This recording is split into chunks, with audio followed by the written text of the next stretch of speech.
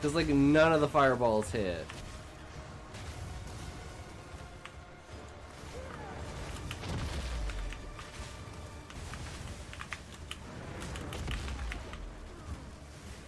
So close. Okay, I just need to kill him.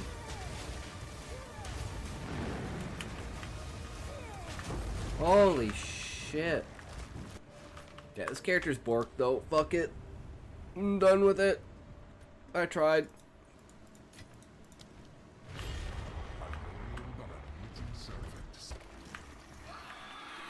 Another bird. This one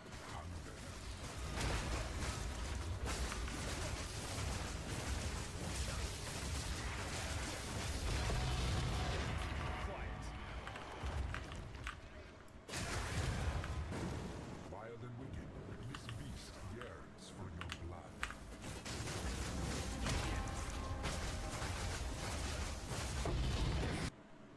Insert 3 fates to unlock the door to the Trial Master? What are fates?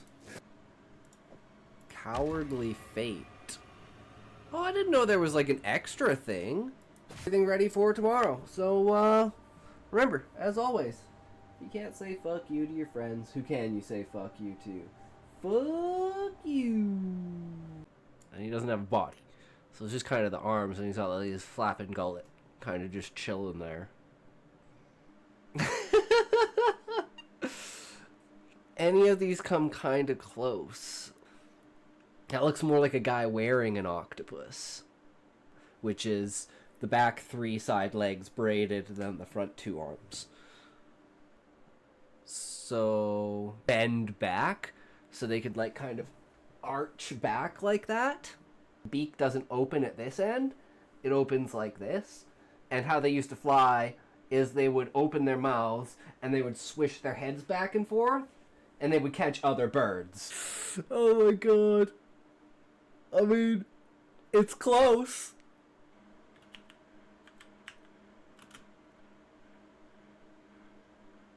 Literally, like, fucking something along this lines. Like, take this one. So this one's fucking amazing. Okay, there.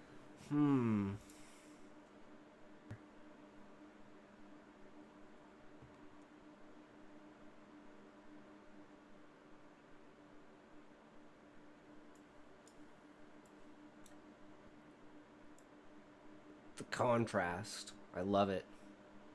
This is interesting. This is really interesting. Yeah, this is more like it. Ooh, I like this. Workstation. You can't say fuck you to your friends. Who can you say fuck you to?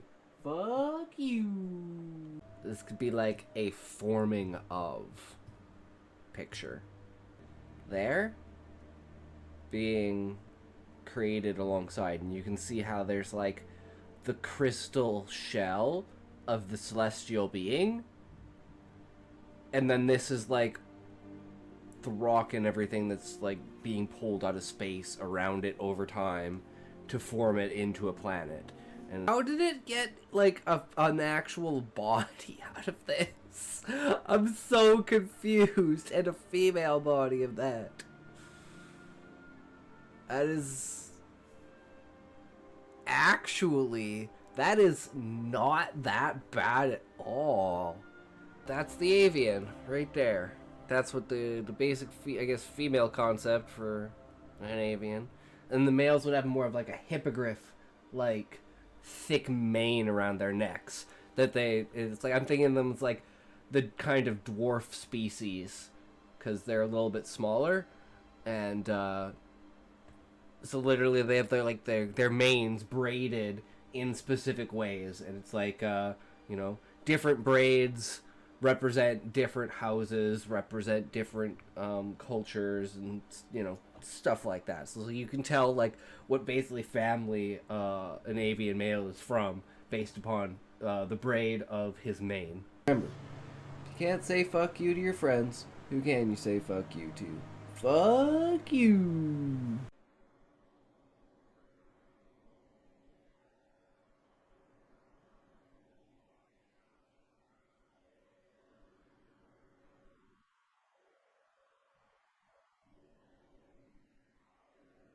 For the males, something like this. And a little bit different for the females. Same way how I'm doing, like, for instance, this is like a female avian. Male avian.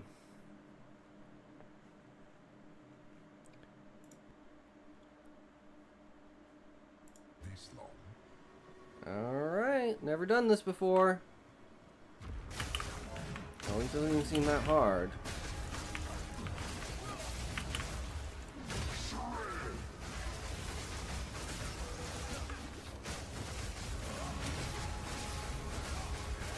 Oh, I was right, about 10 million health.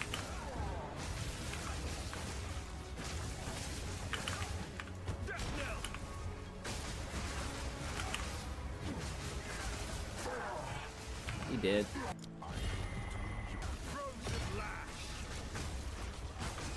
He literally can't even hurt me.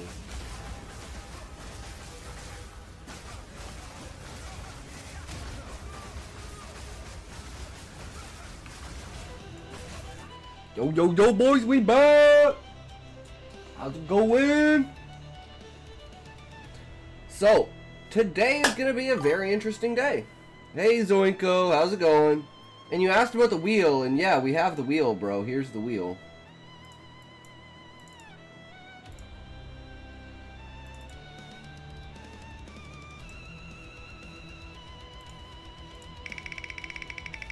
And you are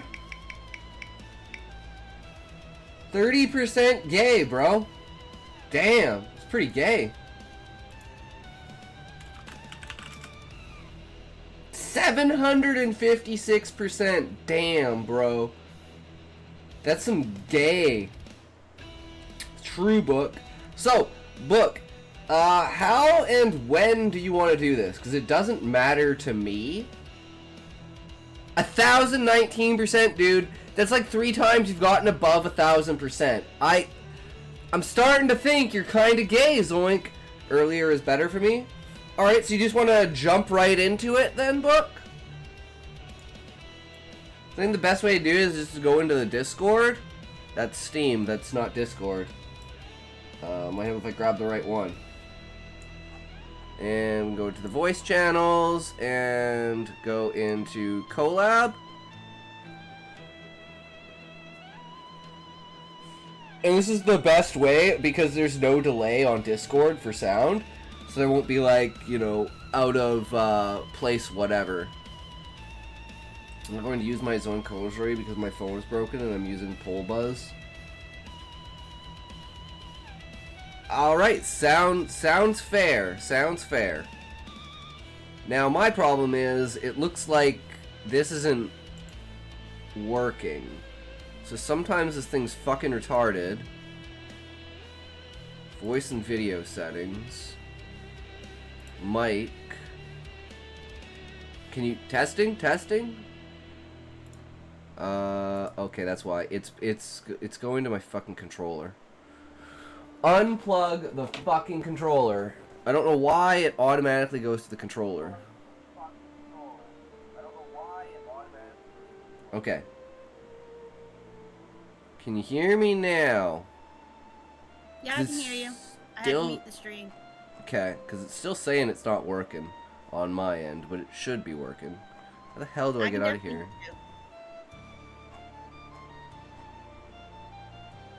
How the hell do I get out of here? Fuck, the escape button's not even there. What a joke. Sure, Zoink. Yeah, I bet you can't hear me. Yeah, okay, so there we go. Perfect. Alright. So, do we want to do an outline, or are you just going to go and do whatever? Because I'm basically just going to be following your lead. I think we should have a very basic outline so that we kind of have, like, stepping stones so we each have an idea of where we're going. But it doesn't have to be, like, an hour of work to get the outline. Sounds fair. Alright. You wanna do your Google Docs or mine? Does it matter? I can use yours if you want. Okay. Let me figure this out for 1 second. Let's go and create a new overarching tab. called Collab Stories. Okay, well that didn't work. Rename Collab. Why is this not working? Collab Stories.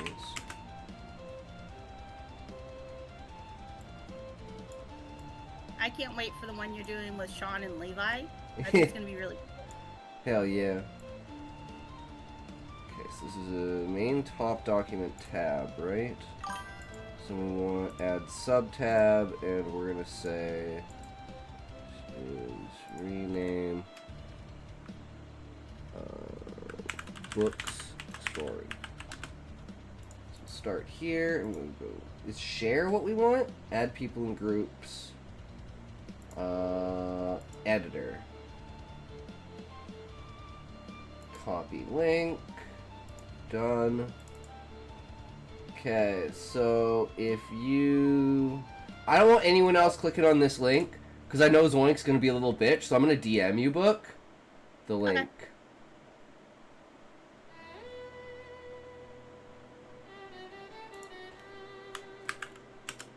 There, that should make you an editor on my server now. Okay.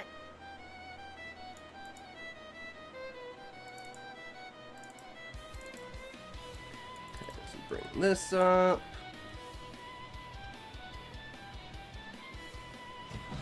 Let's get a tote going. So, I had an interesting day today. Let's just say that. Okay. It was my birthday party, and the youngins came over. Ah. And,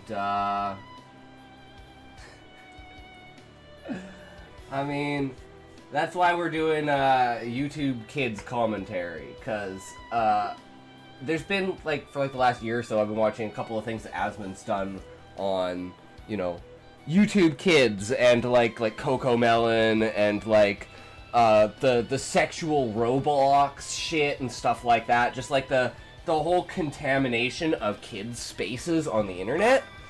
And my nephew's like 7, right? Oh, we'll have to make the voice chat private, because Zoink's in there now. Zoink, why the fuck are you in the call? Get out of here, bro. This is for collab streaming. Bro, what the fuck?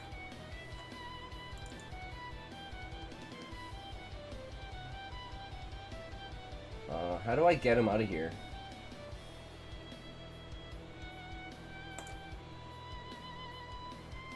Oh, I don't want to kick him from the server. I want to kick him from... Disconnect? There we go. Okay, get the fuck out of here, bro. He came back again. Okay, well, here we go. You can just set the collab channel to private, I'm pretty sure. I don't know how to do this shit. Okay, let's see. Set channel status. No. Edit channel? Oh, active links. Permissions. Fuck, I don't know how to use goddamn Discord. This is fucking bullshit. Goddamn it, Zoe, just leave the fucking chat or I'm gonna ban you. How about that? Leave the chat or I'm banning you from the fucking stream forever, bro. Because this is bullshit. Yeah, get the fuck out of here. Like, follow the rules, bro. That's all I'm asking. Just fucking stop being a piece of shit. So fucking annoying.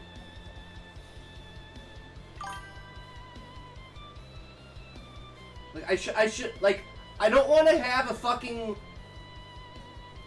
channel where I have to fucking micromanage pieces of shit. So if you're gonna be a piece of shit, get the fuck out. This is supposed to be a community venture, bro. Now, if you had said something about wanting to join in on the writing, that's a little bit different. He just wants you to watch the video link he sent. Yeah, exactly. Oh my fucking god. He's I'm this close, bro. I'm this close to just fucking getting rid of him.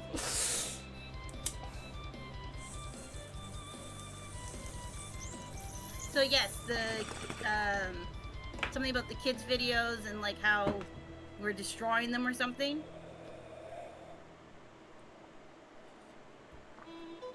It's the invasion of kids' spaces by people who use psychology against kids to create the most algorithmic acceptable content that is so borderline fucked up that kids get addicted to it. And I guess there's this thing that Quinn's been watching. I don't remember what it's called. I should have asked my sister what it was called so I could look it up. But it's like, he's sitting there drawing, and he's drawing smiley faces, and he's going like this.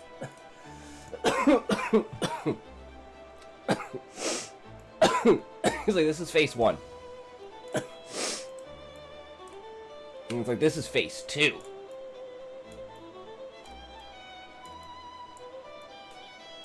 And then this is face 3.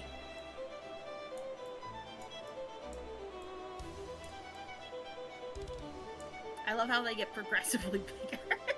Yeah, literally. And then he's like, 4. He's like, yeah.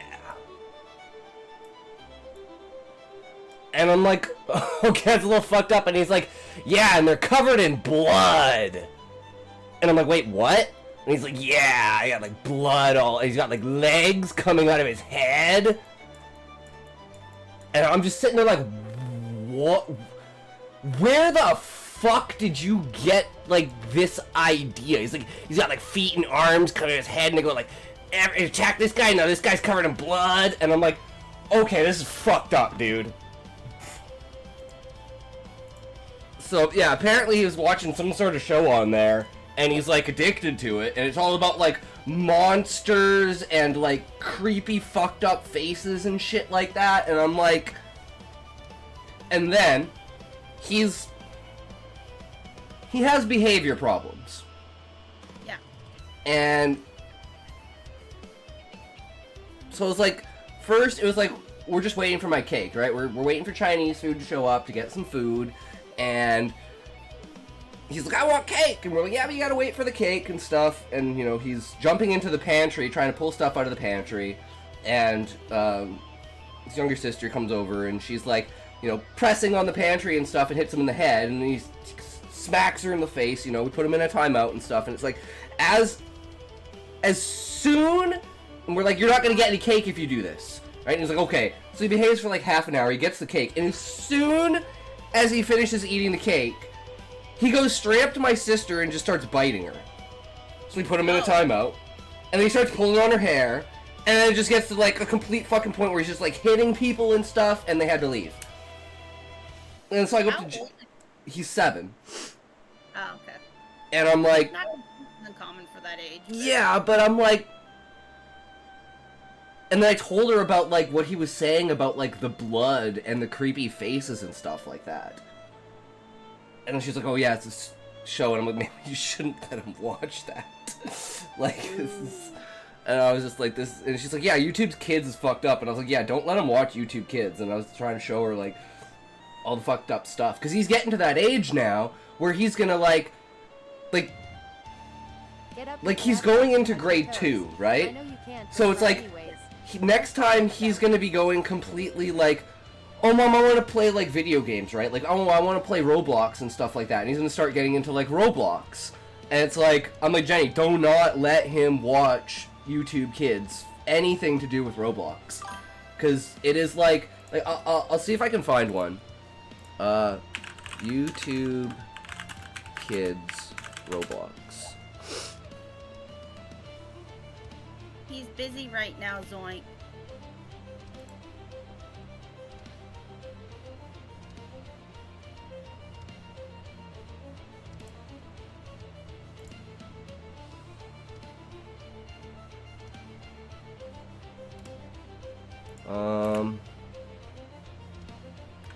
I don't want to say sexual, but I want to say like provocative videos. Nice try, better luck next time, fat ass. Inappropriate videos on YouTube Kids.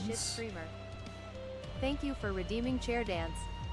Hitox will now dance for you. We're not fans of YouTube Please Kids. fully enjoy this immersive experience.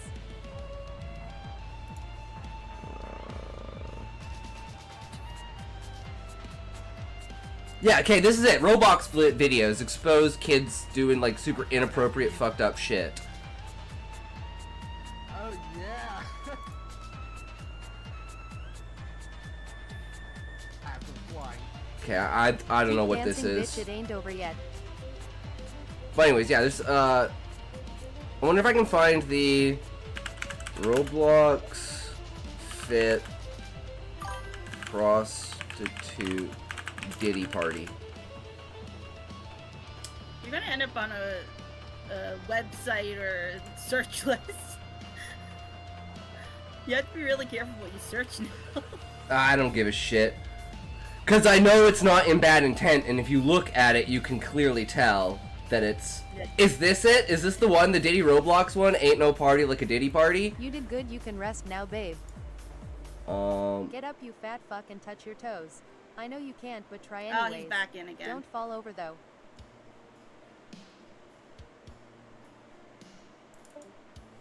And he left.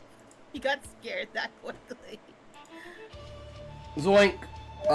You're basically, like, revoked from your shit. But anyway, sorry, I just went on a tangent there, because it kind of ruined my birthday party, so I was kind of mad.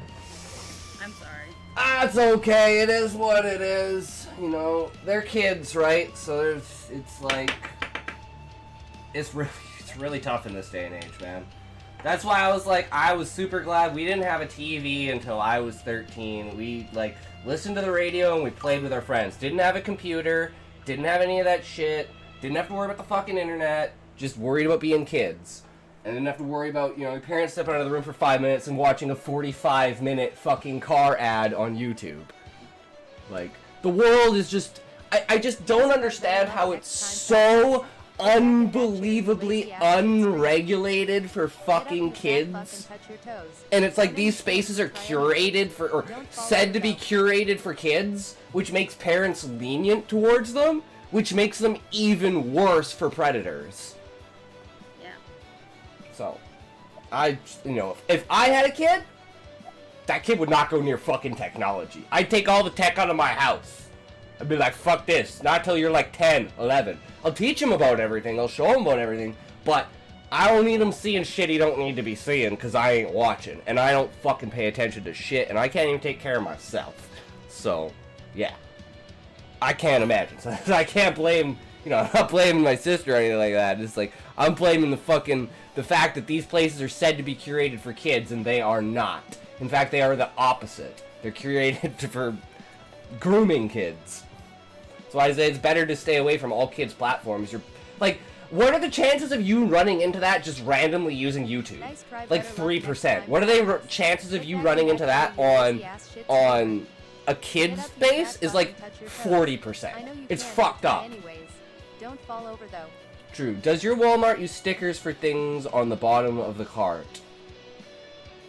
No, Sean, because we're retarded. So, do you actually want to know what we're supposed to do? And I got in trouble for this. So, I'm proactive. I see there's something on the cart. I go up to the customer. I say, hey, I'll get you that. I grab the gun. I scan the item for it. Or I'll say, is this on a second order? And they're like, no. And I'm like, all right, I can grab it. So they get mad at me because I don't get what's called wins. Wins are when someone tries to sneak something out of the SCO without paying, the self-checkout, without paying. And they're like, well, you've worked in here so long, how come you've never gotten a win? And I'm like, because I'm proactive, because if I see something there, I immediately scan it. I don't let them get to the point of forgetting. So, they like raft me because I've worked there a year and I've never got a win. And I'm like, wait, so I'm doing my job so good, you're worried I'm not doing my job. I was like, then why the fuck did you hire me? But yeah, there's no tagging, there's no nothing. So what the other people will do is they will sit there, because we have to get a certain amount a day. And they'll literally almost intentionally let people purposefully steal stuff so they can get a win. But then you know what will happen? Because I could go for some new shoes. Yeah, so you know what will happen? They'll be watching the toilet paper on the bottom. Someone will come over and need to pay cash, or someone needs help at another till. They'll go over to another till. I'll be standing at customer service, laughing my ass off inside my head, watching the person walk out of the SCO.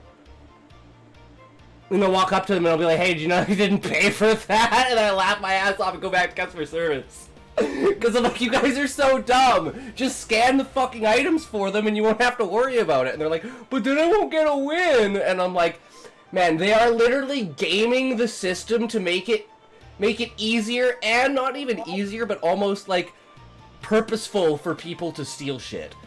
And then they get mad at me because I'm trying to be proactive and be like, no, if it's on the bottom of your cart, it should be the first thing you scan. Like, that should be, like there should be a sign that says, please scan items on the bottom of the cart first, so that we know they're on the list.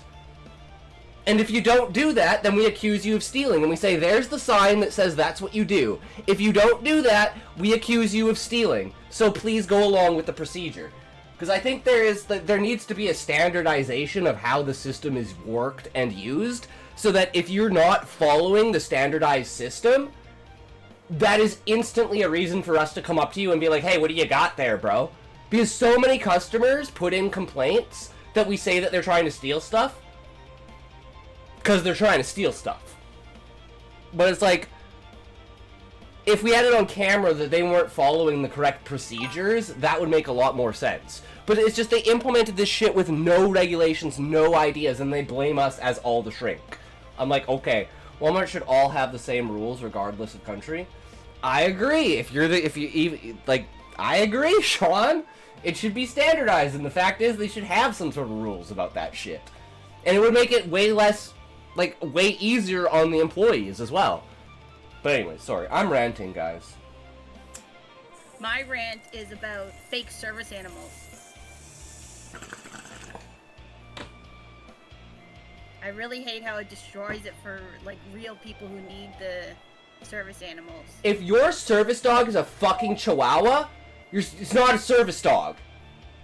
Actually, that's not true. Really?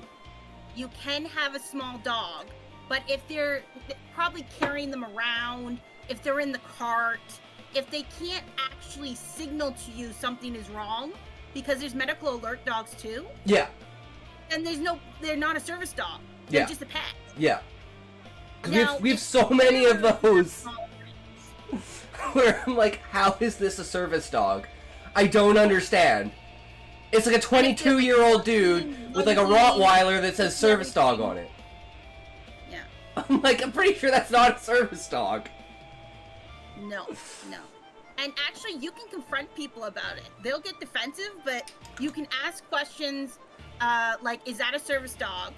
And what is it task trained to do for your disability or something? I don't know the exact wording. Yeah. Yeah, and most people aren't prepared for those questions. Define no fake. Are you talking certification. someone who claims it's a service dog without having the certification? Therapy animals or service animals? They aren't limited to dogs. No, Sean, we're just saying that, yeah, I would have to go up to the person and ask the person what the hell is the dog for, because it's like, you're clearly not like an elderly person with some sort of disability. You're clearly not like, you clearly don't have any disability for yourself. You're young. The dog doesn't seem the type of dog that would be for a type of service. So yeah, I just think it's people that just take the service tags and put them on their dog and then take their dogs into the fucking store. Yeah, you can buy them off Amazon. Yeah. Service dog tag. Yeah. And that's one of the main problems, is there is no certification. There is no regulation about who can buy the tags. So people just go online and buy them. You aren't allowed to ask in the U.S. anymore. It's invasive, blah, blah, blah. Ask someone with disability. Ask about service of what the dog is for. Yeah. Because if they... Yeah, if they can't answer that question, then the dog is obviously fake. Unless they have a memory problem, in which case they would probably have that written down somewhere. Like, on the dog's back, this person forgets shit. But yeah, no, that irks me so much, because yeah, it totally downplays people that actually have that. And the ones that I see that look like they're actually service dogs usually have like a pouch on the side that have some sort of certification thing on it. There are no certifications. But Unless something's changed in the past year or so, there's no certification. well, I don't know if it's a certification. All I know is some of the ones that come in have like a pouch with like a piece of paper on it, and it you know, it has like signatures and shit like that. I've never read it because I've never been close enough to the dog to like see it. But some of them have them, and I've always thought, is that like a certification thing for like this is what the dog is for, or like if something happens to me, like for instance, if I had a service dog because I have seizures, even though they only happen at nights, there's no reason for that. But you know, if I just randomly had seizures and I had a dog, I'd be like, I'd probably have something like something like that on the dog that says, hey, if I have a seizure, this is the protocol to do, right? Yeah.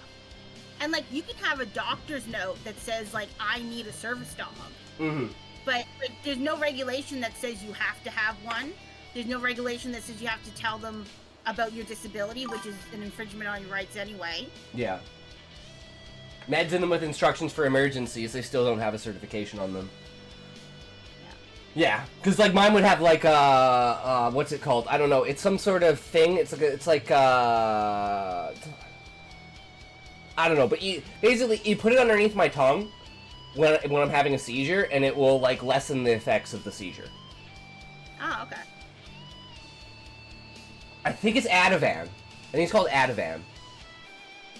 I know that's for anxiety, but it could be used for seizures as well. Yeah, it like lowers your blood pressure and like reduces like slight cognitive function, so it can like prevent you from basically it can bypass my disassociative like fucked up angry attack everything like predator animal state and go straight into the seizure.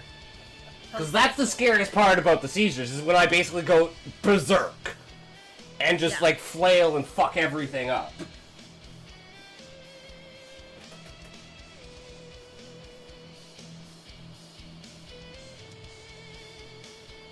But okay, do you want to use the basic... So, what we can do is we can do this. Hold on, let me pull this up. So, we go here, pull up plot. Pull up this, go down here, do an empty one. And instead of doing the other stuff, we'll just do this. And get rid of this. I'm gonna just do like the plot, location, time period, character, events, and then the basic scene structure setups. Because I don't know about you, but I find this really helpful for like keeping from keeping you on the trail, right? I lose the plot so much that I need this, but I don't know about you. So if you want to use it, we can. If you don't want to, we don't have to. And we can just wait it. I'm fine using it.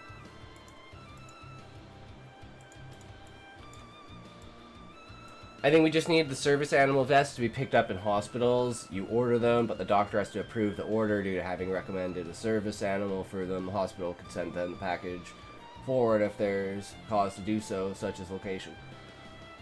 Well, I mean, people like at the end of the day, it's just the ease of access, right? It's like, sure, people are gonna make their own fake ones on the side anyways and sell them and stuff like that. That's just kind of what happens, right? But it's like for them to be so freely available for people, you know, and it's like, oh, it's a hassle to get. What if one gets like, you know, stolen or something like that? Getting one replaced and not having ones for a set period of time. It's like, actually, I believe that you don't have to have service dog on the dog. I don't know for Canada for sure or the United States. I don't know like which one it is, but you actually don't have to have like them on a leash. You don't have to have a harness on them. You don't have to have service dog on them. You can just ask. The employee can just ask, is this a service dog? Mm-hmm. That's why it's one of the questions. Because the dog can come in with like no leash or anything and be like, oh yeah, this is my service dog.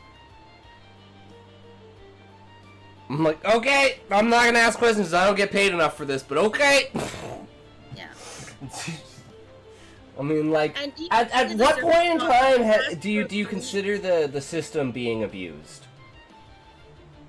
And even if it's a real service dog, you can ask them to leave if the dog's misbehaving. Yeah. Because one of the rules of having a service dog is they have to behave appropriately. Now, there's a little bit of leeway because, like, maybe a task is disruptive.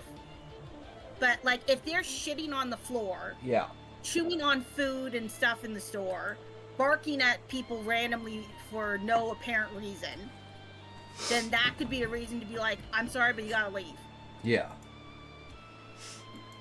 Never had that. Everyone's kind of, that's the thing. That's why I've never even really thought about it beyond the, I wonder if that is a real service dog. Because we've never had an issue of, I don't think I've ever heard, other than, like, the one that the manager brings in because it's her personal dog and he loves the assistant manager and he just brings him up to the front desk and he just kind of sits there, but he just, like, he likes to hold on to his own leash, so he'll, like, grab onto his leash and he'll sit there and he'll vibrate and he'll go like, "Rrr." Like, it sounds like he's trying to purr like a cat. He's just like, "Rrr, rrr." I don't think cat front. Yeah, as long as he's in the front, that's all that's good, right? Because they can usually bring them in. Like, if it's a hot day or something like that, and it's like someone else is shopping and they've got the dog with them, sometimes they'll just bring them up to the front and just leave them at the front and just chill out. Okay. So, what is the actual plot gonna be? What is your plan for your character? Okay, so, I'm trying to remember the basic premise we had, so just give me a second. So, it's about a woman who can project her feelings / emotions. Not just that, everything she feels. So, physical, emotional, mental, like everything. So if someone hurts her, it hurts everyone around them. Yeah. Okay. And then she's in love with this man. Mm-hmm. And he's not necessarily in love with her. Yeah. So it's kind of almost like a captive situation or a stalker situation. Mm-hmm. So I think we should do like some kind of like thriller randomized idea where like we have a couple of things that we have to include in it and then we just kind of connect the dots to it so that it's like more spontaneous and fun. Alright, I'm down. So you want to do that for the plot then? Just like certain things that we need to include? Yeah. So like it could be a really random thing like Crow shits on someone. Like just really, really random, but like it makes sense as well. Like it's like it can be a little bit absurd, but like it should make some sense. Okay, so let's start with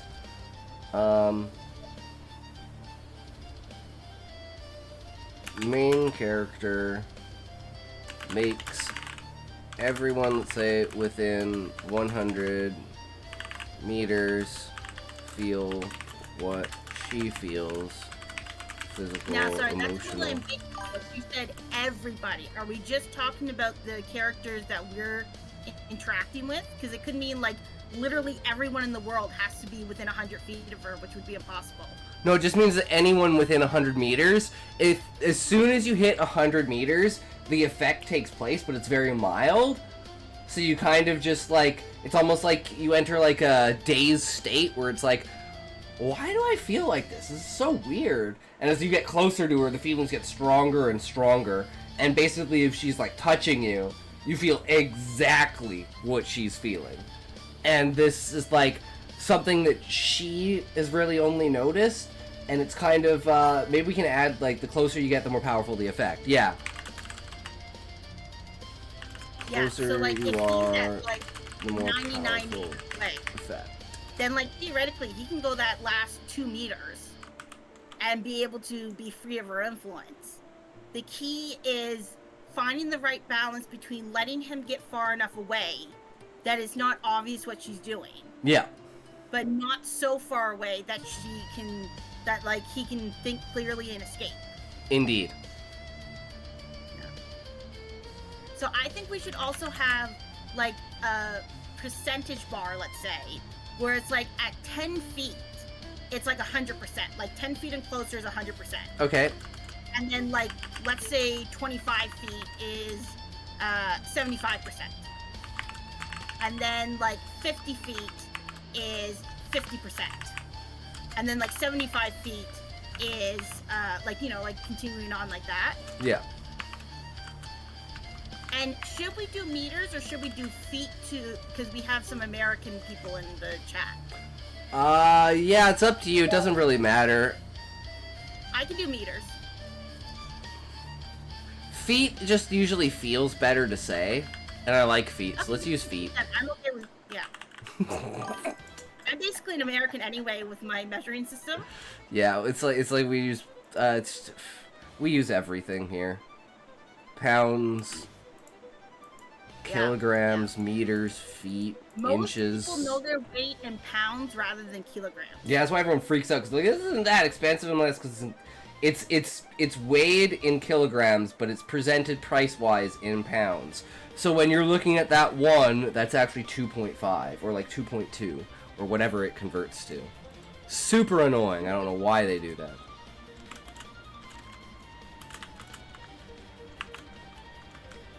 Okay, there we go.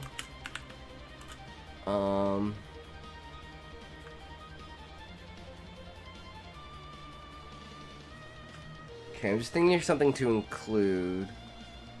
I'm just thinking, like, when we were in high school, there was this thing called Zoom Fest. And it was a 24-hour festival, like, film festival, where you had to make the movie in 48 hours. Like, over a weekend. And you had to include a topic based upon something, some sort of prop, and have like a specific camera angle or something like that. Something we should have like a prop, like something that's like maybe important to your character, and maybe we find out that like somehow this is, I don't know, like she's done this before and someone got away or something like that. And so like that's why she's like so good at it, because she's done it like so many times.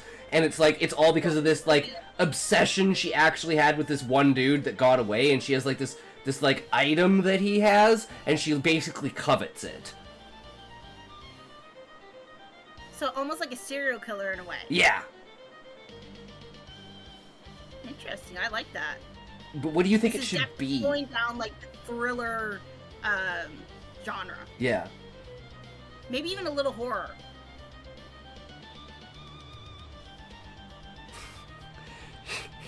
She purposefully cuts herself to punish him. Shit like that. Like she purposefully like puts herself like hanging on the edge of like a cliff or a building to make herself feel terrified, to make him feel terrified. Shit like that, like just crazy shit that like an absolute psycho would do. And it causes everyone else around to be in that frenzy as well. So she just basically uproots entire areas. And some people have no idea why. Like, how this would really, really work. Because, like, it wouldn't... I don't think it'd be good to have her in, like, a city like New York City. No, I think it should be in the middle of the rurals. Like, we should be in a place where it's, like, at any given time, there's maybe 3 people within 100 meters. It's like if you're downtown, okay, maybe you've got a little bit more, but it's like, you know, like maybe a small 50, 60,000 person town or something like that, maybe even smaller, right? And she purposely picks small towns because she doesn't want to cause a panic with people. Yeah. Yeah, we don't want to only vilify her. Like, we want to make sure that, like, she's almost, like, a real person, too. Like,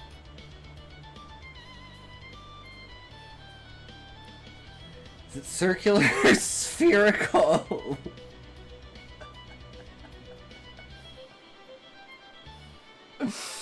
It's a circular sphere. How about that, Sean?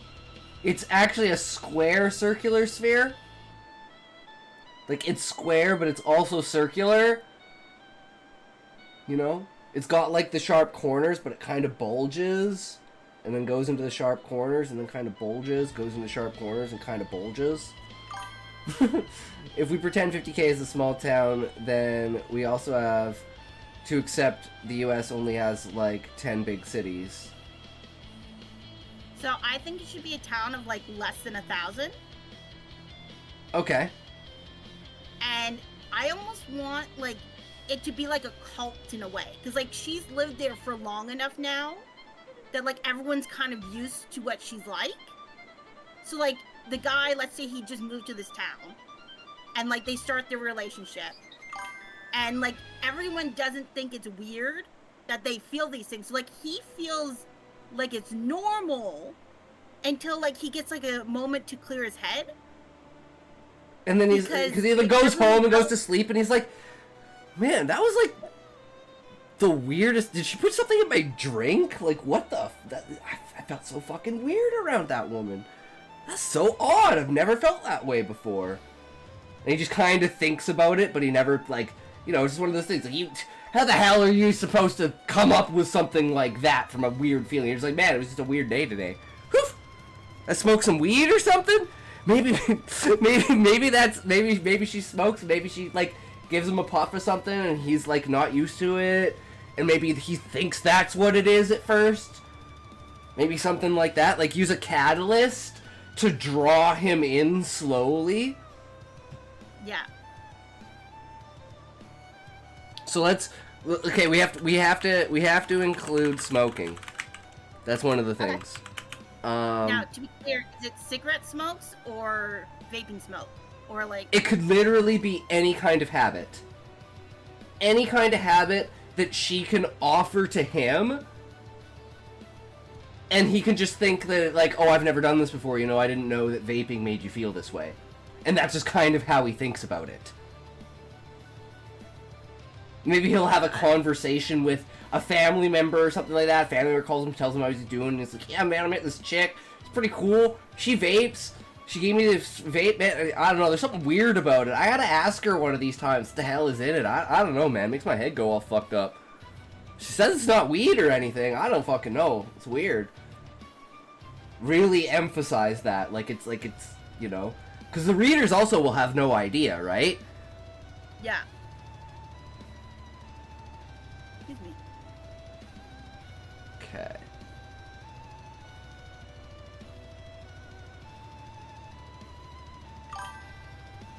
2K population towns are pretty interesting and usually centered around some factory or farming thing. What's their industry? We could do farming, because that's basically, like, that's natural to me, because I've only ever really lived in small town farming communities.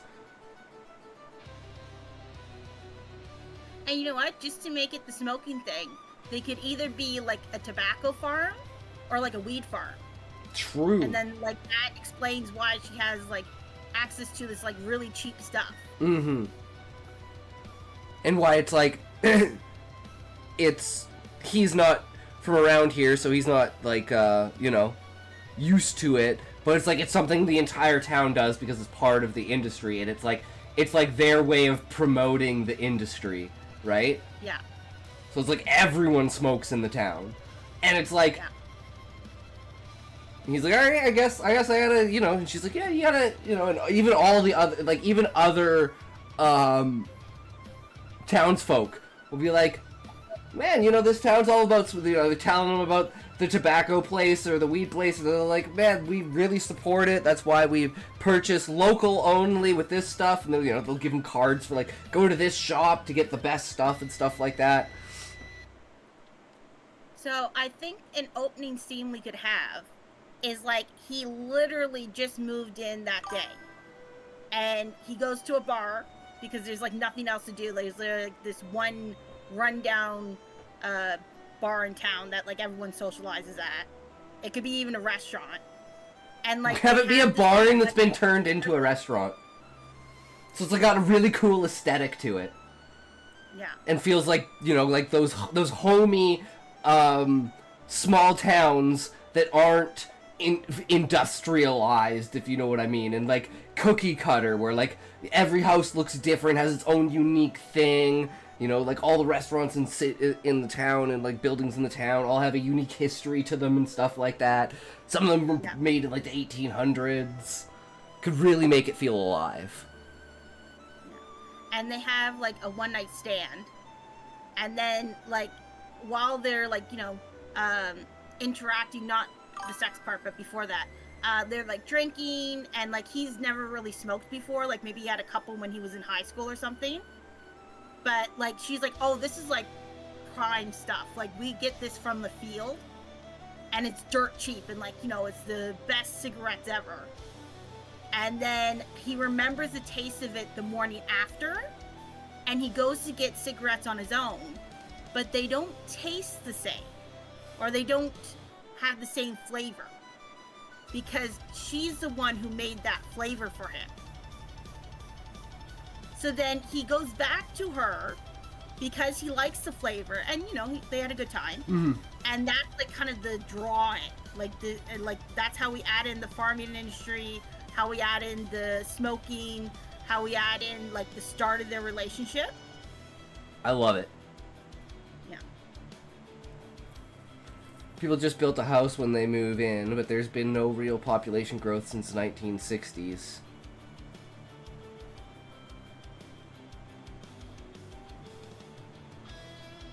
Again, then what time period is this too, right?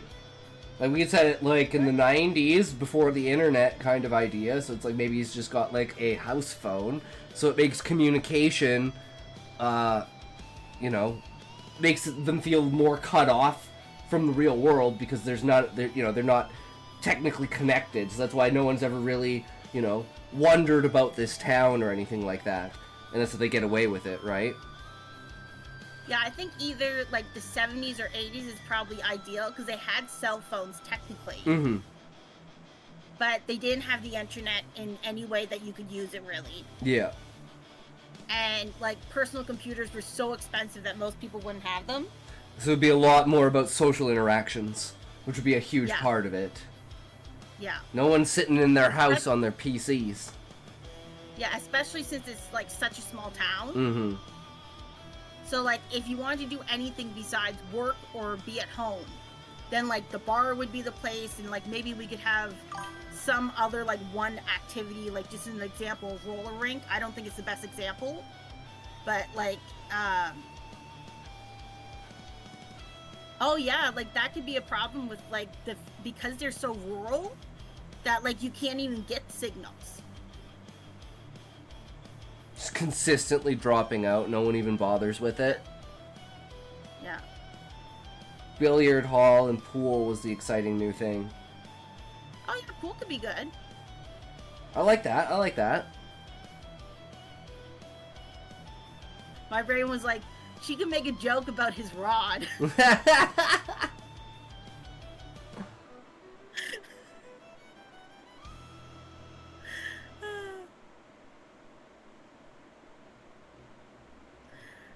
Okay, what else do we have to figure out?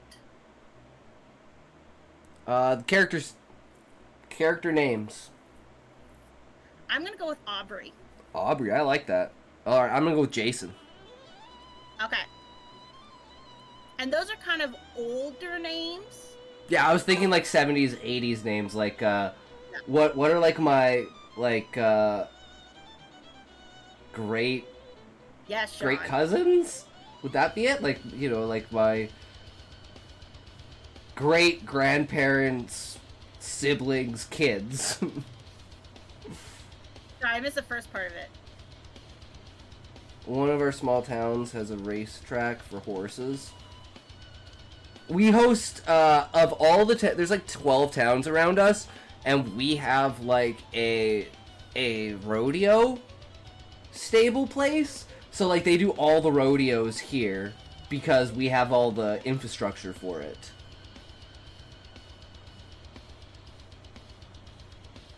I'm trying to think of a prop. What would be an interesting prop to use?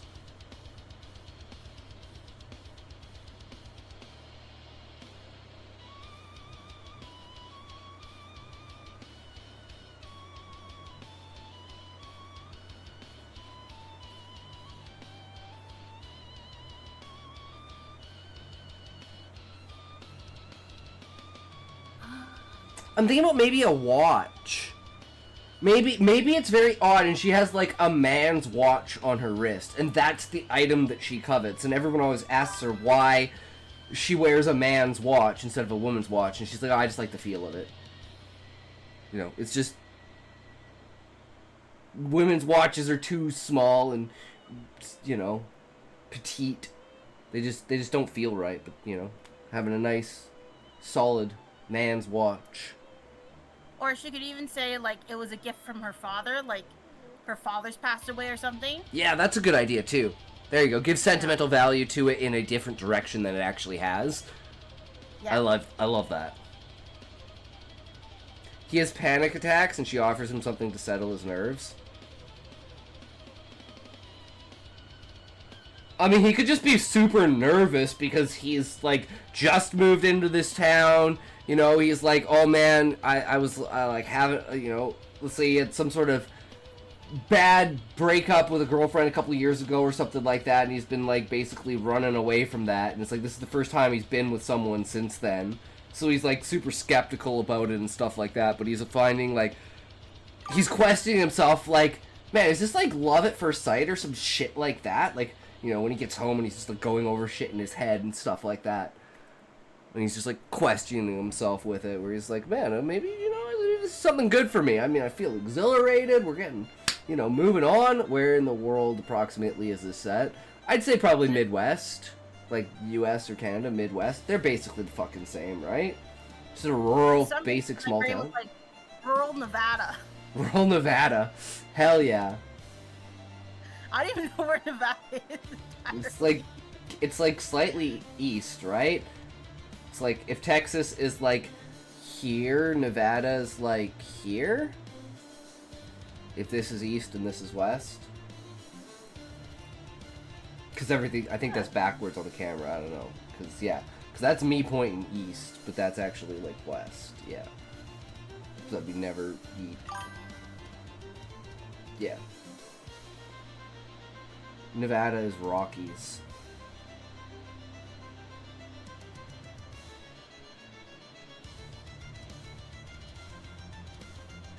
So maybe we're settled in like a very unique area where it's like pristine to grow tobacco.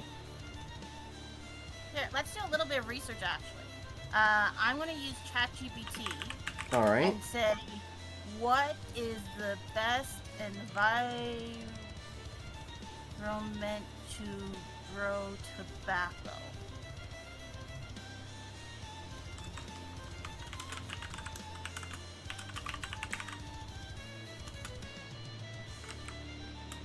So it needs long, warm growing season of 100 to 130 frost-free days. It needs some humidity, so the desert might not work quite as much as I thought. Okay. Full sun is essential, and it needs regular watering.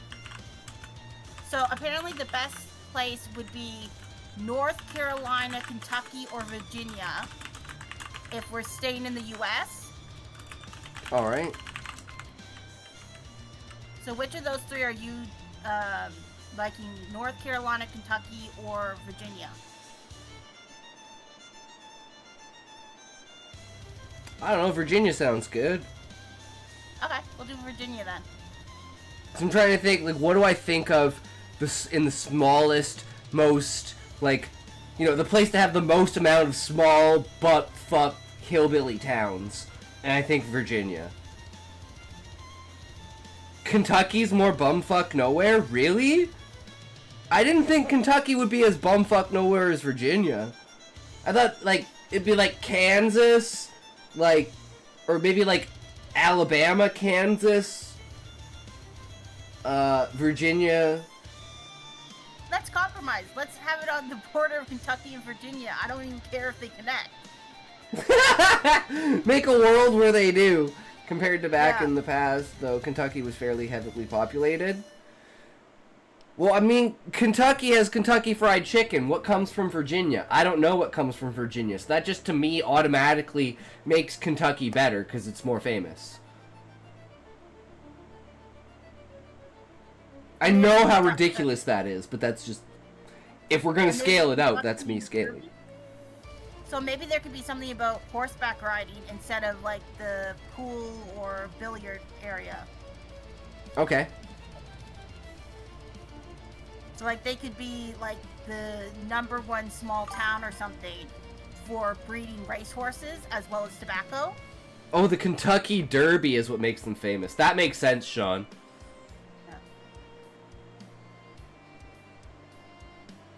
Even I know that. Once you remind me.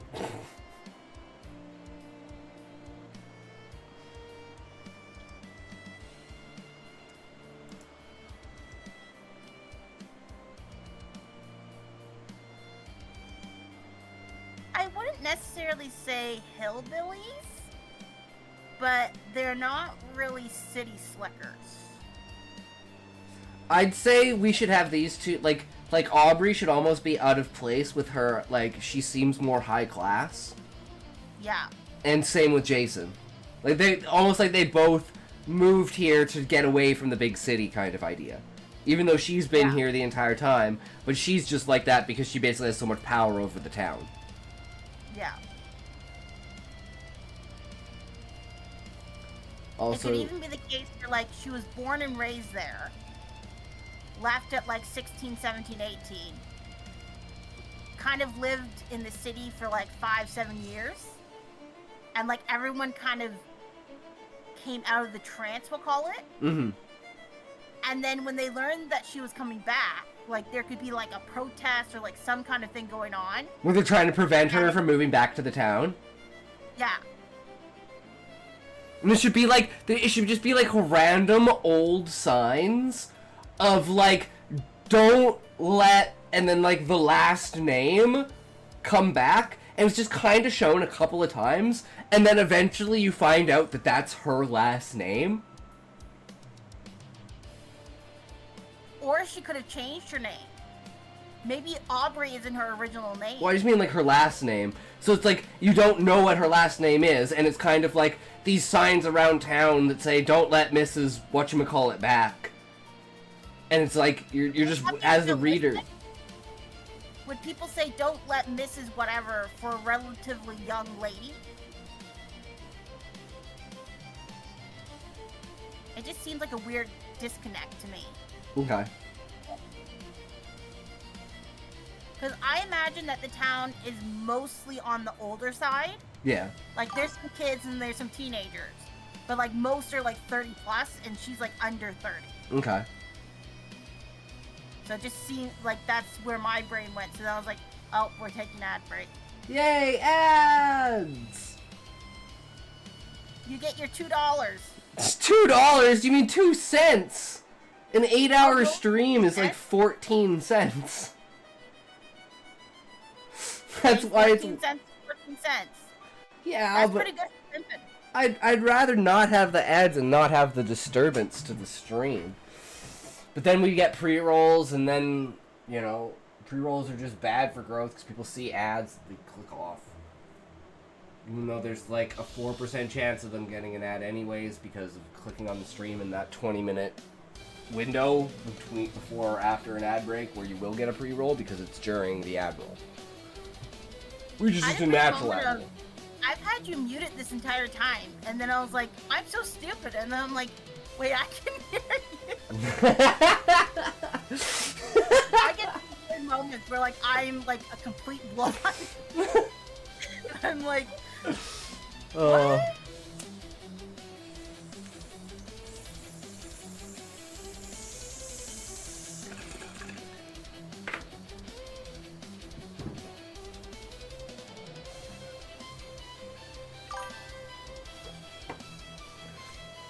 My visualization is like you're standing in the shower and you're like,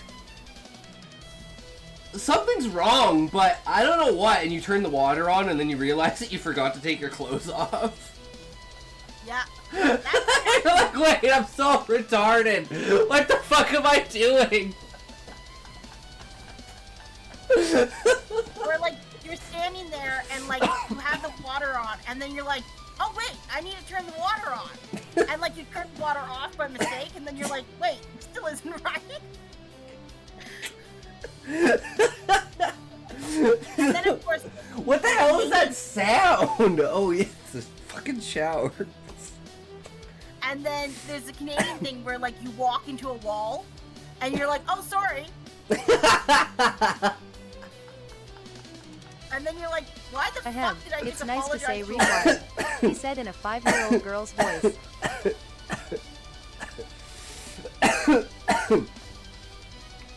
I'll make your mom have to retwat. I mean, what? 13, yo, what's up? We are writing a collab story. How is it going? How are you today, 13? Welcome. Alright, so let's just start with scene 1. I think we should have a little bit more information still. So- Like, what are the first 3 things you think of when it's our characters? Besides, like, her power. Jason is a failed businessman that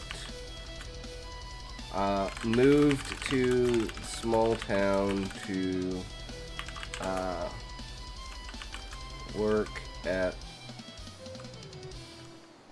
He's got to work somewhere, so he's got to have moved here for work to get away from the big city or something. What could he How about do? instead, he, like, his family is originally from this area, like his grandparents maybe, and, like, he's only in town because, like, he's handling their estate. He can still be a businessman, but, like, his plan was only to be here for, like, a week. Okay, yeah, so he came back to his childhood town to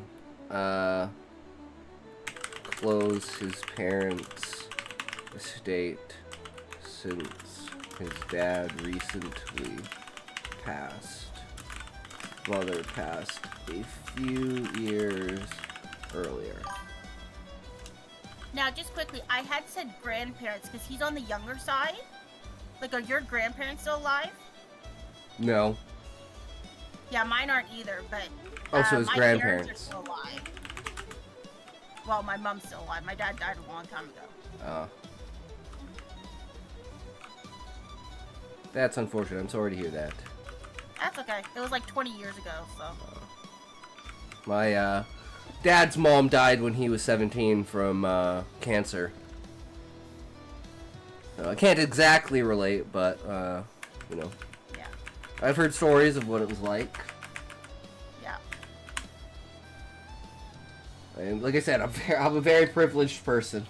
I have basically absolutely fucking everything. I can't complain about shit. Yeah, I try not to complain. I do complain, but I try not to. Yeah. Yeah. So that can be the reason why he's back in town. And, like, he could be getting calls from his parents and, like, his friends and everything to be like, hey, when are you coming back? Mm-hmm. In fact, And maybe have, like, a time dysphoria where he thinks he's only been there for, like, a couple of days, but he's been there for, like, a couple of months. Yeah. In fact, maybe he even has a girlfriend or, like, a girl he was seeing at least. And she's kind of like, hey, when are you coming back? So then he's, like, doubly confused. Yeah. Because it's not like he can't remember it. It's a fuzzy haze where it's like you can't put the pieces together, right? Yeah. But then that would also mean that the main character, Aubrey, has to be confused. So that's where we have to be careful. So I would say it's almost like a delusion instead. Because, like, Aubrey's delusional. Mm-hmm.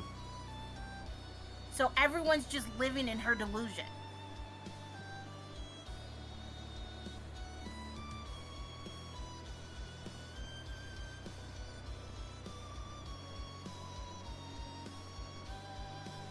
And, like, she could legitimately have, like, mental health problems, too. Well, I'd assume she would, because she's a fucking crazy stalker bitch. Yeah. Well, But then again, if you had this not have legitimate mental health, but most This- of the time, this power would probably drive you crazy. yeah, yeah. And, like, maybe she's getting calls from, like, a hospital because, like, she's supposed to be seeing, like, a psychiatrist to deal with this. But then, like, she falls into one of her delusions again.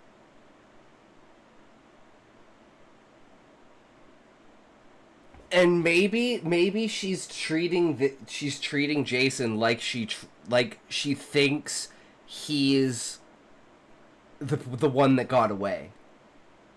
Yeah. And that's why it's like she seems so instantly familiar with him. And the only reason he goes along with it is because he is subject to her feelings. Yeah. Like, just to go even deeper into this, like, we're gonna go into lore now. So, like, she used her powers kind of for evil growing up, because, you know, children don't have a moral compass like adults do. Yep. And, like, she kind of got to a point where, like, she thought that, like, no one would truly love her because it was always her that was in love with the other people, and then they happened to fall in love with her. Mm-hmm. So then she finally meets this, like, dream guy, and he's the first one to confess to her. Like, she wasn't even interested in him. And so, like, now she's like, oh my god, people can love me without me having to use my powers. And, like, he kind of redeems her. Now, this isn't necessarily going to be in the story. This is, like, story lore. Yeah. And then, like, maybe something happens where, like, she almost dies. And, like, it's in a remote area. Maybe they went, like, skinny dipping in a pond. And she almost drowns. So then he almost drowns. But he manages to save her. But he dies. So then she has, like, survivor's guilt. She's like, I lost the only person who will love me. It's my fault. Like, everything like that. Oh my god, I love it. Her. Yeah. I love it. And that just sets the perfect stage for her character. Yeah.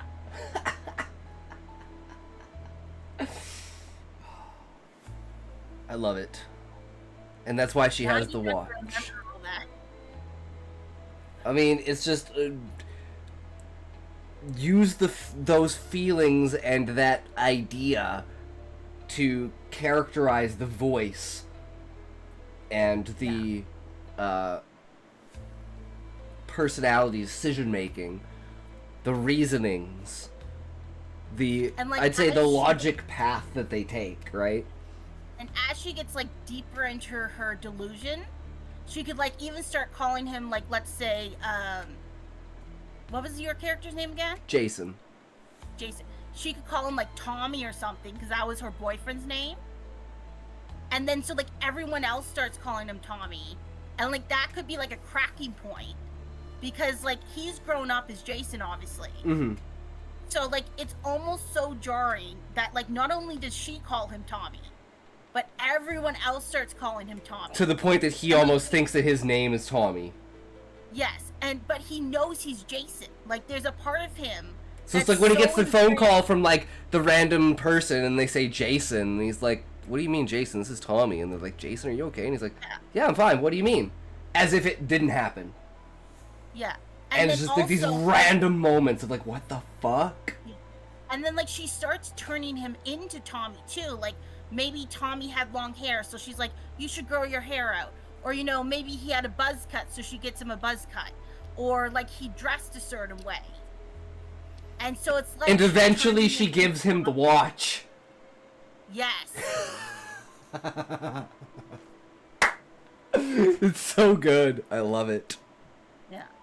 And then we can introduce some secondary characters where it's like, maybe it's the girlfriend that, like, is so worried about him that she comes to town.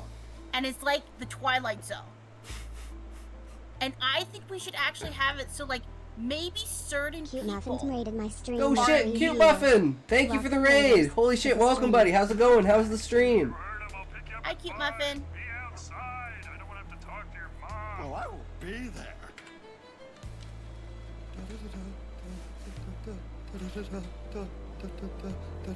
You can keep going, Book. Oh, okay. Maybe there's, like, a few people who are immune, like a weird gene mutation. And, like, this girlfriend could be, like, the one who's immune. Daddy's home. I like that. Yeah, but, like, we'll have maybe, like, one other character who actually lives in the town. and they're just kind of going along with everything. Like, maybe it could be like a child or like a very elderly person now. And they're just kind of watching from the sidelines. What do I sound like, Muffin?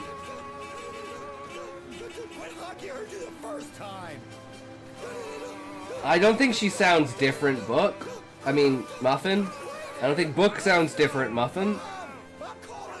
I'm like, is there like a voice filter on me? So I'm like, I don't know. I don't know what the stream can hear. I don't know what I can hear through Discord. yeah. It'd be hilarious if this entire time there was like some weird filter on my voice. Oh my god. And I'm like either talking like Yoda or like a 5-year-old girl or something.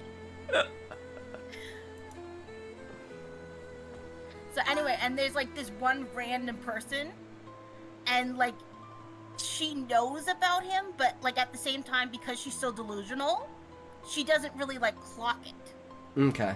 And he just goes along with everything, but like at the same time, like you almost see everything from his perspective of like how the whole story unfolds, of like how everything's so surreal and so weird, and like it's like I almost want it from his perspective of like, you know, we see how it was when she left and how everyone panicked and it was really weird, and then like she comes back and like he sees the whole town go back under. I like that. I really like Muffin. that. Remember, I'm the only woman in the stream usually.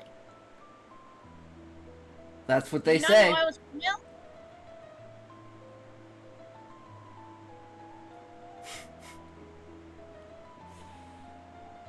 I thought Muffin knew you were a chick. Yeah, I thought so too. I'm Well, pretty he sure he's didn't called you a hear- girl before. I'm the reason we have the depth command. Yeah. I was like, I don't want just length, I want depth. True. I was just typing that. Beat you to it, Sean. But then I have to remember, Muffin's younger than I think, so I have to be careful about exactly what I say. He says some pretty fucked up shit, though, for a fucking 15-year-old. No. Trying to get me in trouble. Yeah. I don't care what you say. Muffin's like, I've seen worse, I've done worse. Yeah. He might have seen that cartoon thing Sean was talking about. You can say things that we would get in trouble for saying in his presence. Yeah, it's similar to the thing where, like, a 15-year-old can, like, solicit an adult, and the 15-year-old doesn't get a slap on the wrist, but the adult does, even though the adult might not know they're 15. Yeah. I'm not telling you. You either scroll up, or you figure out what I would mean by context.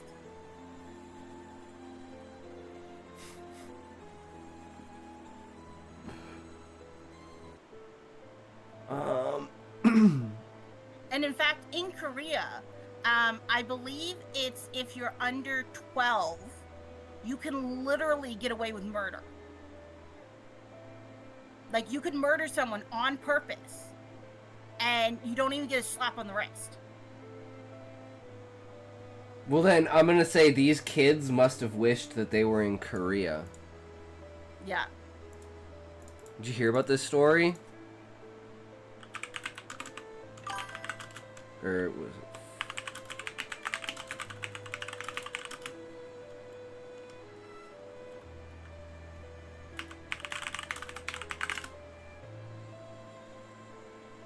Yeah, yeah, 5th graders plotted to kill a boy in the bathroom after another girl accused him of cheating on her. And they were gonna stage it as if it was a suicide. It's just terrible what kids are doing now. As There was a child serial killer, too. I believe he was in India.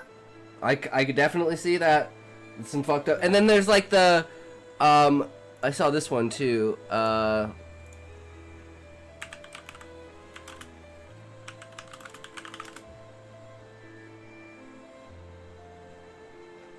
Yeah, this one.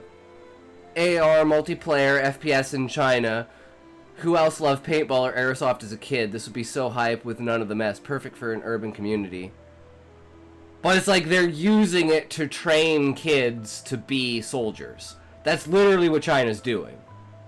I mean, it may look like it's all fun and games until, like, World War III and he puts them all on the battlefield because he can't afford fucking drones. I'm just posting this in the thing for a second.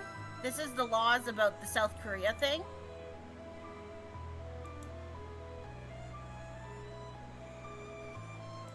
Man, if they found that out, that'd be some crazy shit, because that's insane.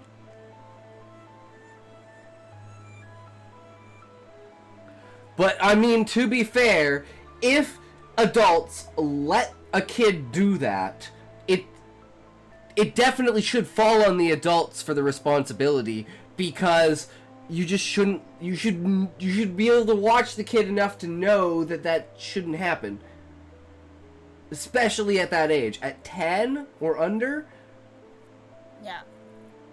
And then there's the horrible injustice in South Korea, where you can also technically get away with a lot of things if you're drunk. Really? Yeah. There was a case where a man SA'd like an 8-year-old, and like it was like a brutal crime. And because he was under the influence, he got like 5 years or something instead of like 25. Damn. Yeah. There's actually a movie made about it. No, you know who's doing an army is Joseph Kony.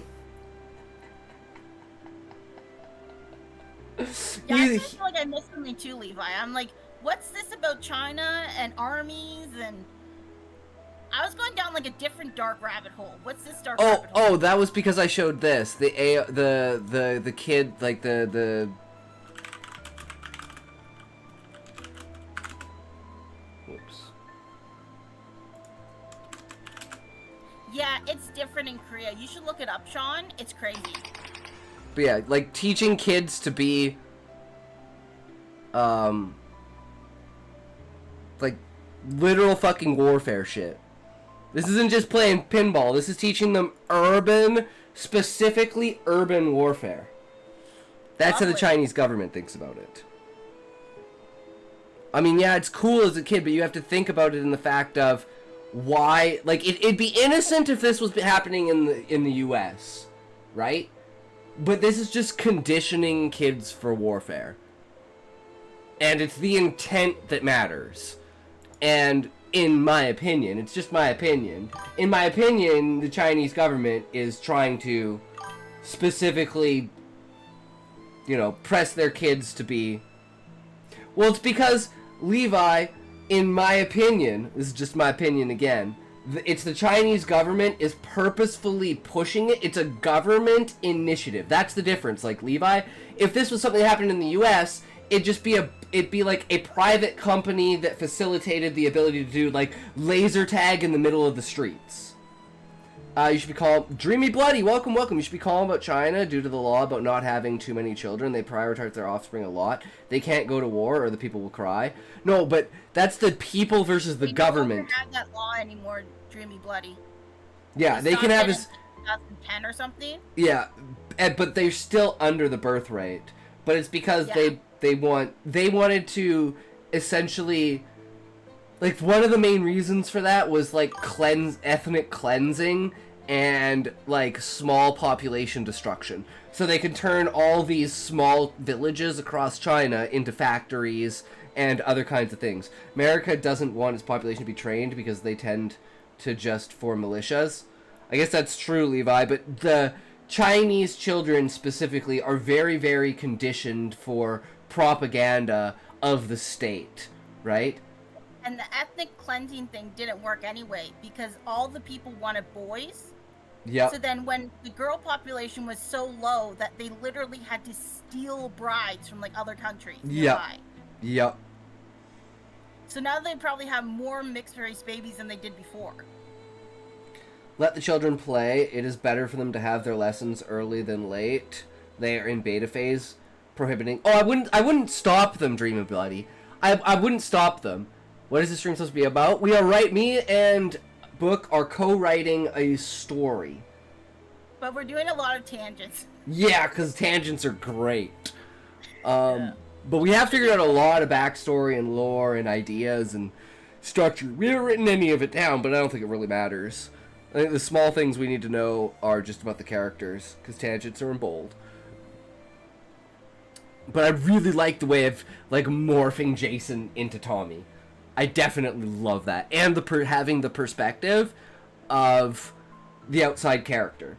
So we see everything through the eyes of like the perspective of this one character, and it almost makes this one character look like a stalker because he's always trying to stay around Aubrey to like basically almost like study her in a way.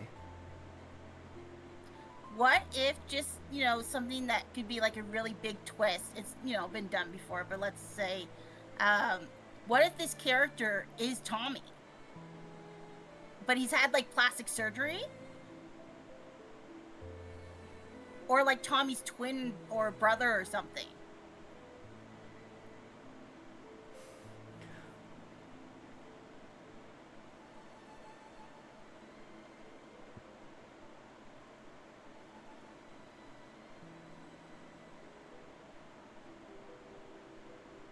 Okay, I'm just thinking, what if he, like,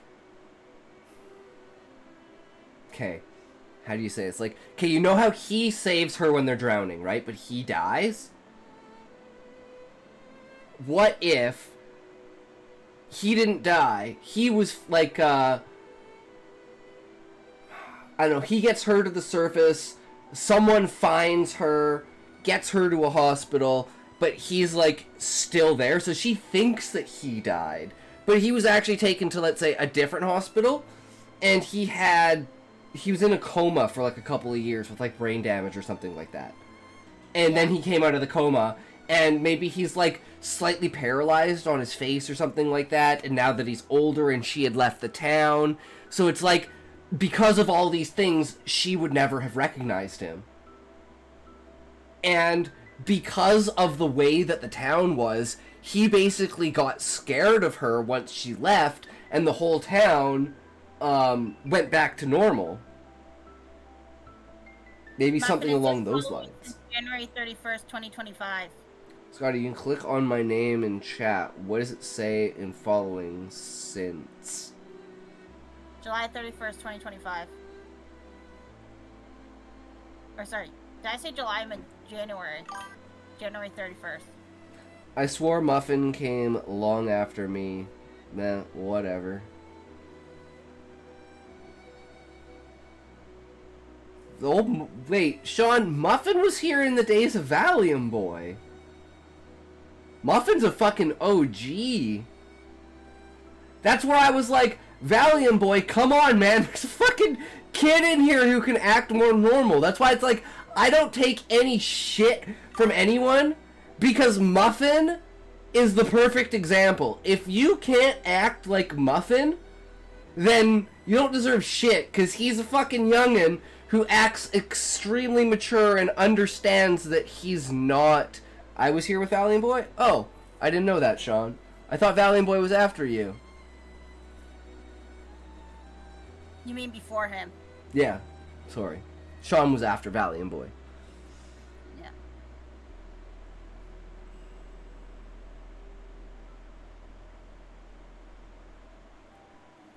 I don't know, time's a flat circle rotating on a curved edge around a globe sphere. As in Pursuit. I'm April, Muffin is January.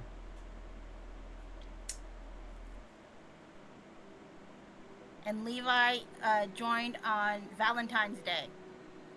February. Yeah. Good times. Yeah, we got a lot of people in that time period. Like, right at the beginning of 2025. So when the stream started to really pop off. So when we hit our fucking goals, guys. Doing what we need to do. But yeah, so we have like these really interesting reasons why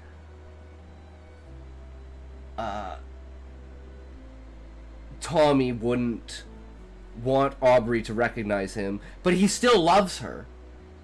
So that's why he's always around, just like watching her vicariously, living vicariously, because he knows that she's crazy, but he can't get over his feelings. Yeah. And they're genuine feelings too, because like he's one of the rare ones that Is immune. can't be influenced by her either. Yeah. No, it could be even more like fucked up is if like Jason's girlfriend is Tommy's cousin. They're like, related, and that's the they're reason family. why? They have the same gene? Yeah. I And love like it. that whole family has like the gene or something.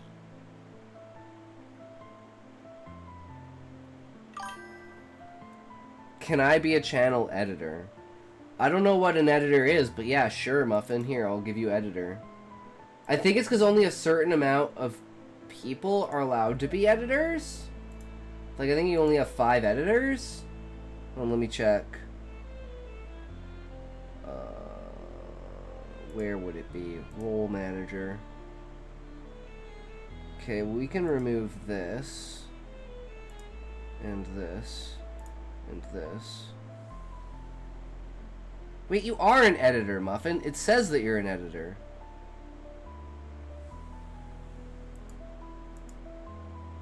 So, an channel editor can manage various aspects of a streamer's channel, including stream information, commercials, video content, and clips. Editors can access the channel's dashboard and perform actions such as editing stream info, running commercials, managing video uploads, and handling clips. They can also download past broadcasts, start reruns, and manage channel clipping permissions. Yeah, you are an editor, bro.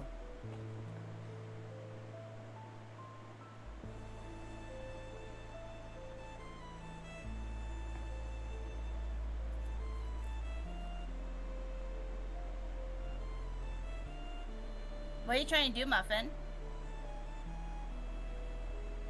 Yeah, I'm like that. Isn't that already the title?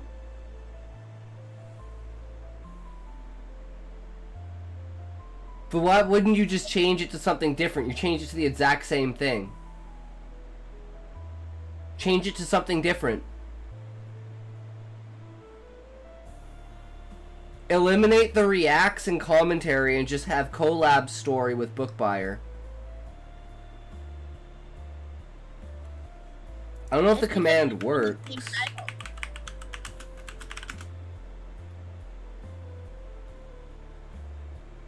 I don't know if the command works. Yeah, you might not have it set up. I don't know how to do that. I'm just proud of the fact that I can get my face on stream.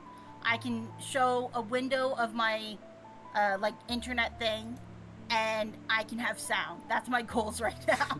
Hell yeah, start small. Yeah. Stream Elements Oh, does it. I have a BRB stream scene as well. I figured that out. Nice. I have one, but I don't use it. It's Well, you never leave the stream. sometimes I do. But then I'm like, why do I have a be right back screen when I have the 3D picture behind me that you guys can stare at her back or her butt or It's fairly recent, Muffin. Like, I did stream back in January, but it was more like an experiment. Now I'm trying to actively stream and build a community so that I can get editing work. hell yeah. But I'm not starting editing until January. I'm just building the community for that time. Hi, Eddie. Okay, Muffin. Okay, I'm This is looking good practice for actually having people in the chat, too. Yeah. Because, like, I'm not used to having people in the chat. And because it's your stream and I know everybody, I'm not nervous like I am when I'm like, who the fuck is this random person? I don't want to talk to you. Go away. Okay, there we go, guys. It was turned off. Okay, Muffin, when you come back... Oh, he's gone. I was gonna say, Muffin, when you come back, you can try it. There, I just turned it on, so see if it works now. True Eddie, welcome, welcome! I don't know if we'll actually get to writing this today. I think we'll mostly be planning and doing tangents. Yeah, I'm totally down with collabing again tomorrow, though. I don't mind this. I don't know that I can do tomorrow, but like we could do your next day off, like after that. That's Wednesday. I think I'm okay for Wednesday. I don't. And then I generally Thursday's don't have anything on. Thursday's the 24-hour stream. Oh, okay. It's coming up. It's so fucking close, guys. It's so fucking close. It's scary close. Thank you, Muffin, for the follow. Also, you can now do the title thing. Try Yeah. it now. Yeah, try Turn it set off. title now, Muffin. I just turned on. It was turned off as a thing, but it says for super moderators. I don't know what super moderators are. And it says only super moderators can do it. What is a super moderator? Twitch. Erase the reacts and the commentary and just have collab story with Bookbuyer. And then Uma Musume. Because we're going to play that later. Because now that I leveled my shit up, I want to see what it's like. So in Stream Elements, which is where it's from Super Moderator, is a user level within the platform's chatbot system with higher permissions than a regular moderator. How do you set it? How do you give Supermod to someone? Let me look. But it says... Oh, no, never mind. Sorry, that was about moderators.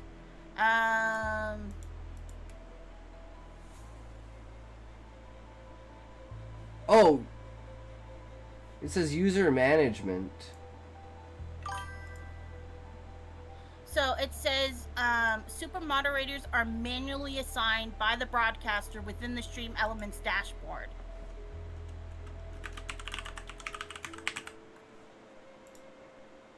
Okay, there, you're a super moderator now, Muffin. Uma, as in horse, because Uma is whore, or sorry, as in woman.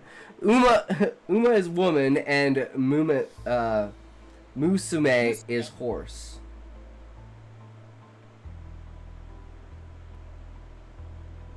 Uma Musume. I learned Japanese in high school. So I know how you're supposed to curl your tongue at the top of your mouth.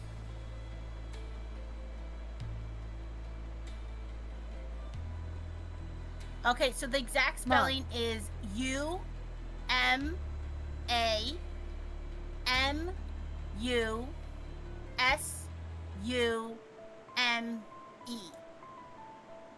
All one word.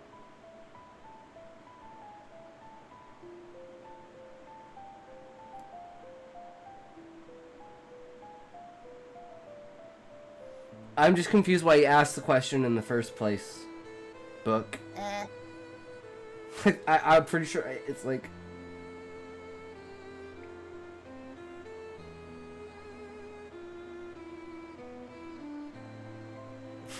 Cool. Now you have someone who can change the title for you if you need them to. Hell yeah, there you go, Muffin. Now go over to Kick and do that on Kick. I don't think you can. I can already see it. I don't even have to... Yeah, it's right there. And then everyone can hop over to Bookbuyer. Thank you.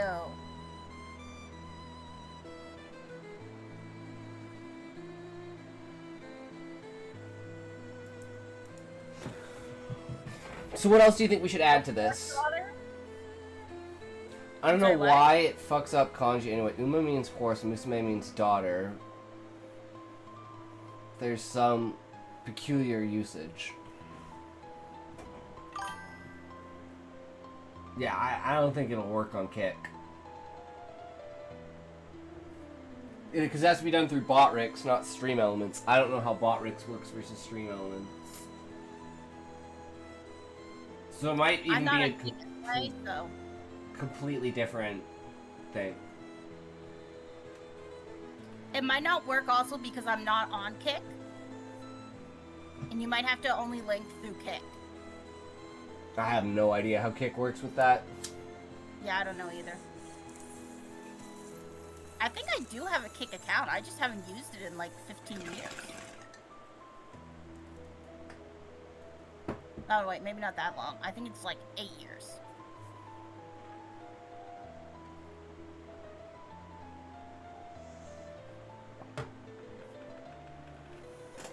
All right.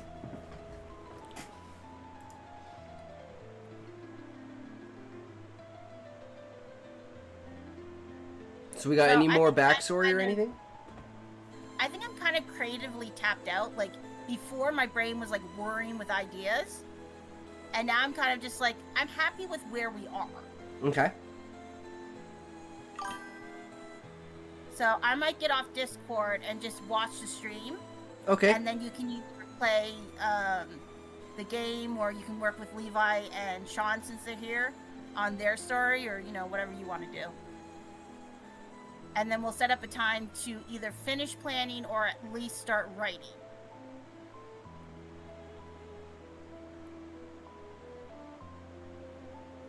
Sounds good. Okay, see ya. Thank you. No worries. It was totally enjoyable. Thanks for joining. Yeah, bye. Boy.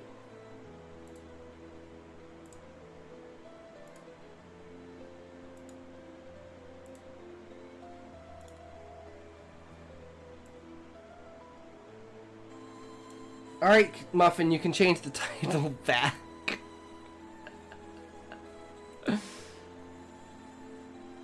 Seven reasons readers don't care about your characters.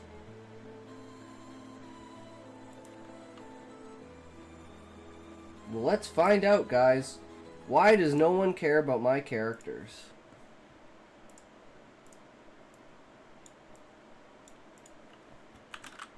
Notes on bad characters.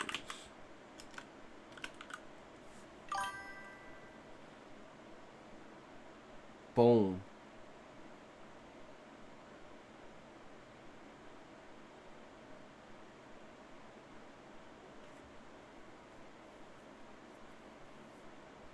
I mean, that's fine, Book. I mean, that's fine, Muffin. You Care did about good. Your character, they're gonna hate your I think you can take out the collab part with me. We doing stuff. book. In this video, we're gonna cover the 7 most common reasons why you might have written a character that nobody's gonna care about. And then I'm going to tell you ways to fix those mistakes. And the very first reason is you've written an easy path character. Works for me. I mean, it is true. It's true. You've written an easy path character. Readers don't like characters who don't have to work hard. When the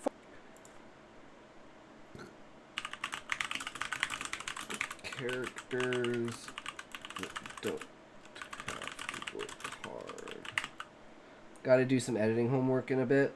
Yep, no worries. Force Awakens came out, there was a huge backlash against Rey. And at first I was confused because I thought, like, is she I need to really stay on that path for unlikable? January. But then I realized, True. people hate her because they feel like she has unearned successes. She masters these complex Force abilities without kind of any training at all. And she defeats one of the most expert trained warriors in the entire galaxy, Kylo Ren, with 0 practice. And then in another place, because the plot requires it, she gains instant piloting skills. Effortlessly successful characters are hard to care about because 1, it doesn't mirror our own lives, and then 2, we kind of disbelieve that they're real human beings. They seem more like a Mary Sue than a real human. Now, compare that to all the effort that Luke Skywalker had to put in to master the Force. He had to practice with Yoda on Dagobah, he had to practice blindfolded on the Millennium Falcon, and there was a lot of failure, a lot of failure Good before luck, he Book. finally succeeded. I'm gonna chill for a pro bit. tip for you Okay, writers, see you the next harder time. you have your Doesn't character work, mirror and our own the lives. more I don't they know. fail, the I more the readers succeed reader is pretty going to much like. effortlessly. By the way, I have been writing a script for a new course in Book Fox Academy. It's going to be about characters, and it's going to be absolutely brilliant. So if you subscribe now, you'll not only get the 10 courses I already have up,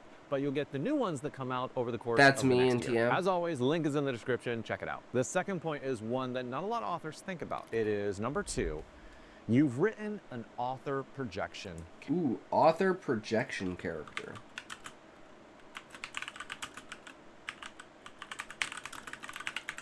Fuck you, Muffin. Have a good night, good sir. Take care.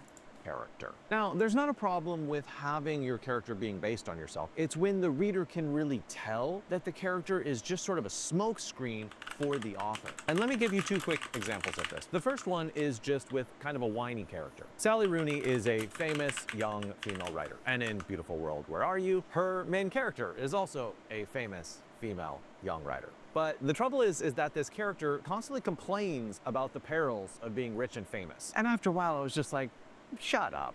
Just shut up. Shut up. Shut up. I don't want to hear you complain anymore. It's not that bad to be rich and famous. But here's the trouble. I wasn't reacting to the character. I was reacting because I knew this was just the author using this character as a mouthpiece. A second example, and this happens all the time, is wish fulfillment, where the reader can tell that the author has just written this character to sort of like get their jollies on because this is what the author really wants. Paul Auster wrote Sunset Park, and in that book, he has a character who has all sorts of deviant dalliances with a 17-year-old Puerto Rican woman. And as I was reading it, I was like, this doesn't feel like this is what the character wants. It feels like the author's just having fun with wish fulfillment in this novel. The characters weren't That's real pretty characters. They just became props for the author. You can get around the self-insert problem pretty easily by doing an identity swap and having them genuinely act like they have that identity.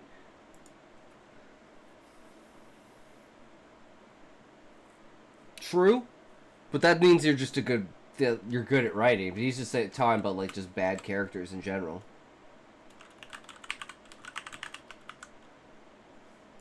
Author's desire. So what you have to do is just get some distance between yourself and your characters so they're not just transparent reflections of what you want as an author. Now, this third mistake is probably the one that I see most often as an editor. It is number 3, you've written a character missing an interior life. Okay.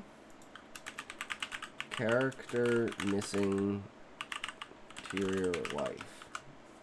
So why is this so common? I think it's so common because we're all trained on movies, right? And movies are not a medium which allows for a lot of inner reflection and thought. No, movies are about action, right? It's about external action. So when writers have been trained on external action and then they move to the novel, which requires a lot more of interiority, they often don't know what to do. So as you're writing, you should be consciously working on, how do I get more interiority into this scene? How do I peer more into my character's brains? And a good test for this is simply to ask yourself, do I have a paragraph in the first chapter, say, that is 100% character thoughts? And for an example of this, let's look at The Fault in Our Stars by John Green. This is a teenager who has cancer, and she's going to these support groups with other teenagers who have cancer. And we're getting sort of her unmediated thoughts in this paragraph. One, it's sort of darkly funny. She's viewing cancer sort of a competitive sport, like she just has to outlast for these other people, and then she'll be the 20% that actually survives. But something else to notice in this paragraph is that she's being irrational, and she knows she's being irrational. Both the darkly funny and being self-aware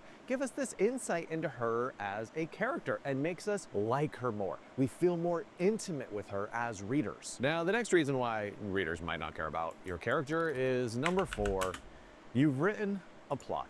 Ooh. That's bad. No plot device. If your reader sense that this character is not a real flesh and blood human, but merely a device to forward your plot, they're not going to invest emotionally in that character. So let me give you 3 examples of characters who are mere plot devices rather than real characters. The first one is what I call the MacGuffin character. These are people who exist merely to be protected or saved, but they don't really have any agency or choices or even any personality in your story. A great example of this would be in the very first Taken, where the daughter is pretty much a MacGuffin character. She exists in the story to give Liam Neeson someone to save. And there's a little irony I always found weird, is that the narrative treats her as an object just as much as the traffickers treat her as an object. Think about that one for a second. The second plot device character. My gift sub just lapsed. Now I'll have to see the ads. Oh no, Sean! I was gonna mention sometimes you meet a character and you know exactly when they're going to die before they're anywhere close to that scene. Yup.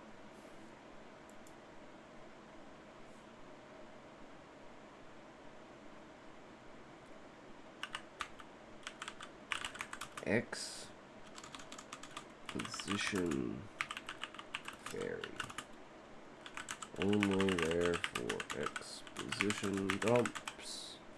Character is what I like to call an exposition fairy. These are characters whose only purpose is just to give information or background. That's really their only role. And these type of characters are so often that actually in Austin Powers, they created a character to make fun of these type of characters, and they named him Basil Exposition. Ideally, if you have to give complex ideas or information to the reader, you will have someone deliver it who matters in the story in some way, not just some sort of rando that then disappears. And the third type of plot device characters are, and you might have seen this coming, red shirts. This Red comes from the crew shirts. members in Star Trek who wore red shirts and were somehow always killed in the very first scene to provide a sense of danger to the main characters. So just beware. when Yeah, the first chapter, every single one of the characters in the first chapter, aside from Husai, are all red shirts.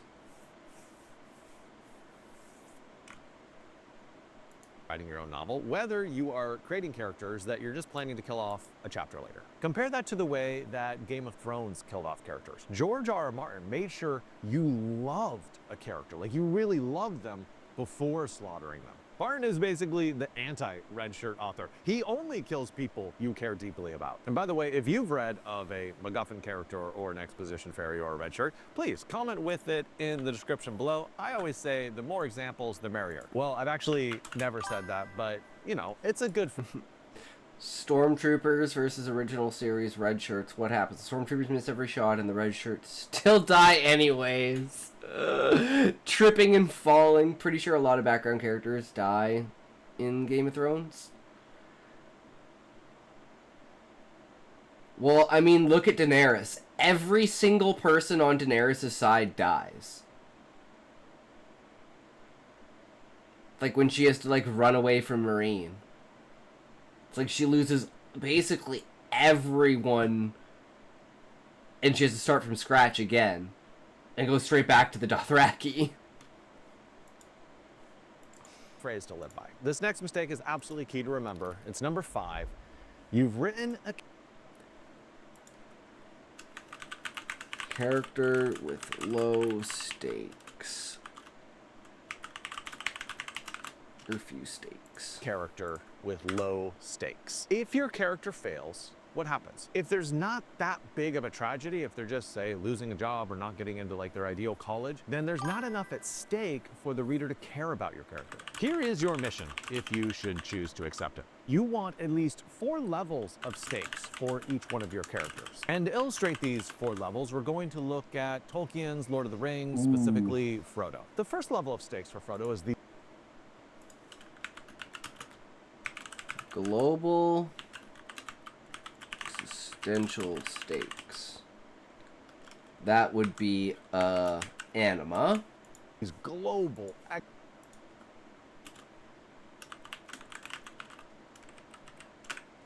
existential stakes. If Sauron regains the One Ring, all of Middle-earth will be destroyed. The second level of stakes is more community. Community group stakes. Exile from the tree. Or group stakes. You have Gondor facing immediate defeat. You see the elves, their power start to wane. You see Saruman start to corrupt the Shire. And then the third level of stakes for Frodo are the personal external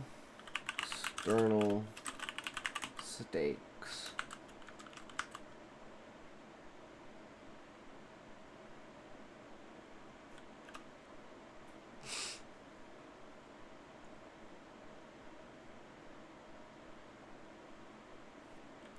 Because like close friends. Is this like temporal suffering?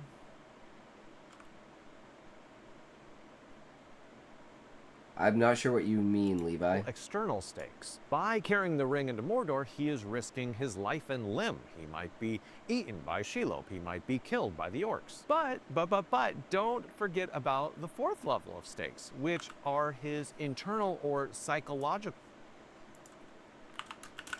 Internal psychological stakes. Why is he human?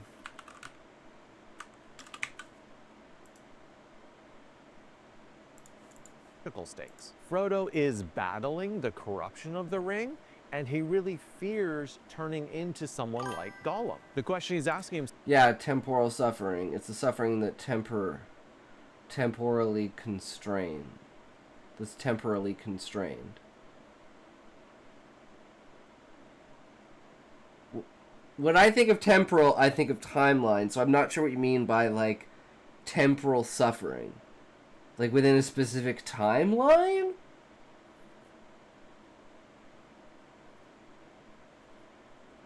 Constrained in time. Like, stuck in time? I don't understand where this comes from, Levi.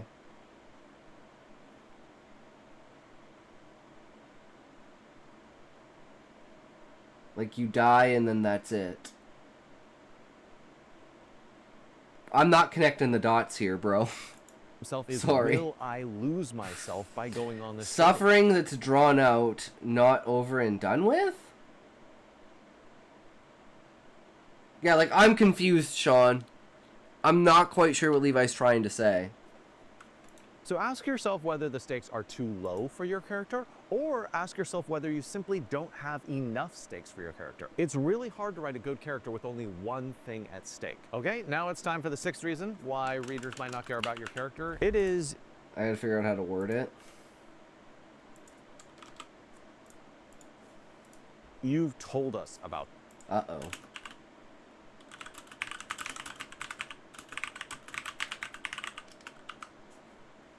Character. You might know from watching my other videos that I am not the guy that's like, all show, don't tell. I feel like that's very elementary level advice. But in this case, I want to point out that there's sometimes a difference. Makes more sense when you understand it from the Christian perspective.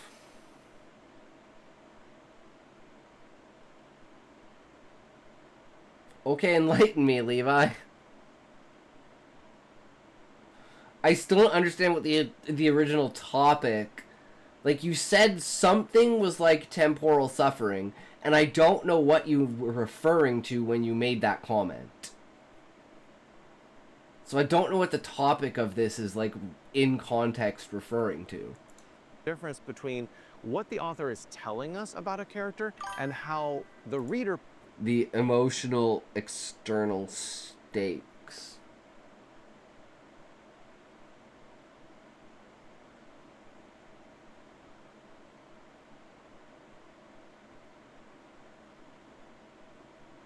Of specifically Frodo?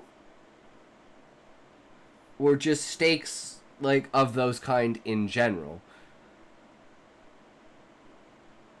And I still don't see how you get to temporal suffering from that.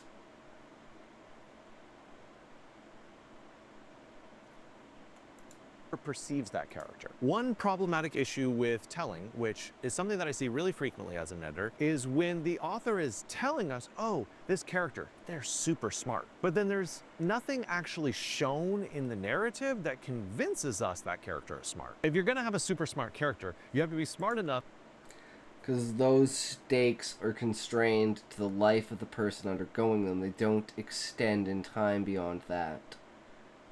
Hair transplant. True dreamy bloody. We all need one. I'll need one eventually.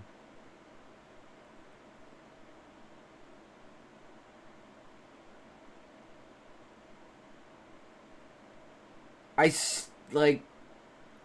mean, I get what you're saying, Levi, but I just don't understand why you would word it that way. Like, again, I'm just not connecting the dots between what you're saying. to give them actions that convince us they're smart. Live in the future and look cool on video, but they don't do facial harmonization.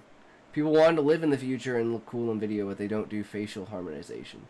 Another example that I see really frequently as an editor is a disconnect in morality. I edited a book where a character was a pretty decent, likable guy, and then out of the blue, he shoots an innocent person in the back. And I had to point out the discrepancy between how that character was portrayed before versus what he did in this moment that was extremely confusing and antithetical to who he was as a person. And in a situation like that, you have two choices. One, you can go back and revise so shooting a man in the back is in that character's character. Or two, you can highlight this action as I guess a what radical action you do, departure. it's the closest idea that I regularly encounter.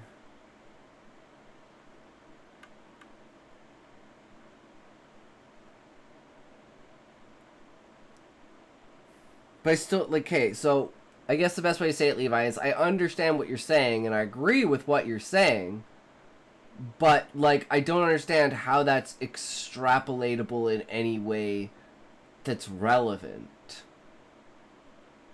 Like, obviously, like, the idea of, like, the suffering and the external stakes themselves aren't a physical thing for those coaches of writing who have never written a book. It's how I'm relating to the idea of external dread, like external stakes.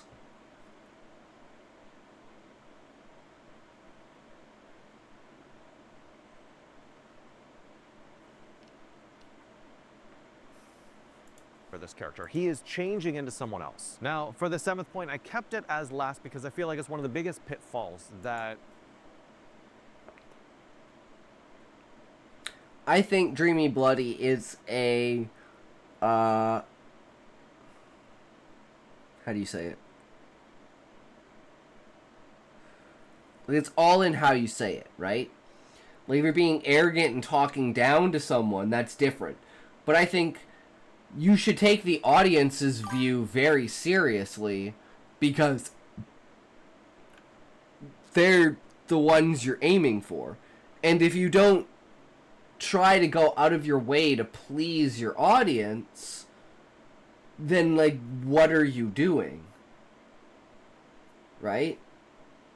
You should always be trying to go out of your way to figure out what is the best thing that your audience wants, and then provide that. And then accumulate people in the category that like that, and that's how you build an audience. It's that thing you do where you don't have the term already in your vocabulary, so you use a similar term you're familiar with.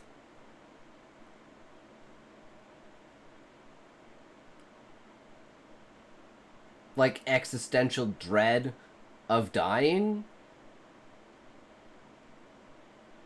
is only relatable to the character until they die. I mean, it just seems so obvious, it doesn't seem like something you should even need to say. authors can fall into. So for number 7, we're looking at you haven't justified.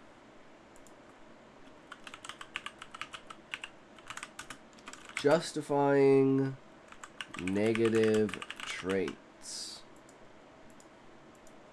Such as, this would be like, size,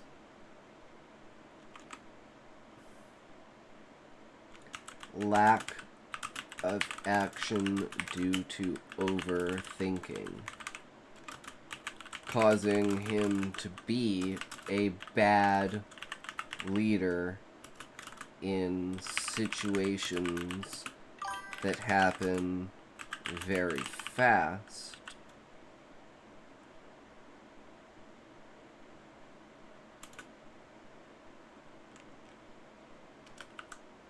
He's not a quick thinker. I mean, he's a quick thinker, but he's not a quick decision maker. He needs to get all the variables together and make sure that his decision is solid. So that's why it's important that he has a second in command that makes decisions quickly, and then he can adjust those decisions later. But basically the pact is that he doesn't, unless it's like extremely needed to happen, right? But he doesn't reprimand the wrong decision, for instance, if he thinks it's the wrong decision at the time, because he would have made no decision. And unless no decision was the best decision to make, yeah.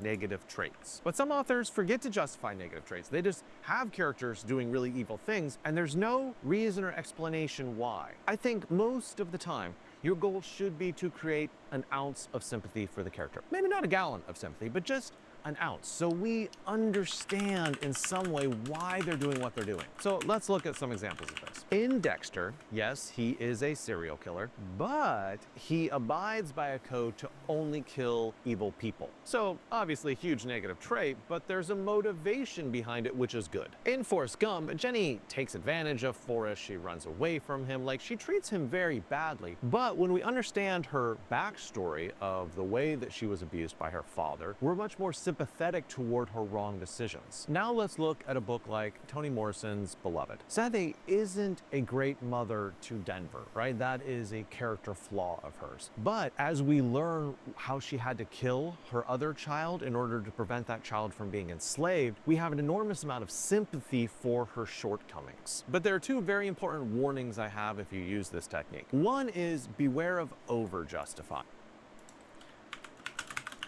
Beware of over-justifying.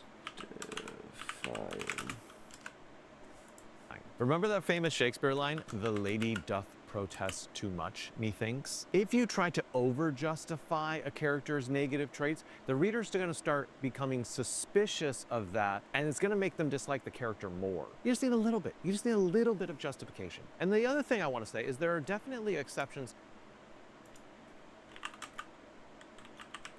Exception genre considerations To this rule. And those exceptions often happen in certain genres. If you are writing a horror story, say, sometimes absolute unconditional evil is the point of the story. Not every monster needs some sort of sad origin story to explain why they are evil. And sometimes pure malevolence can be more terrifying than explained malevolence. Hey, I hope that helps you write better characters. And also I want to say, I hope your novel projects are going well. Wherever you are, whether you're on chapter 1 or finishing it off or in the revision stage, I hope you are enjoying the process, and I hope that you're not stuck. And I hope that these videos in a small way help you along the journey. Happy writing.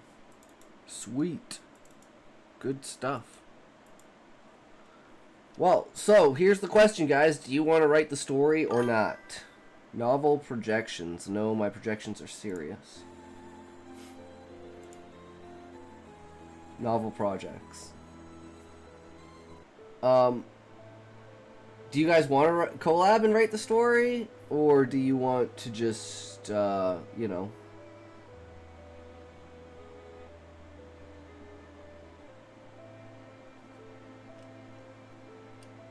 Oh, I definitely want to do this commentary, though.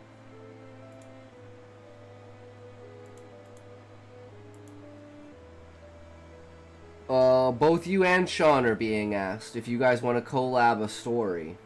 Like a D&D grok or not.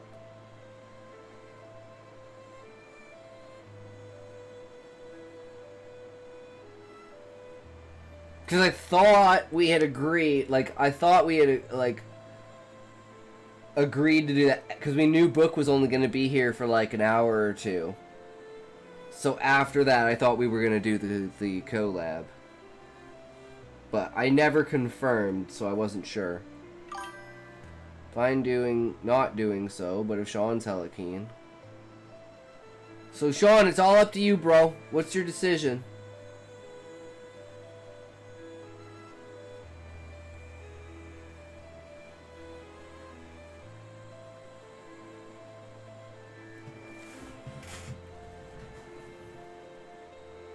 I need to go grab a drink, though. I'll be right back. Well, Sean makes up his mind.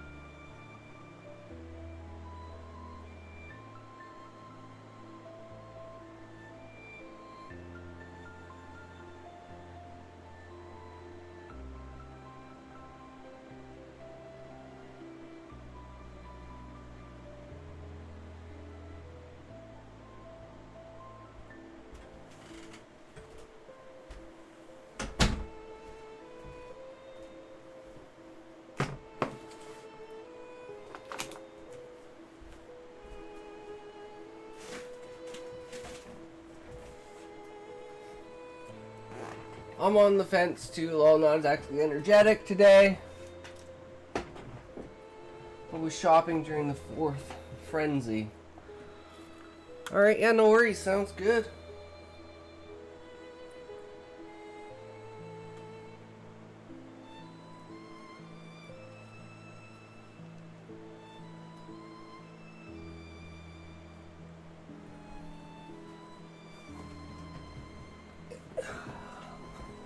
I have an idea, though, for what to do with the editing.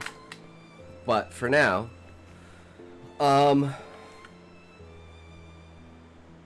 okay, how are we gonna word this? It's gonna be something like, with the growing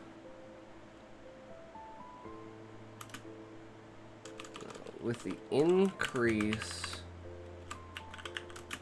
in kids-safe platforms appearing, the curating and trust of these kids' spaces, YouTube Kids, for instance, are being left to being unregulated to the point of abuse, with the idea that they are curated for kids being enough for people to trust them, causing a lack of regulation and an increase in abuse, as well as just general slop content kids are over absorbing nowadays. How do you think this will affect the next couple generations if it is not reined in?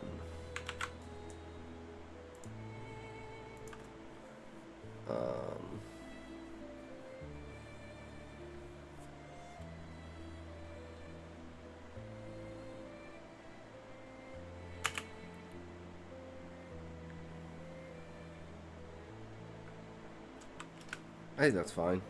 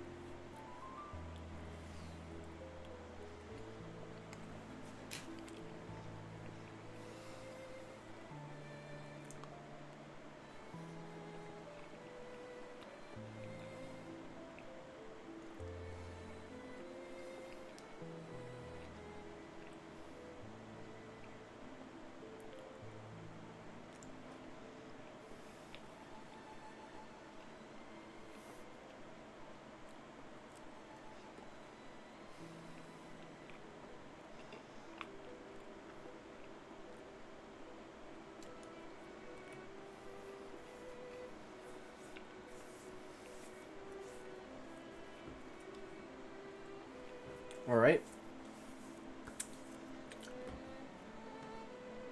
The unregulated nature of kids' platforms like YouTube Kids is a growing concern, especially as these spaces are marketed as safe and curated for children. Despite this promise, the lack of oversight has led to an influx of inappropriate and low-quality slop content, which kids are over-absorbing.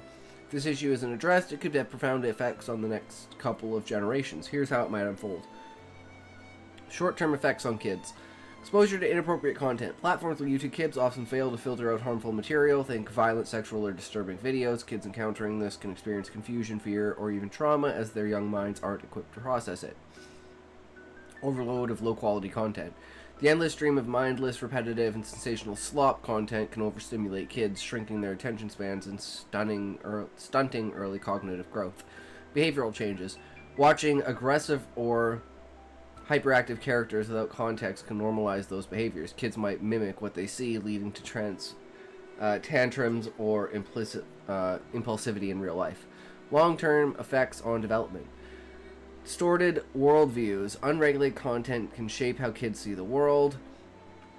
If they're fed sensationalized or misleading videos, they might grow up with skewed ideas about relationships, success, or even violence, thinking these exaggerated portrayals are normal. Impaired growth. Passively consuming shallow content can weaken critical thinking, creativity, and emotional depth. Kids might struggle with problem solving or empathy if their media lacks substance. Screen addiction. Algorithms designed to keep kids hooked can foster dependency, pulling them away from real-world play, socializing, or learning. Key pillars of healthy development. Societal ripple effects. Shifting values. A generation raised on this content might prioritize instant gratification and superficiality over substance and connection, altering cultural norms in unsettling ways. Educational struggles. Teachers would face classrooms of kids who can't focus or handle complex tasks as they're used to fast, easy content. This could widen learning gaps and lower overall academic achievement. Economic fallout. Down the line, a workforce with weaker creativity or emotional intelligence might stall innovation and productivity, dragging on economic progress. What can be done? Tighter regulations. Governments could step in with stricter rules for platforms, holding them accountable for what kids see, and ensuring real curation, not just a safe label. Better parental tools. Platforms should offer stronger controls. Think real-time monitoring or custom filters so parents can tailor what's accessible. Smarter tech. AI could improve content filtering, catching harmful stuff before it reaches kids, though it'd need to avoid overreach for policy pitfalls or privacy pitfalls.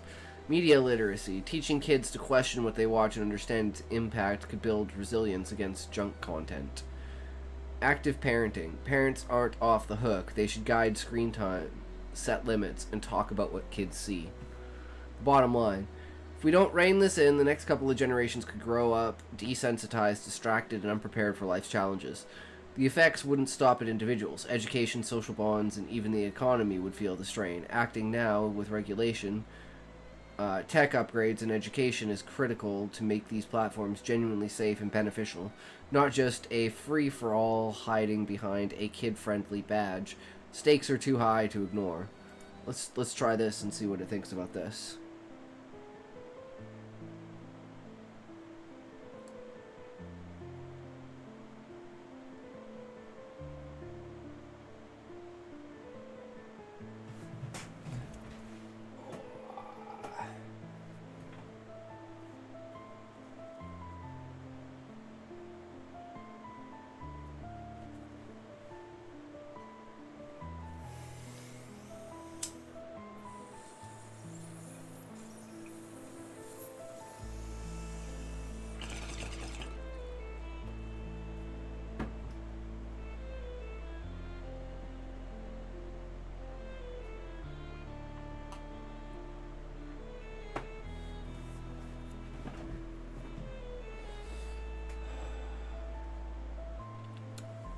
Research suggests that unregulated kids platforms like YouTube Kids could harm future generations by exposing children to inappropriate content and low-quality slot potential. Seems likely that without regulation, these platforms may lead to increased emotional and behavioral issues, reducing attention spans and impaired cognitive growth.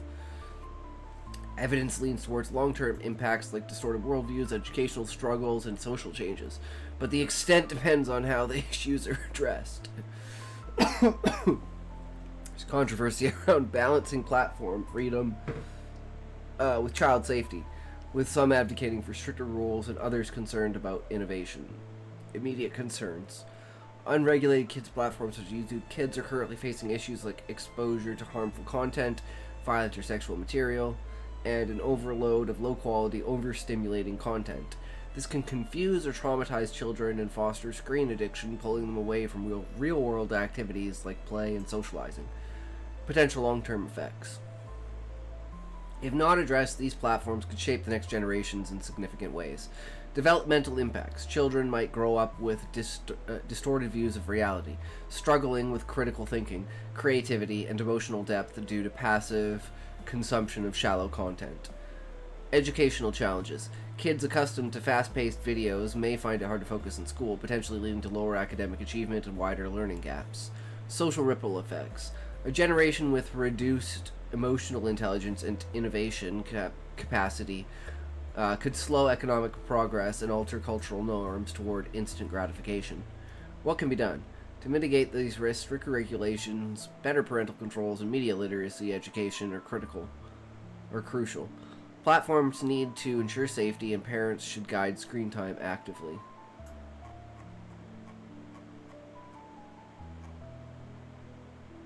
Conclusion and future outlook. The unregulated nature of kids' platforms like YouTube Kids possess significant risks to future generations, with potential long-term consequences for cognitive, emotional, and societal development. Research suggests that without intervention, we could see a generation with impacted critical thinking, increased mental health issues, and reduced capacity of innovation. However, with stricter regulations, better tools, and education, these risks can be mitigated. Balance between platform freedom and child safety remains a contentious issue, with ongoing debates about how to protect children while fostering innovation. As of July 2025, the evidence leads towards the need for urgent action to ensure these digital spaces support rather than hinder the well-being of future generations. True! Alright.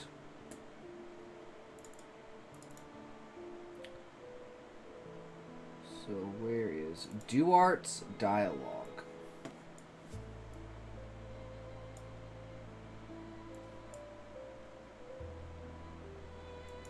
Okay. And then we need to go to character profiles.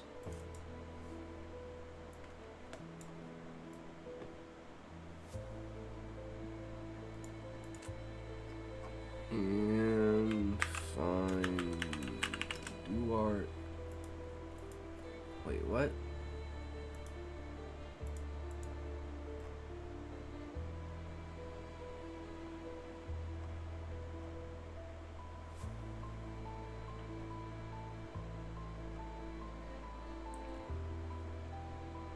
It was right there. Why the hell couldn't it find it? Duart's friend. So it's Violer. That's Rojund, who doesn't exist. This is Duart.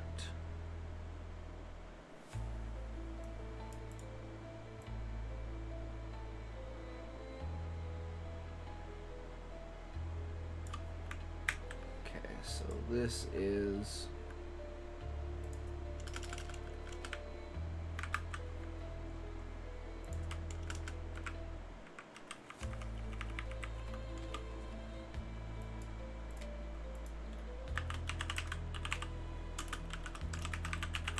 character profile. So, plan is we take all of this.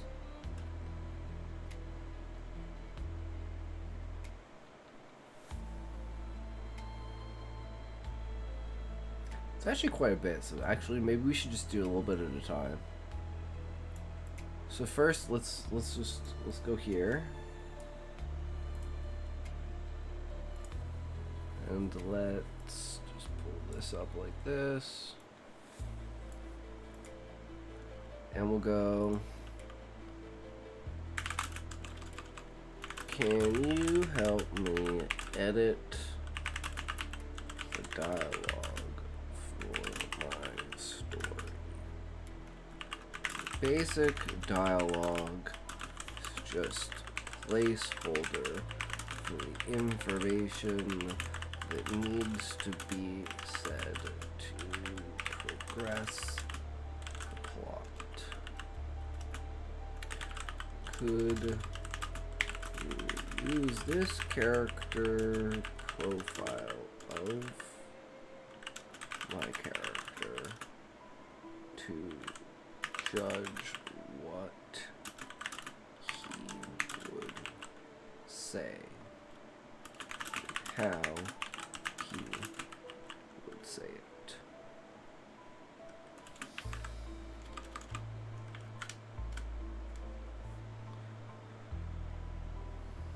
It can definitely help you refine your dialogue to align with your character's profile, make it more engaging while advancing the plot. However, I don't see the character profile or the placeholder dialogue you mentioned. Could you please share? course.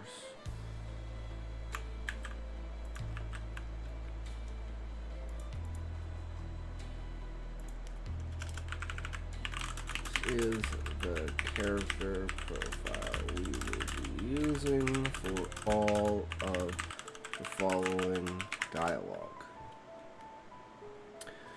Character profile. I love the vivid picture of this whimsical art-obsessed character. Uses creativity to transcend reality to help me craft the dialogue. Could you please share the placeholder dialogue, context of the scene, any specific tone or style preference for the dialogue?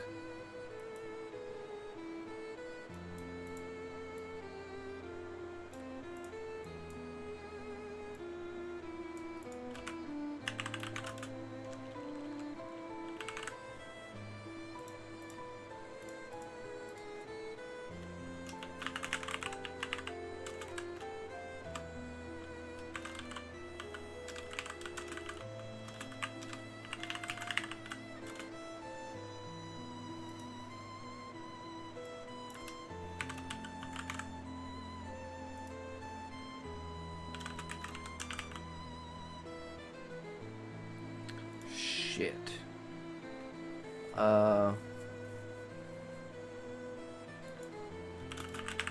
Forgot to mention about the character profile that at this point in time in the story, Duarte is only 12 years old, but he is a very educated and well-spoken and creative 12-year-old, like a kid who has gone to boarding, like a rich kid who has gone to boarding school his entire life and speaks 5 languages.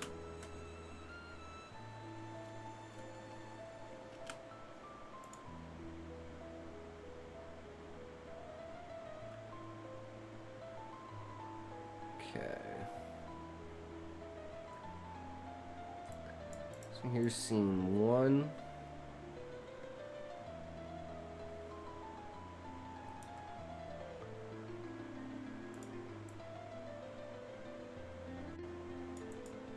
Just making sure that these are accurate.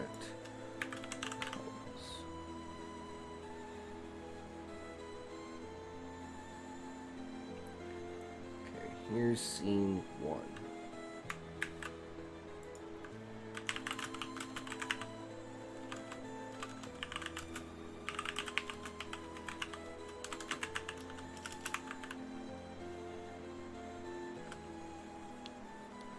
For sharing the scene, details, and placeholder dialogue. I understand that Duarte, a 12-year-old artistic prodigy, is speaking to his teacher, veteran adventurer Hojin, in a moment of seeking validation for his creative work. The scene involves Duarte waiting to be the last to say goodbye, hoping to discuss an inspired project, but facing conflict as Hojin's attention is drawn to another student, Cullis, leading to a disaster where Duarte is overlooked. The story seems to have a serious yet introspective tone, with Duarte's dialogue needing to reflect his whimsical, sensitive, and articulate nature, as well as his belief that art defines worth and reveals a higher reality.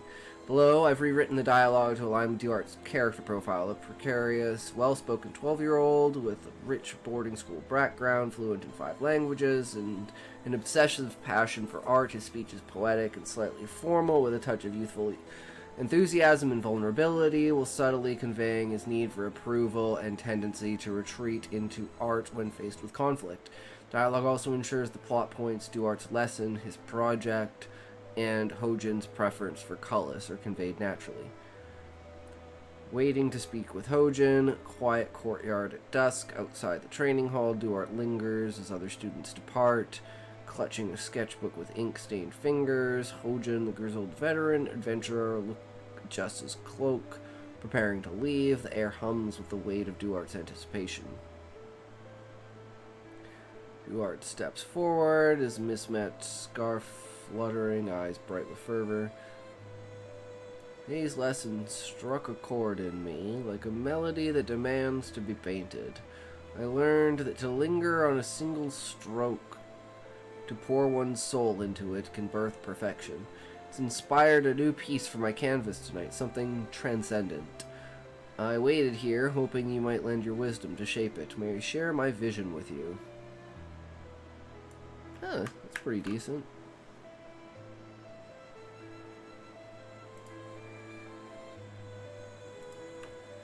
So this is new AI.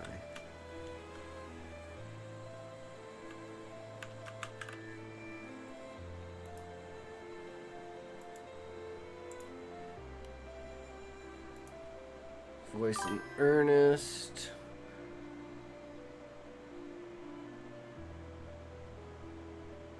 We don't care about what Hojin says.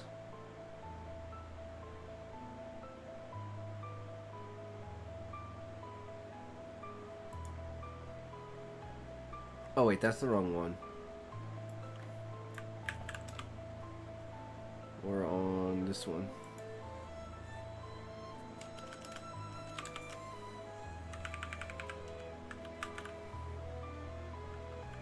There.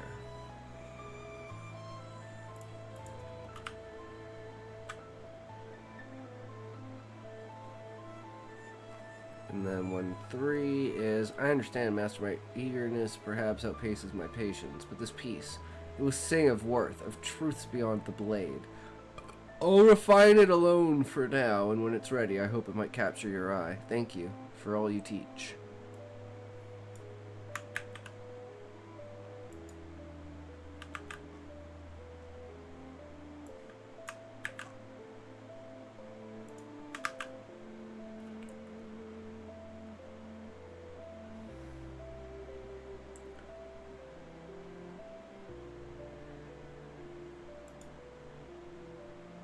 I don't know, guys. Does it feel like over the top, or does this feel like this should be a part of this character?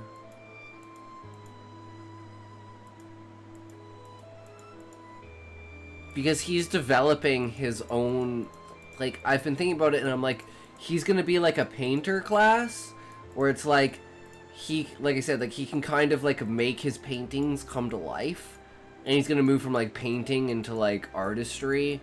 And I'm even wondering if he might be a descendant in one way to one of the Warriors of Light, the one that never talks. And he just uses art and everything. And maybe he's a descendant of Duart. That would be interesting, I think.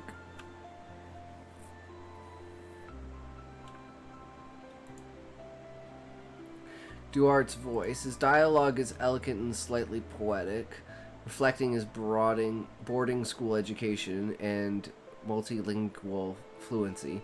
Phrases like struck a chord and sing of worth tie into his artistic worldview, while his youthful vulnerability shines through his eagerness and reaction to rejection. Personality and beliefs. Okay, so it's just telling us why he's saying what he's saying. Okay, well, let's move on to the next one. Scene 2.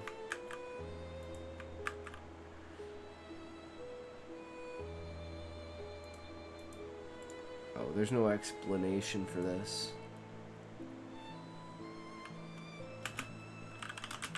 Parents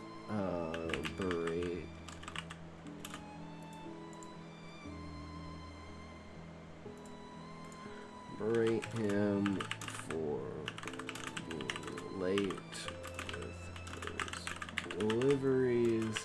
He is a delivery boy of paper for his parents' company.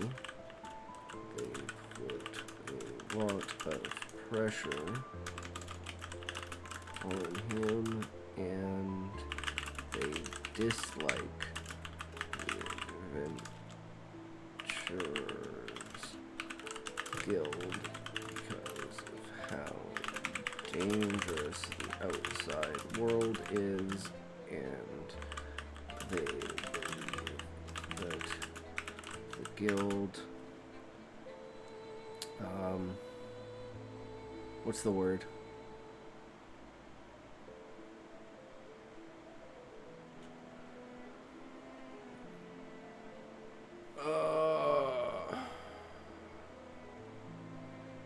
Yo mother is the word. Your mother is the word. True, Smokey.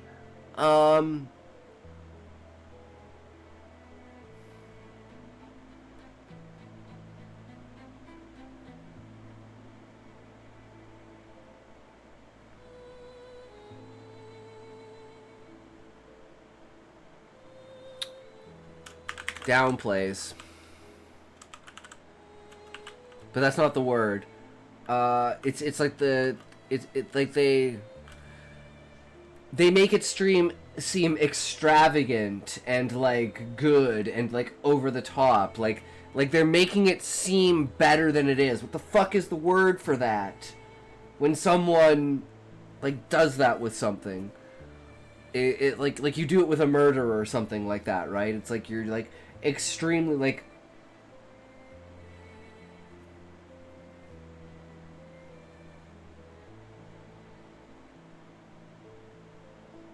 making it like a fantasy, like fantasized. I know there's a word for it.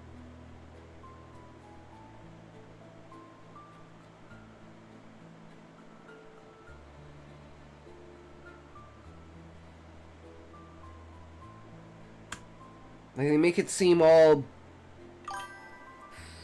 Yes, they romanticize it! Yes! Yes, Smokey. The guild romanticizes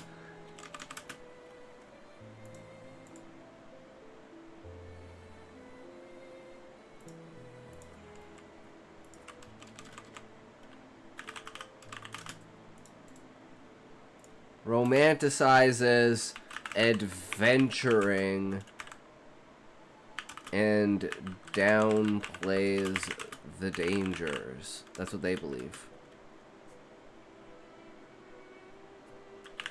Recruiting younger and younger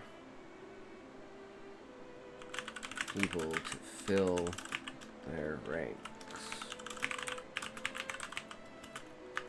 Duarte is too young to understand this, but he knows his parents are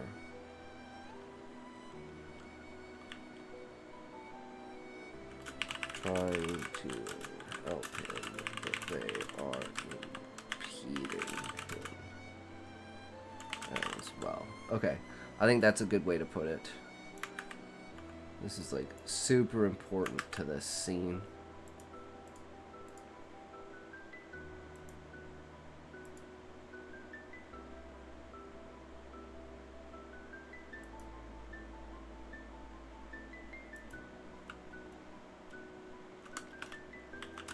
In the scene, Duarte is talking to his parents.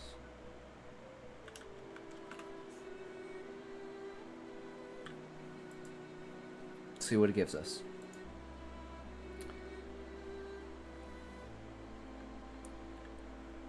Alright, don't need to read all of that.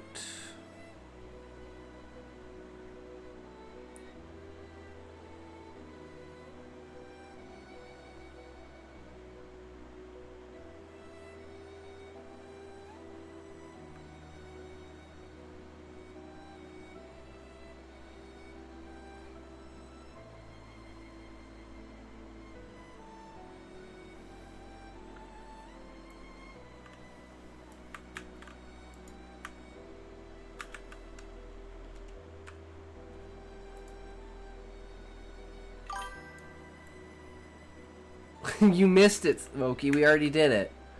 We created, dude, K Smokey, get this.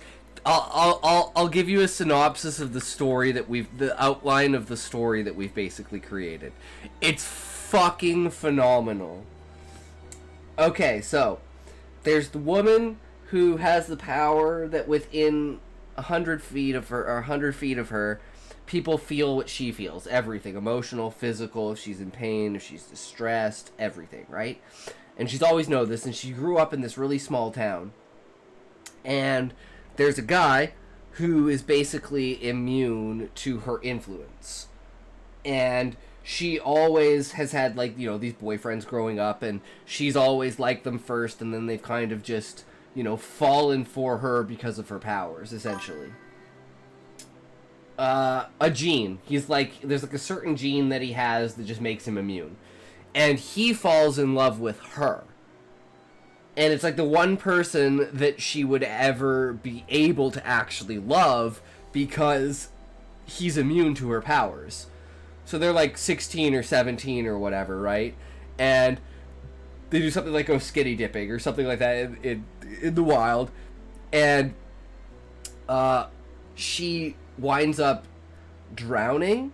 And because she's drowning, he's drowning. But he winds up saving her. And what happens is there's a little bit of a twist here. But basically, he dies. And she immediately, like, they was on the side of the road or something. And, well, he was completely in love with her. So he had to save her. And, she thinks that he died, but the only reason that he was drowning is because she was drowning. She was seeing another guy. And then, you know, she gets taken to the hospital and rescued and everything, and goes on with her life, leaves the town, goes to a main city. Her powers are pretty much too overwhelming inside of cities, so like 5 or 7 years later, she goes back to the town, and this is where the story starts. There's Aubrey, who's the chick, and then there's Jason, the new character that moved in. Then there's Tommy, the guy who died. And the entire story is from the perspective of a third person. Why am I picturing this as an anime? It's like imagine the vibe of Mirai Nikki. And it's like this Jason guy comes back to the town where he grew up, but you know, he left early, so he was never really influenced by it, but his grandparents used to live here, so he come with his grandparents, you know, and they died, so he's dealing with their estate, so he came to the town for like a week or so. But she, Aubrey, meets him, and they go on a date, have a one-night stand, and, you know, he thinks it's amazing and everything, and when he gets back to his house and spends the night, you know, he kind of has, like, these, like, what the hell happened, like, foggy moments, and he gets, like, a call from, you know, his parents or his, you know, work or something like that, and he winds up staying in the town for, like, a really long time because she won't let him get away. And it's, like, this super, like, stalker fucked up connection that they have, all from the perspective of this weird third person from the town. And this third person from the town is basically immune to her abilities, as far as you can tell. And eventually this woman starts turning Jason into Tommy and starts calling him Tommy, and all the townsfolk start calling him Tommy. And then he starts thinking of himself as Tommy. And then, like, sounds decent, yeah? And it's, like, totally, like, psychologically demented, right? And then, you know, he's, like, trying to escape or whatever. I just finished watching Mob Psycho 100. So good. Mob Psycho is so good, bro. I only watched the first season, but fuck, man, this shit's good. I watched it so long ago. But yeah, he just keeps, like, getting stuck with her, basically. And his girlfriend comes to town, and it turns out that, like, you know, because he doesn't think he is the same person anymore. Like, he's completely changed who he is because of her influence over him. So his girlfriend, because she's, like, really concerned about him, comes to town, and it turns out that his girlfriend is actually related to the guy that she grew up with who died. And then it turns out, no, I didn't. And then it turns out that the third party person that is the perspective of the entire story is actually the guy. And he knows that she's fucked up and crazy, but he still loves her. So he's basically like stalking her. But he doesn't want her to know that it's him. Does this story have pictures? It could, Smokey. It could. And so the reveal is basically that the girlfriend finds out that he's the actual Tommy. Because she knows him. And they're both immune to her powers. But yeah, it's like this super psychological stalker type fucked up, like, delusions. Make your own anime, do it. And Smokey, if I ever become rich, I will 100% open my own anime studio. And I will make the best, most fucked up anime that anyone has ever fucking seen. And it will be amazing. It will be fucking glorious. I want my name in the credits. Hell yeah, Smokey. You can be a creative designer where it's like, if you don't like it, it's gone. You're like, it has to get past you. If it can't get past you, it can't be published.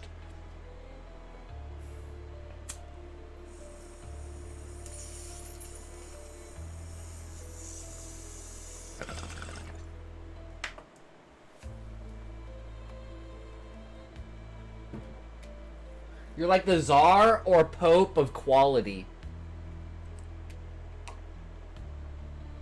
If you can't get past the quality control, it's not worth it. Go smack Scott in the face. He doesn't know what he's doing no more. Alright, so I hear you, Father. I know you want to shield me, but my world... to keep my world small and safe. But when I helped today, it wasn't just paper. It was a moment. A chance to make something matter. I'll try harder. I'll paint it out tonight. Find the truth in it. Man just crowned you divine and supreme in the same breath crown. It's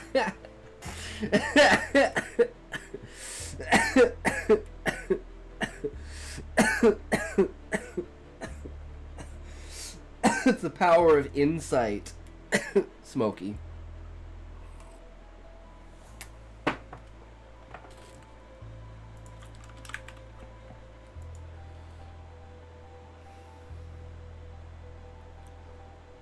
Scene 3. Okay, we need information for this, which is you are And is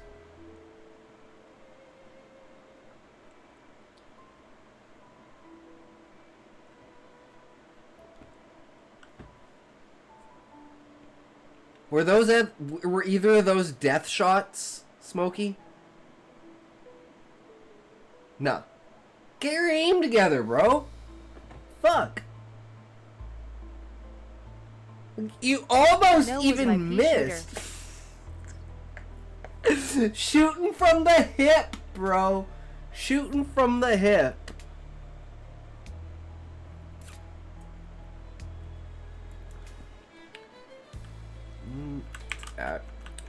D don't be gay in.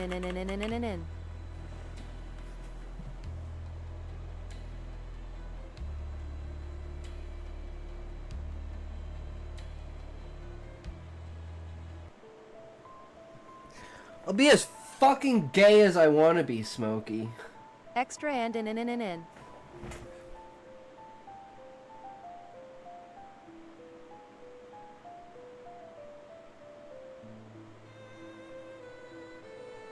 RPG and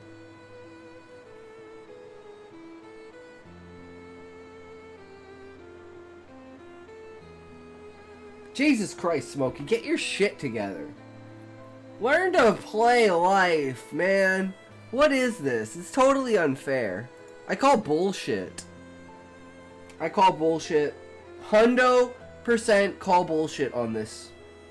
I don't believe it. I don't want to believe it. I don't want any part of it, Smokey. Aloha abhor. Here's my brain. Take it.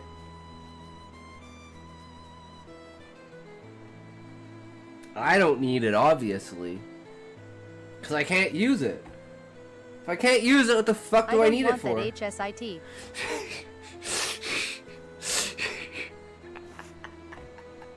Fuck knows what you think, Abacus.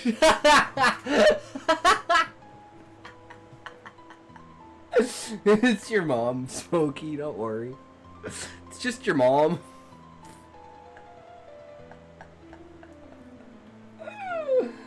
Oh, good shit. Good shit. It's at an adventurer meeting again against his parents' will. He confesses to Cullis seeking advice about how to approach talking to his parents. Blah blah blah blah. Black About sheep, have you any wool? Yes sir, yes sir. the It took them all. journeyman test that allows him to leave the tree and go outside. You are in for it now, sweetheart. Take those sexy glasses off like a good girl. You don't need to see what happens next.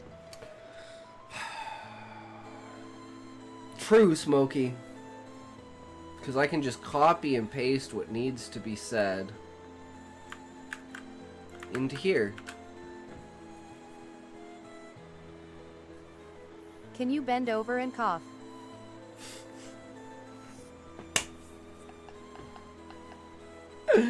True, Smokey, true.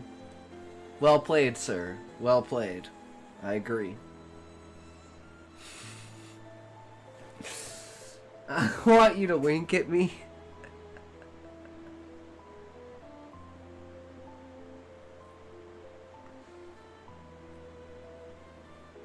Good enough? I'm like, does the thing on kick put my set siders back on? I miss my sexy Yeah. librarian. You can put those sweet sight setters back in place, slut.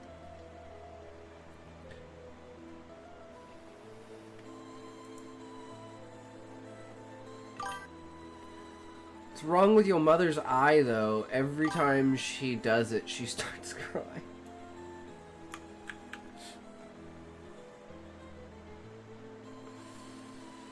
Jesus, Smokey.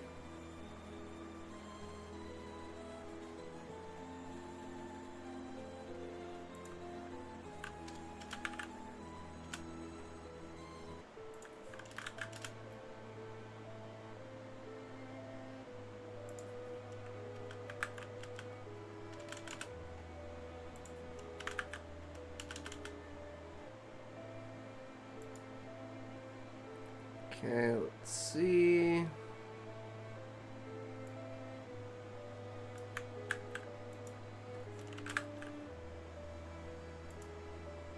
Slam your mother gram, your mother hologram, your mother program, your mother Instagram, your mother diagram, your mother telegram, your mother pentagram, your mother monogram, your mother exam, your mother wham, your mother body slam, your mother jam, your mother.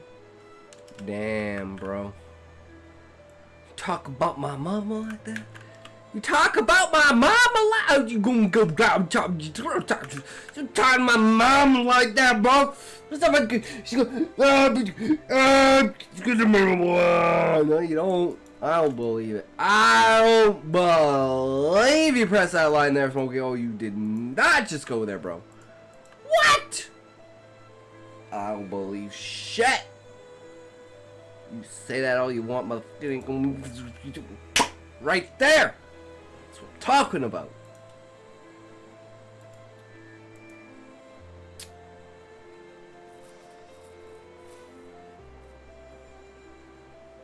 Listen bam, your mother Shazam, your mother reprogram, your mother go ham, your mother scam, your mother Uncle Sam, your mother batagram, your mother Vietnam, your mother flam flam, your mother open palm, your mother. Flam flam your mother. Oh, I'll flam flam that. Oh my god, where do you come up with this shit, bro? This is some good stuff. Okay, let's see this big one here. Collis, I need your counsel. My parents believe I'm merely late with deliveries, tangled in their paper empire. They don't know I'm here, steeping my soul in the guild's call to adventure. They'd see it as betrayal. A step toward ruin, but the journeyman test. It's a door to the world beyond the tree, to truths I could paint into being. I want to tell them how adventuring stirs me, how it's more than their fears of danger. You always seem so sure. How do I make them see? Yo Just mama, like this so Space Jam, gullible your that mother she's Hitman, your somewhat... mother Tin Can, your mother Minivan, your mother Drive-By Van, your mother Cyber Scan, your mother Dark Web Ban, your mother Mortal Kombat Fan, your mother Mega Man, your mother Kickstand, your mother Backhand, your mother Off-Brand, your mother Wasteland, your... Mother rubber band your mother. Yo mama, so gullible that is someone said it was chilly outside, she'd grab a bowl.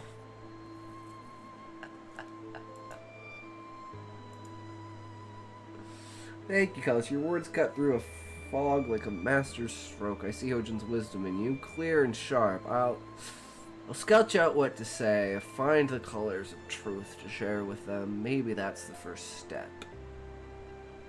I don't know, what do you guys think about this dialogue? I think it's a little over the top.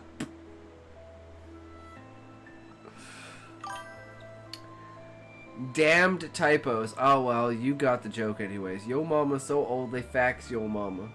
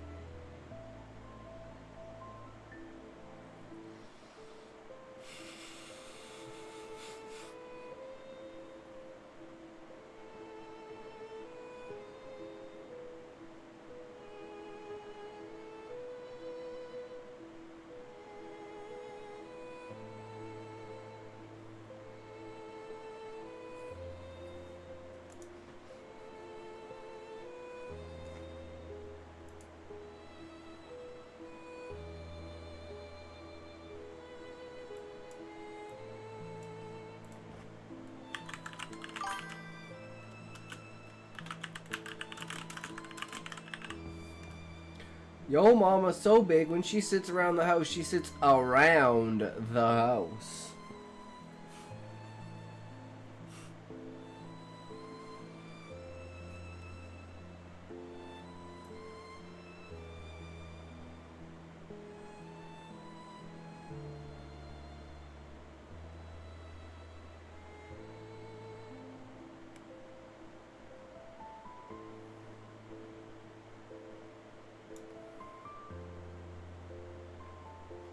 This one just has a lot of dialogue. So we have 3, 3, 3, 4, 3, 5.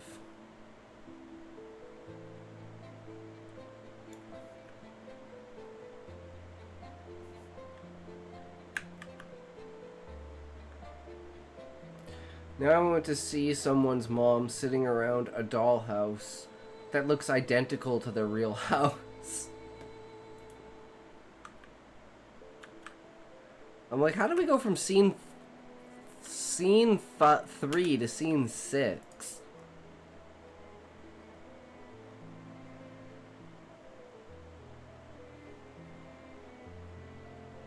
I guess there's no dialogue?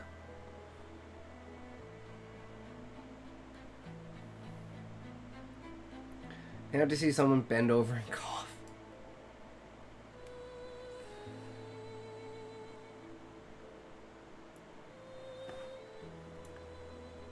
Redeem, bend over, Sean. True.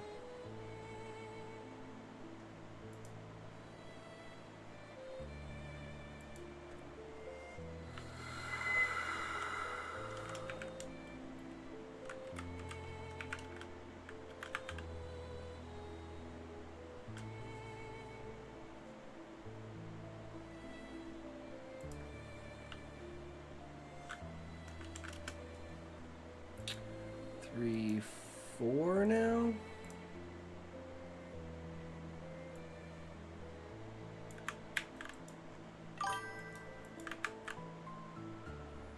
Sounds like somebody wants to become a gynecologist,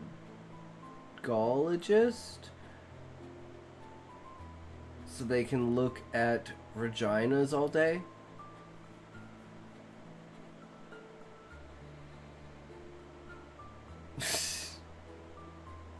I like how they wink at me.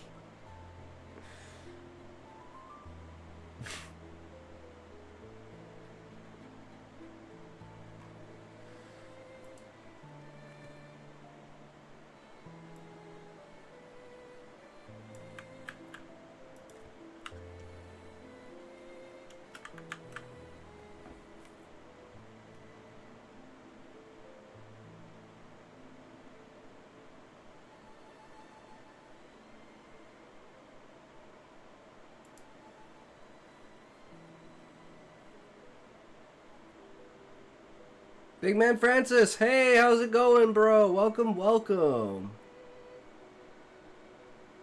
We are adjusting dialogue. Hashtag ads. Are we in the middle of ads? Of course we're in the middle of ads. Of course we're in the middle of ads. Why wouldn't we ever be in the middle of ads? Guys, ads are the way to go.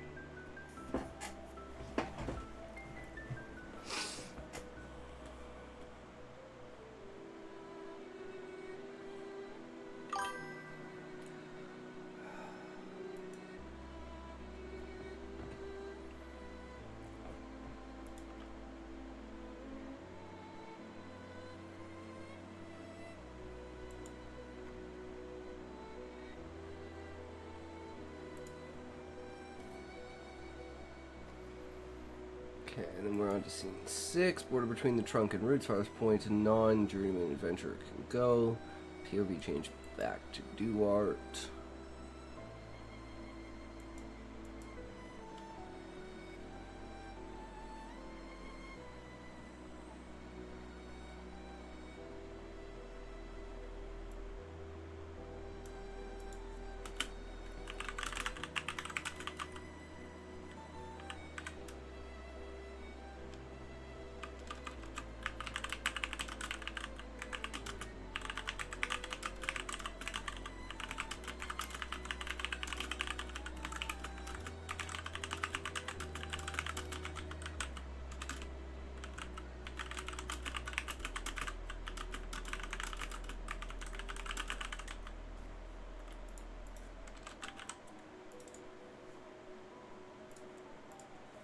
True, Big Man Francis. You're back with us now?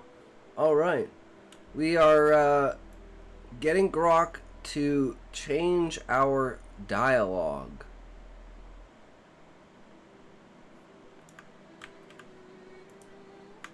To make it feel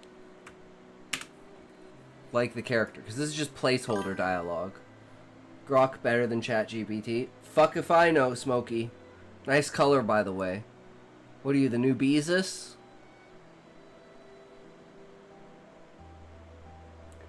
Now let's see how far it gets through scene 6.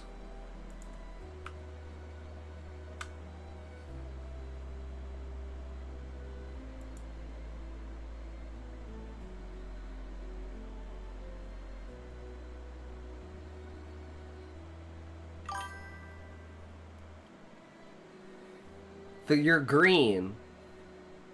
That's the color Beezus is. But I mean, I guess it makes sense for Smokey, right?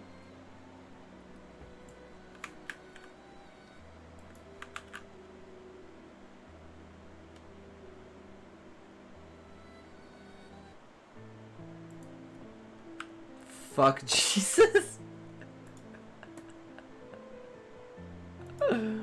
Oh god.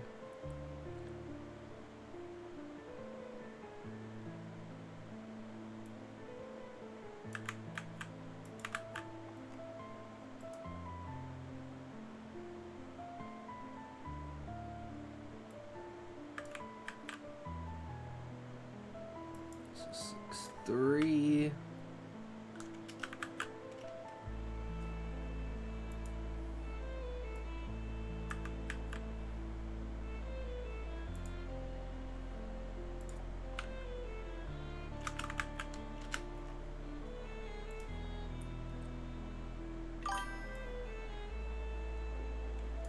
For which one? Wait, for what, Smokey? I literally had a toke during that ad.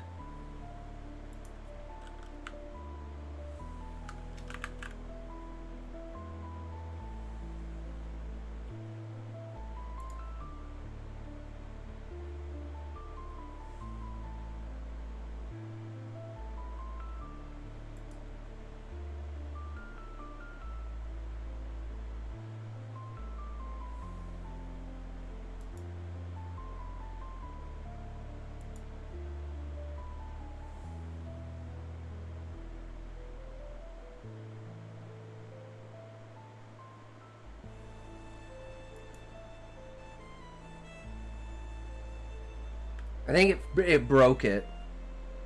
I think it broke it.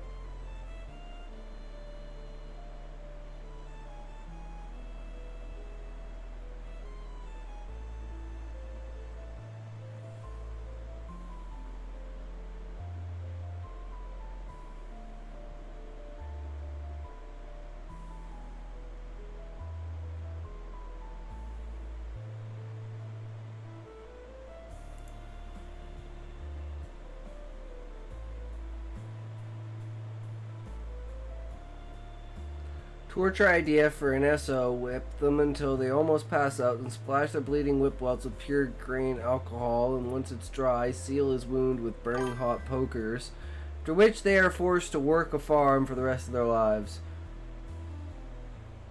Why did you break it?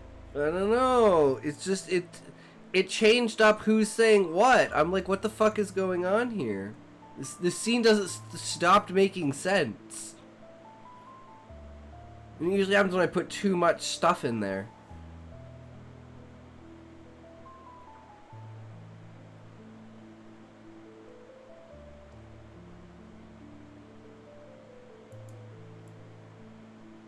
Because the entire conversation about Cullis leaving...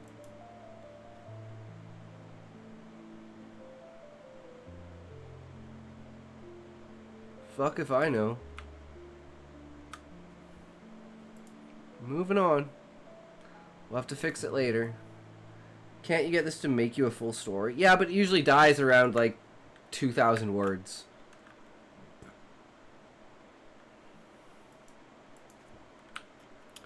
After about like the entire script being about 3,000 words, it just breaks. Usually loses its origin.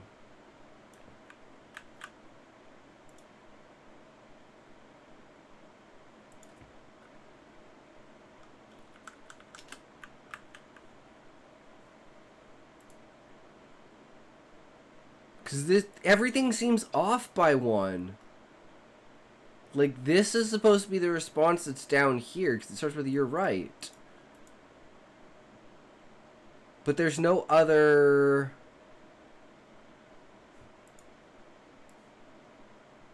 Because it's like it deleted this part of the conversation.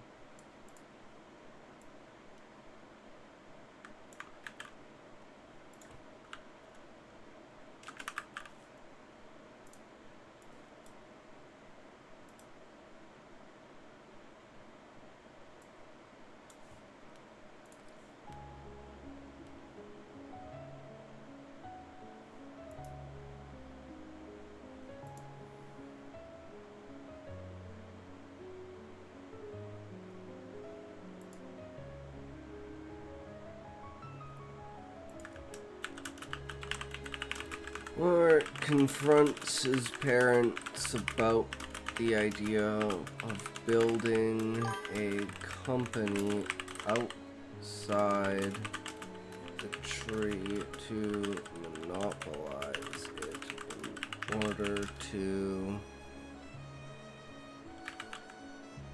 continue their domination of the paper industry. Nice music sounds like am loading a RPG. Yeah, this is Flaming Blood Night. Dark and haunting violin for cursed legends and forgotten shadows. All AI generated music. Because it's non-copyright.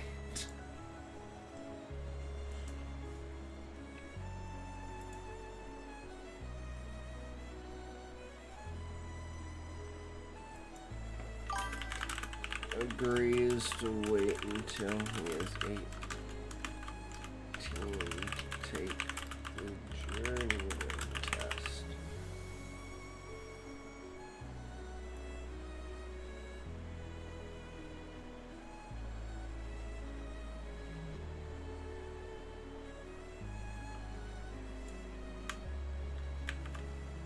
Do this, please.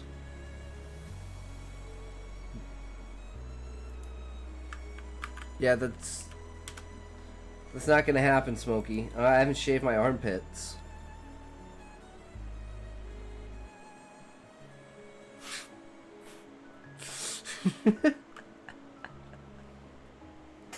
Fuck you then.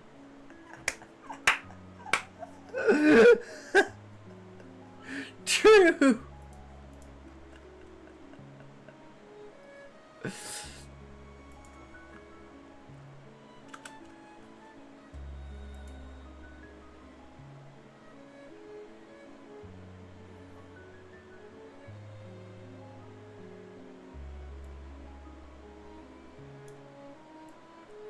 I think it's time we went our separate ways. No! Smokey, please, I'll do anything. Don't leave me. You don't show nipple or nothing.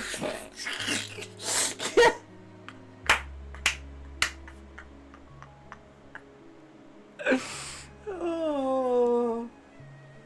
Smokey, you're so demanding and abusive of me. But I love you. Don't leave me.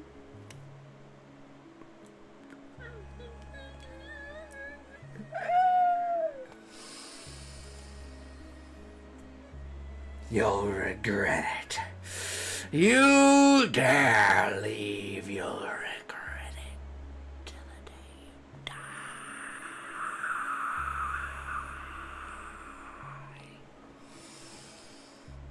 Show nip then. Okay, ready, Smokey? 3, 2, 1. So fast you can't even see it. So fast, bro. The camera literally freezes. It's just, it's unfortunate, man. It's the way it is.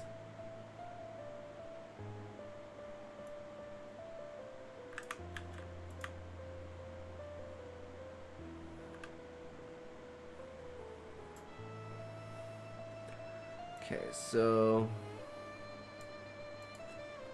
all of this is here.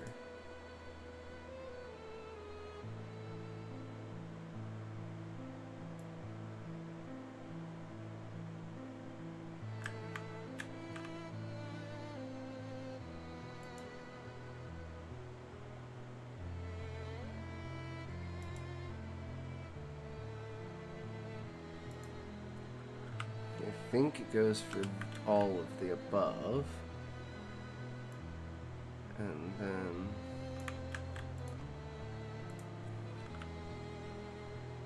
this is for everything after it.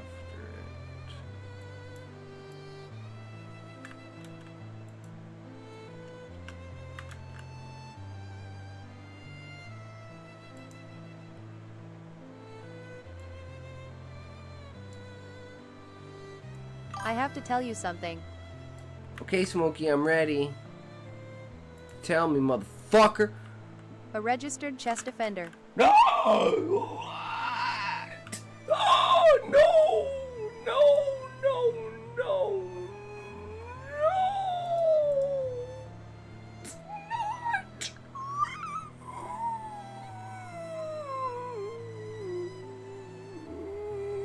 I'll show your mom my nip. There, showed my I showed your mom my nip. I am a She sex said, defender.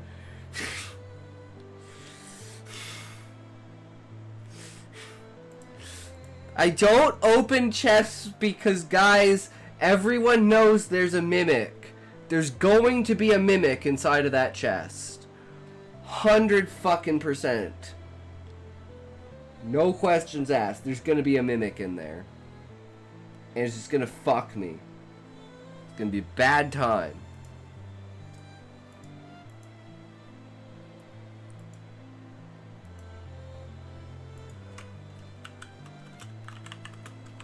Duart and violence.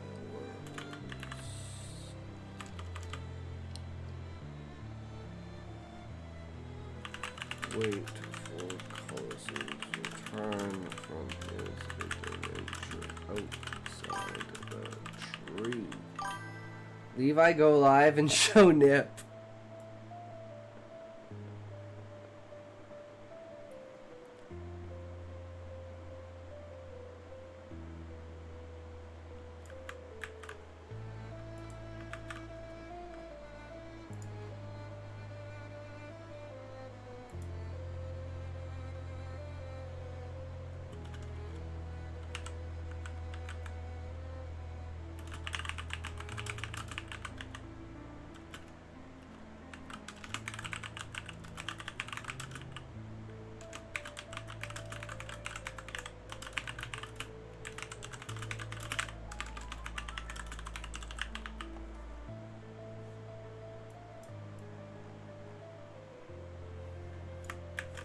Smokey, you are a sad, sad, little tiny little sad man that I absolutely love. And keep trying, man. Fuck you. Oh. Id suck your toes. Oh, I believe it.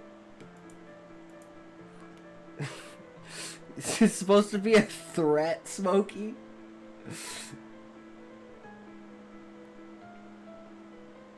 Want a pillow fight then? Yes, definitely. My body pillows are 12 feet long, and they're filled with iron bars.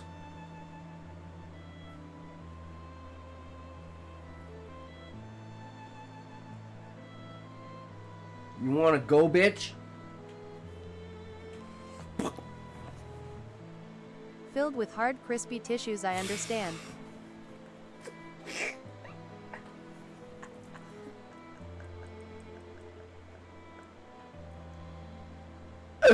True.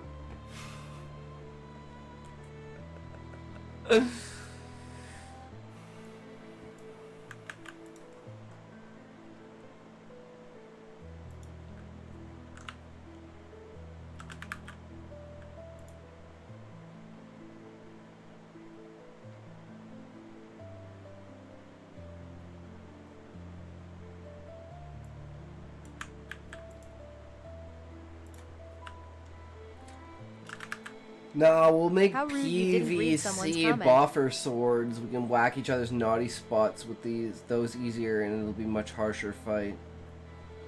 It's how rude you didn't read someone's comment. Wait, whose comment didn't I read, Smokey?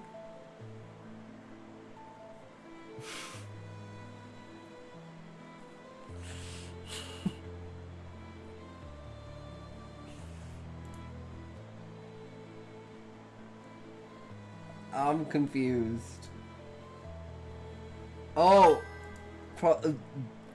I wonder if Doom Train from FF Piece of 8 trash is streamer. actually the Ghost Train from Final Fantasy 16 or Final Fantasy 6 after it was exposed to some powerful magic spell.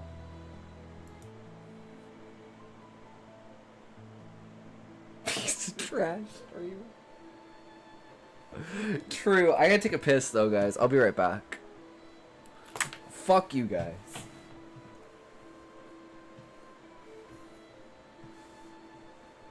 I almost took everything out, dude. I almost took fucking everything out. Jacob C12. Hey, bro. Cheeky request, but could you react to a song I made in the background or nah? Yeah, sure, bro. Just give me a second there, Jacob.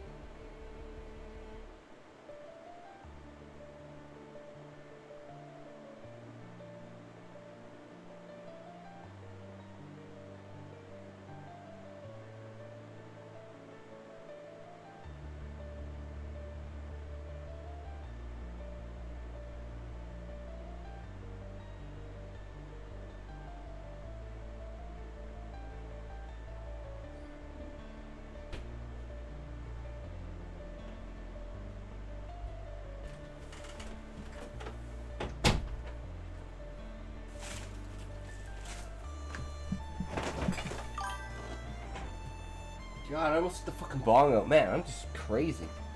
Alright, drop the link, good sir. Drop the link.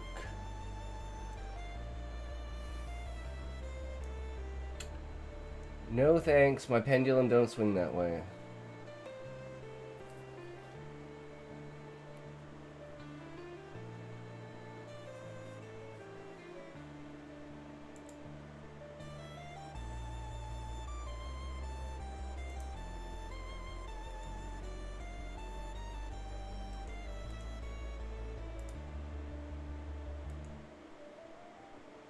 Oh, it's opening in here. I'm like, why is it not opening?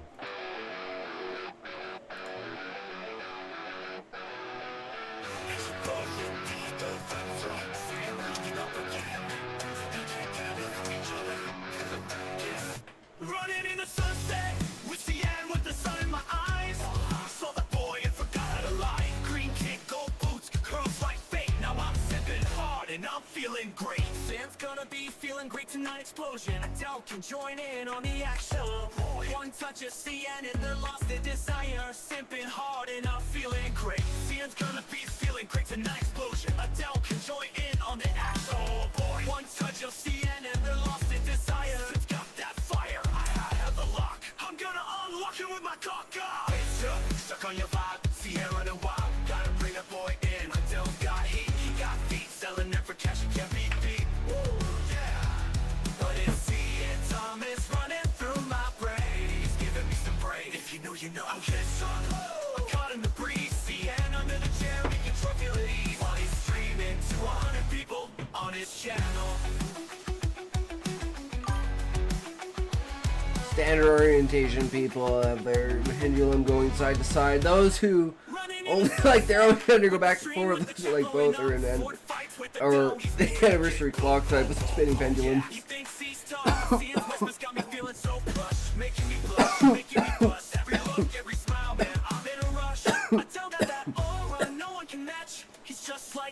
He likes to explore, specifically Troy's room. He finds some strange things, that's why he faces his streaming camera away. Sam's gonna be feeling great tonight. Explosion. Down in on the action. Definitely interesting, I'll tell you that. Random as fuck, which I love. Sam's gonna be feeling great tonight. Explosion. Adele can join in on the action. Oh boy, his Valerie is still sore. One touch of CN and they're lost in desire. Sam's got the fire. I have the lock. I'm gonna unlock him with my cock. Stuck on your vibe. Hell yeah, brother. Not necessarily my genre, but you know, I can definitely vibe with it. better than half the shit out there that just repeats the same word over and over again. Like the variety of lyrics is like very, very impressive. Wouldn't change the station, but I wouldn't go searching for it, I don't think. Yeah, it's just not. I asked AI. It's AI. I asked to make it an over-the-top rock song. I don't know if this is rock. I feel like this is kind of a mix of like high-end pop.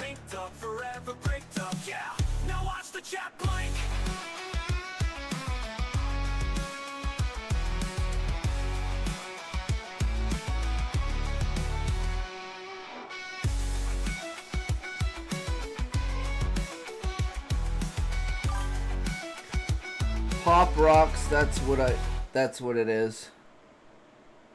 Yeah, not bad.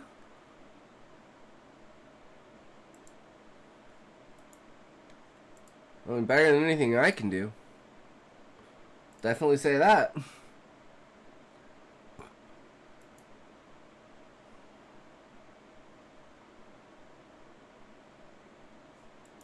we're down to 1.5.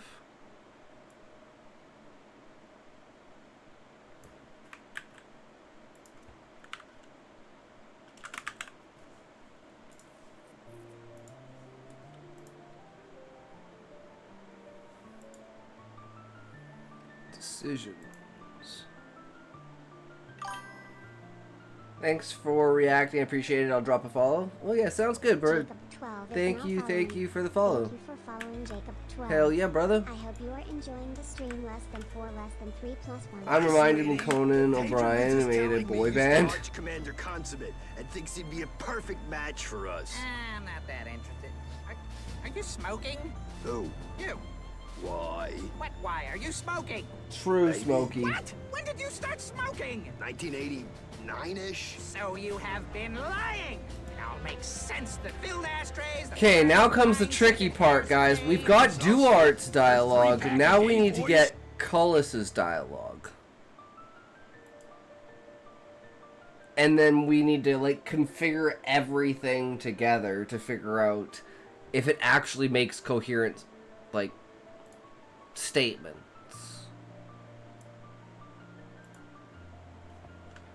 Next, oh, I have to actually grab all of, so we need, let's go, probably isn't open, oh, it might be, character profile, Duart's Adventure 2.0, I think we just want the base one, right? And we want only Cullis's dialogue now. So this will go over here to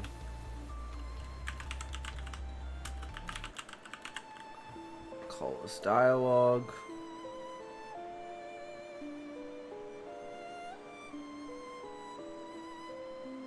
Okay, so this is...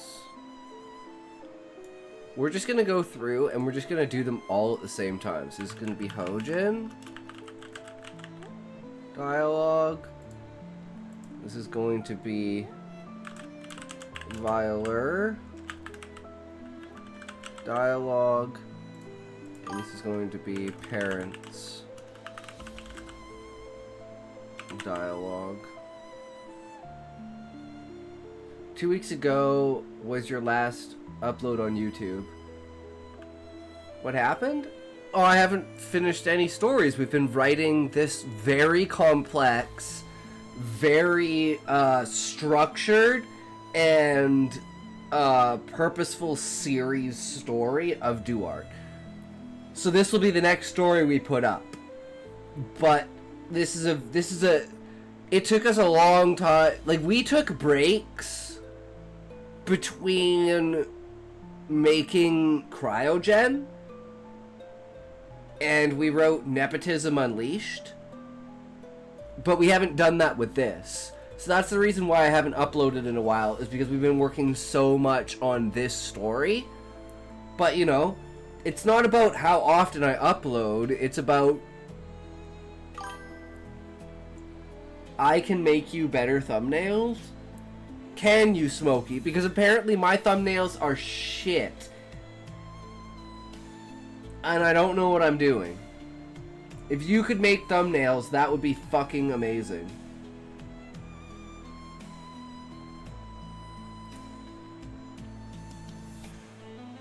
I would love that, Smokey. Teach me the ways, good sir, please. Please teach me the ways of... I mean, my problem is that I'm old school and I like this. Welcome to...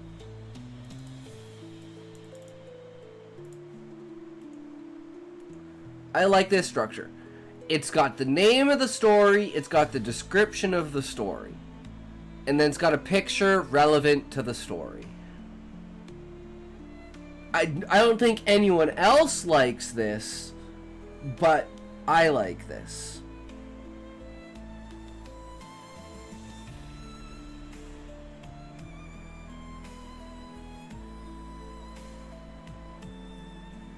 But you know, it doesn't matter what I like, it's what does the audience like. Adapt to the audience. I just have to learn what the fuck does the audience want.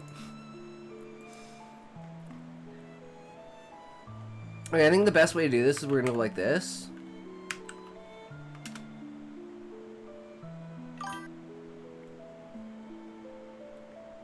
What you make them with? Microsoft Word? No, I make them with Canva.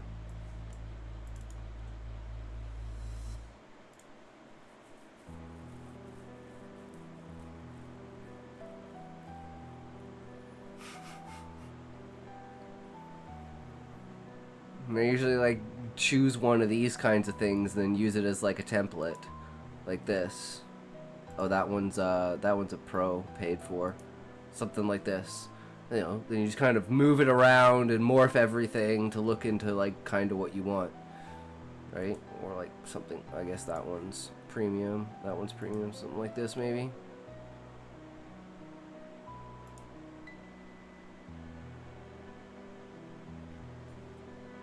But that's usually where I get the inspiration for it.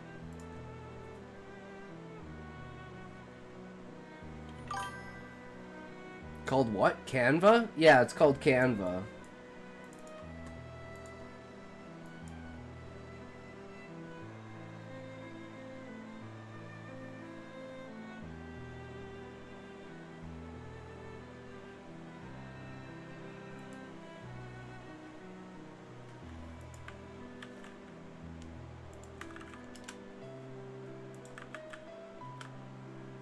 If you want to check it out.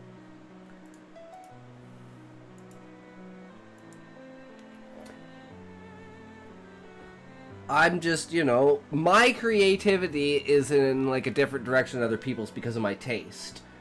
So like my creativity is great, but my taste is horrible.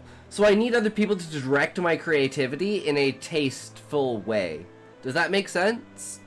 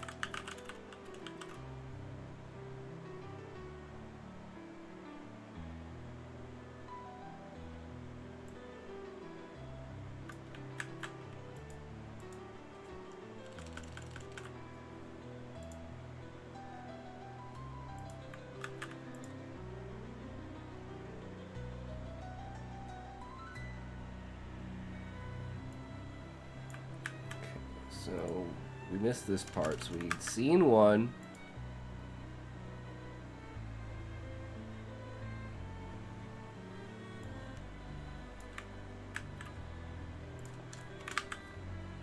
that.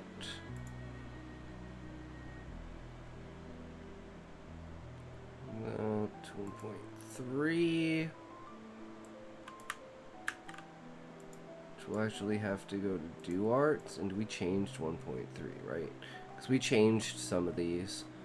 So this is where it's like we got to go back and forth between this and kind of shift things around, right? Okay, that's the character part.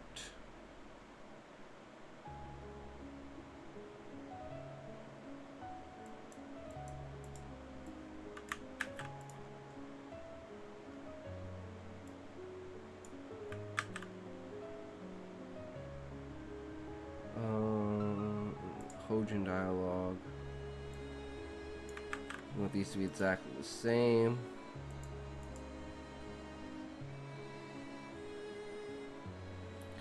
And we got 1.3, so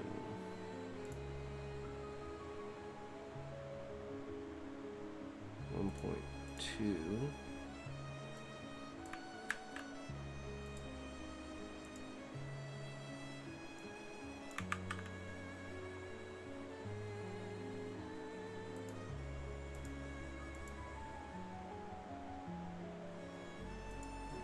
Three.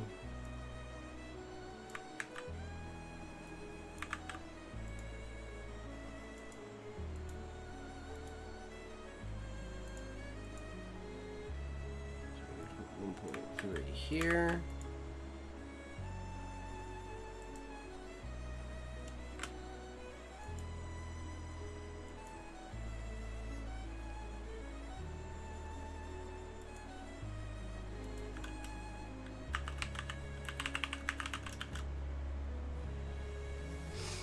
And scene 2, Duart's house.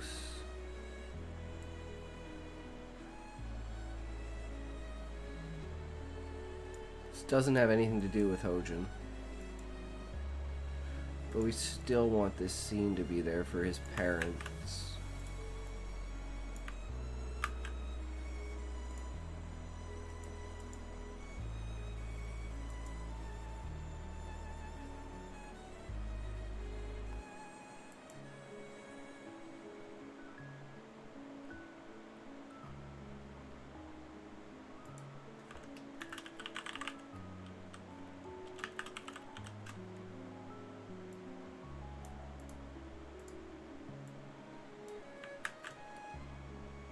I guess we should keep this one with it so we know which one of them is, because they're both going to be on the same.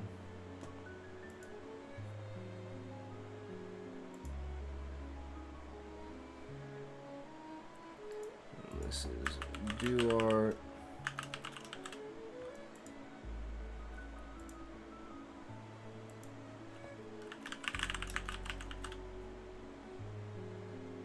Oh wait, this is his dad.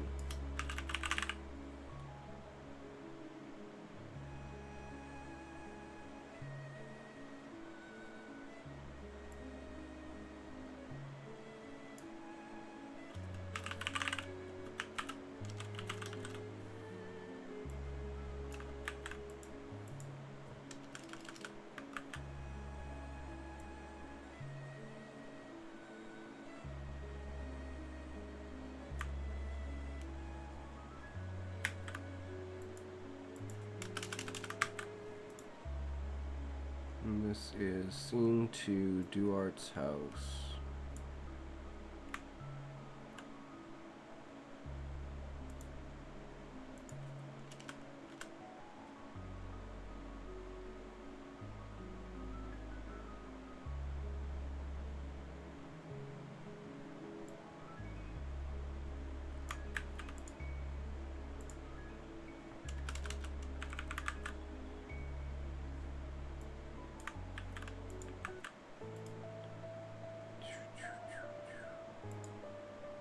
Okay, we're all the way down to here.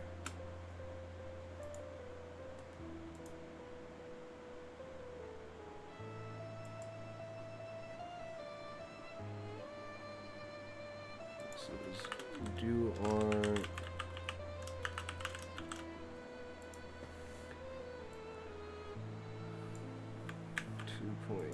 2.5.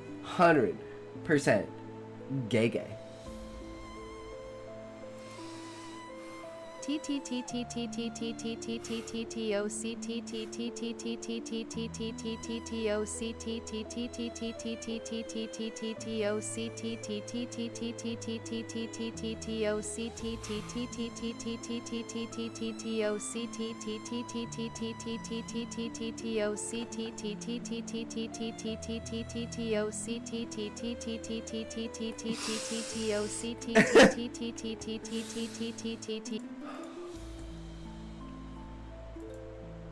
Damn, man, this shit going hard.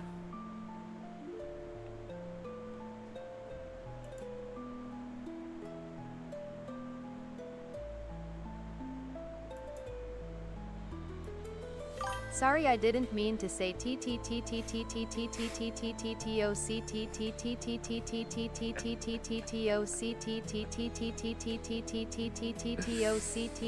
Oh god, it hurts. Smokey, you're killing me. My sides hurt.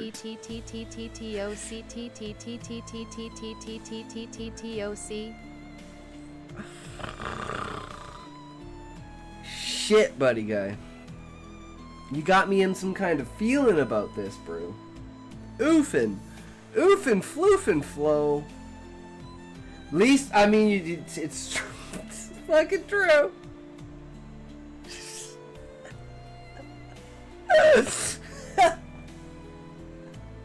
I wouldn't say sorry.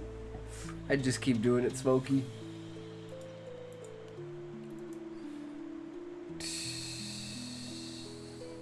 Okay. Get ready, brother. You ready to smoke? You ready to put it on?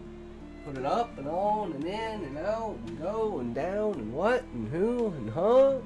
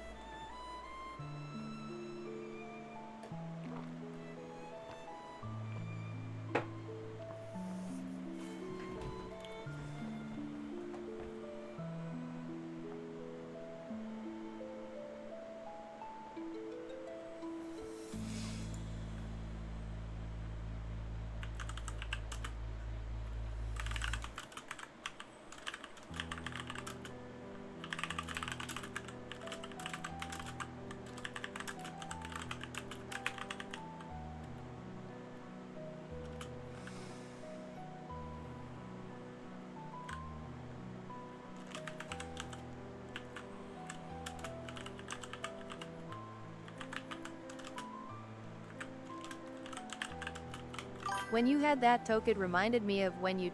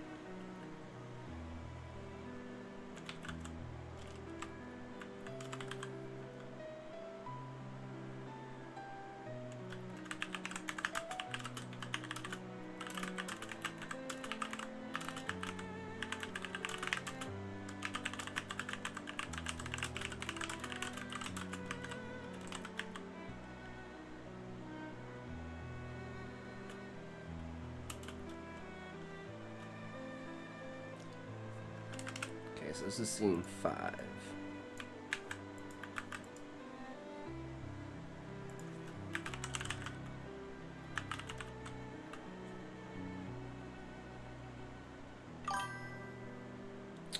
What is this story called? The Adventures of Duart. So far, that's the working title. Let's Scene 5 is also going to require Violer. This is where Violer is introduced.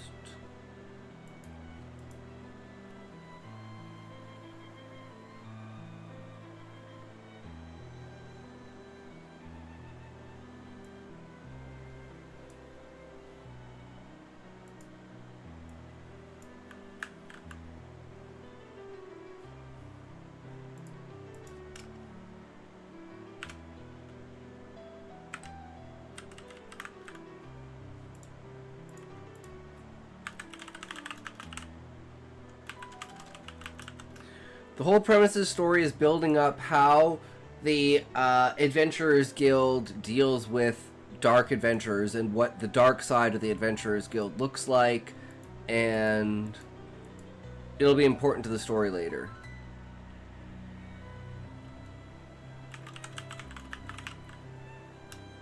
So this is extremely related to the actual story.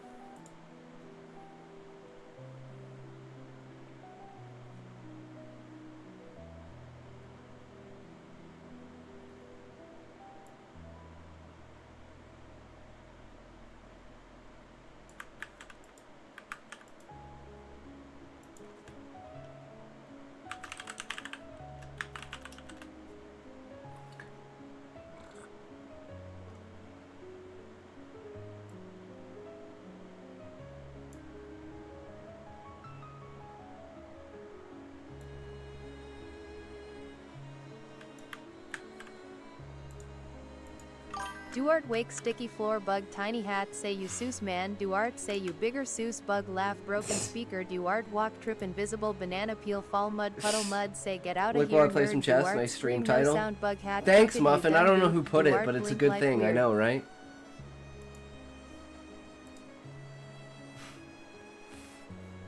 Apparently, like, the world is too basic for me. I just like complicated, like, I just like... I like presenting things the way that they are, structured and out there.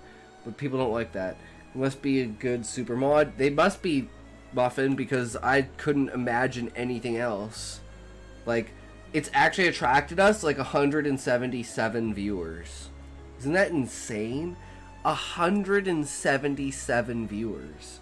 I know they're all invisible, but that's okay. That's how many just changing the title brought to the stream. It's fucked up, dude. Apparently I'm doing some things right and some things wrong.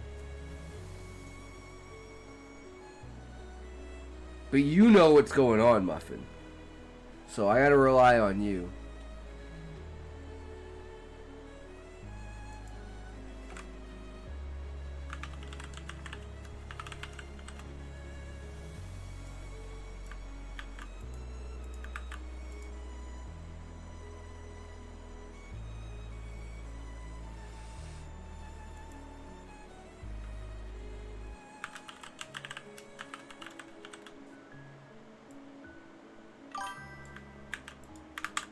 Stream volume will be quite low. Alright, no worries, Muffin. It's all good, brother. Do what you gotta do. I think that's all for Violer now. Cullis didn't even get to say anything.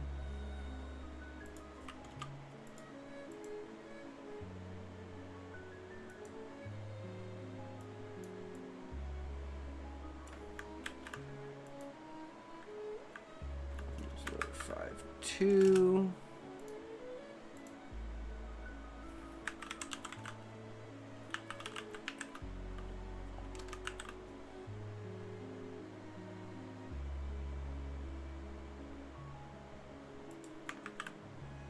Oops.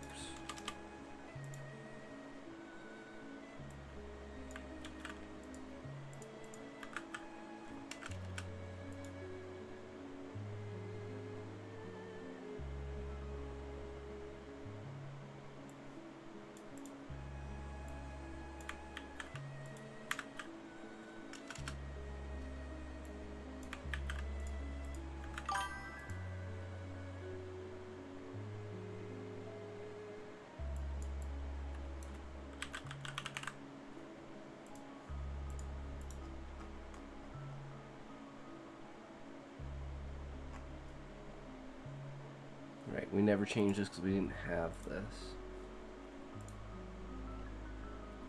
9,783 octillion 568 septillion 596 sextillion 46 quintillion 99 quadrillion 478 trillion 384 billion 623,469,856.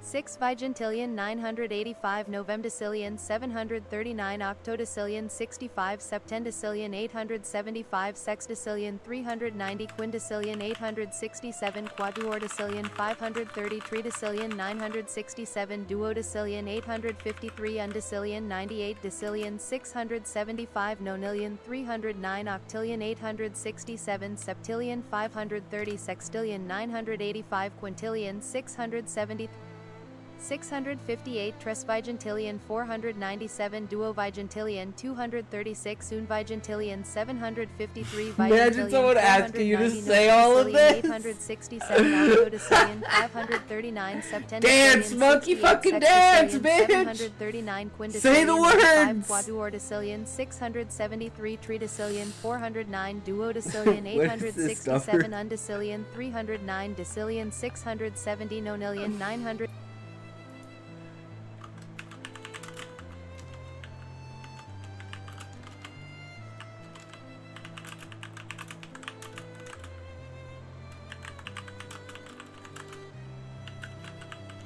Say that now in ence as in, of.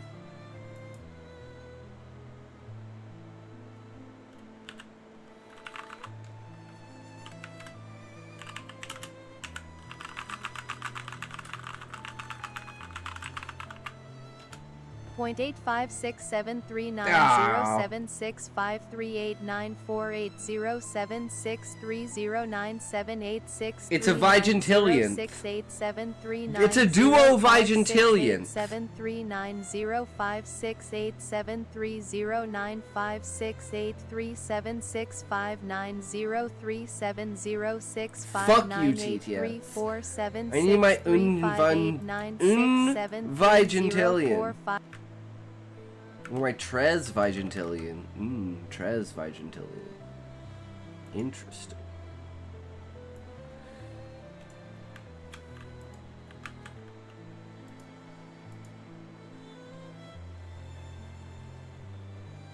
Okay, 5.5 still has no dialogue either. 5.6 to go to Duart's house. She vegan on my tillion till I un. True. And this has parents dialogue with Cullis.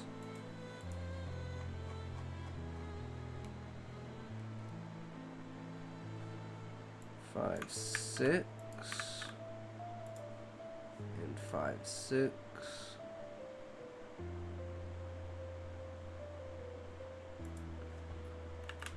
Mother, dialogue,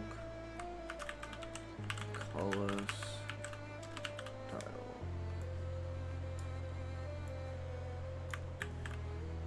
10 duotrigintillion googleplex and undecillion vigintillion quadrigintillion. You centillion, cheated! I looked quintillion, at the nonillion, numbers. You octillion, cheated. Septillion, sextillion, quintillion, quadrillion, trillion, billion, million, thousand, and one.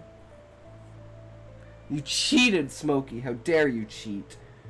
You made me think you were brilliant. And I was like, how the fuck did he put a Googleplex in there? But yeah, no, you cheated. Motherfucker fucking cheated.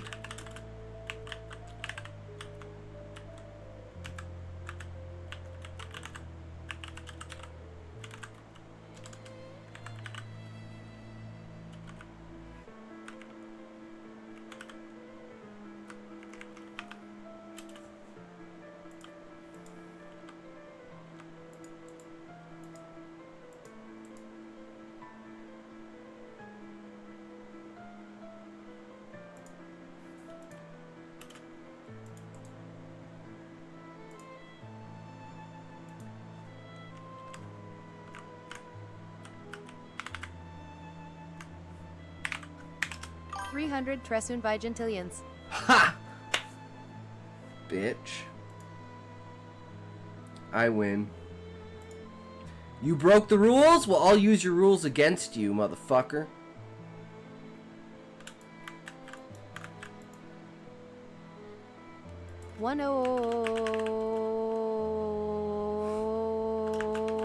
You tried.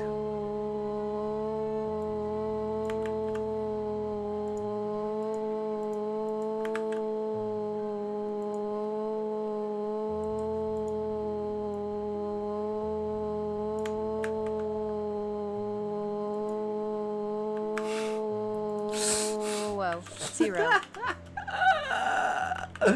There's so many! They're attacking me!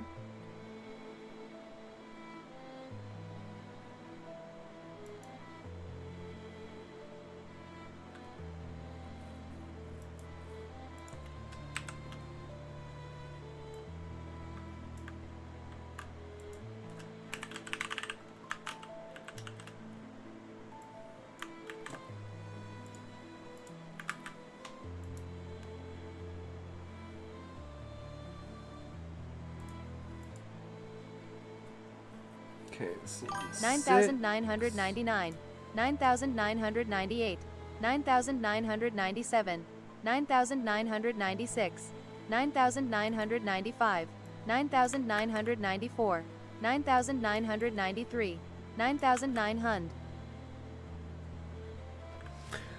100, 2, 3, 18, 62, 57, 38, 19, 24, 48, 52, 67, 33, 18, 11, 59, 37, 72, 81, 98, 47,000, 27, 83 billion, 428, 6 billion, gazillion, willion, 10 fillion. duotrigentillion, googolplexin, undecillion, vigintillion, quadrigentillion, centillion, decillion, nonillion, octillion, septillion, sextillion, quintillion, quadrillion, trillion, billion, million, thousand and one. 9,999, 9,998, N.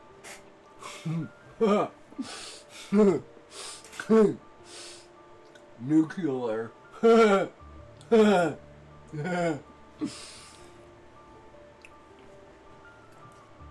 True.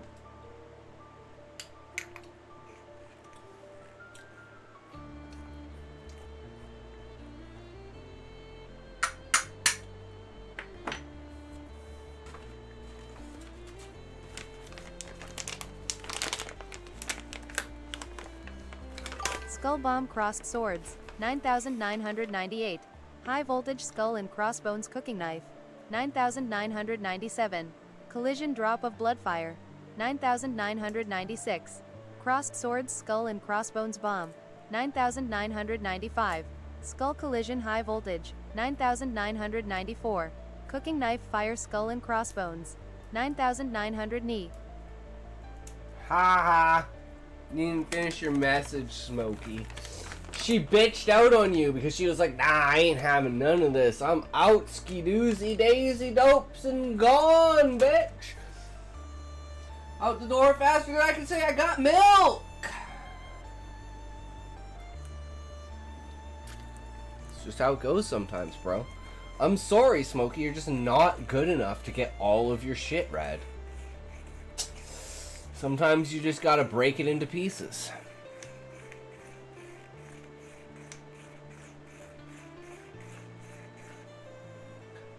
Yeah, what do you guys think the success rate of this story making sense by the end? After just randomly Hello, connecting... higher spricht den Verrückter Computer. Ichtung, gleich Diabetes nasalen Explosion, Zen Duotrigentillion Googleplex and Undecillion. Puh, das ist ja grosser als mein Datenvolumen. Jetzt runterzahlen, hold your beer.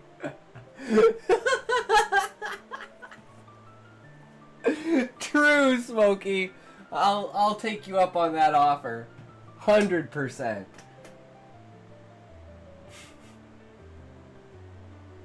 There's nothing like it, man. You know how to sell. I'll give you that. It's kind of scary.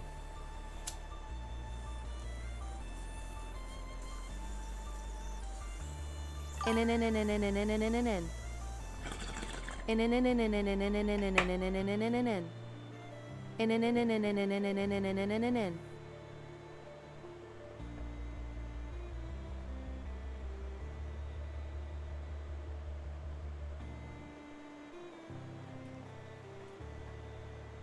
Finn.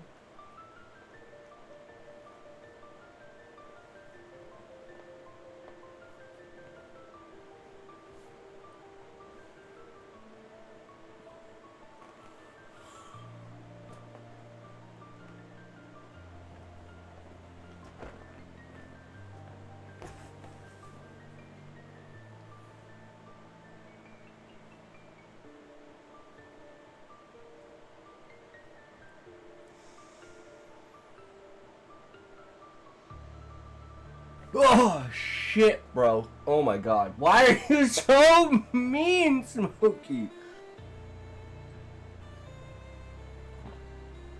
Not only did you have to kill me, you had to kill me in slow motion, bro. Do you know how painful it is to die in slow motion?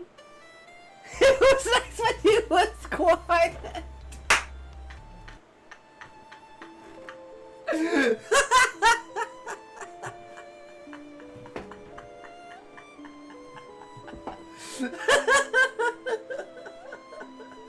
Radian, have you ever done this over stream, bro?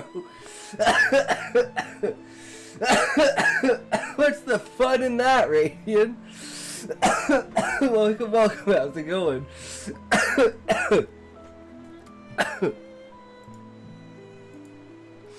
Oh, we put 6 in here? Yeah, 6 is good.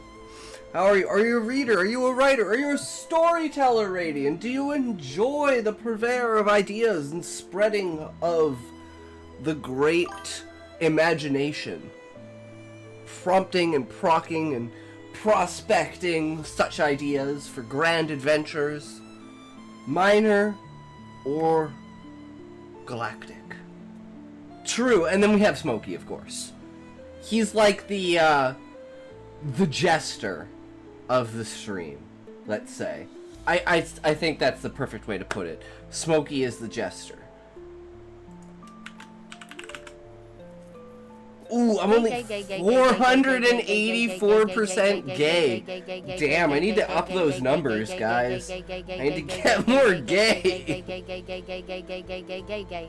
True, Smokey. Press the gay button more. It's that big red button, press it as many times as you can.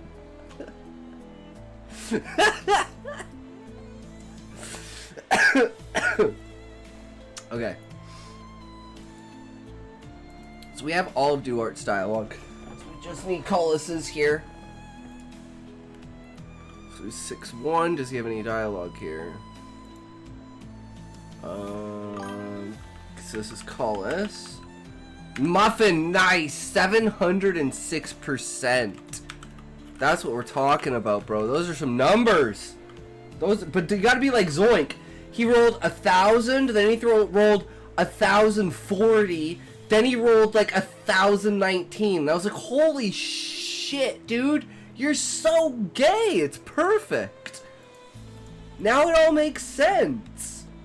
Oh no, you lost your gay by checking. You can't keep checking, Muffin. Your gay goes down when you check. Well, there you go. That's what we're talking about. Let's hope for... it's still a little too big. About... Ooh, that's a good one. 147%! Fuck yeah, dude. That's what it's all about.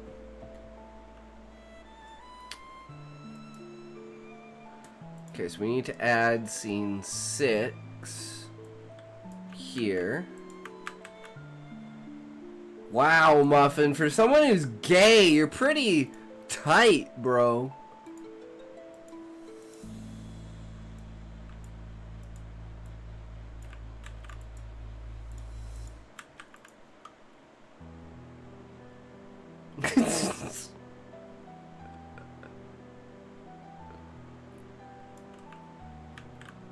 So this is Colossus, and then Duarte says this.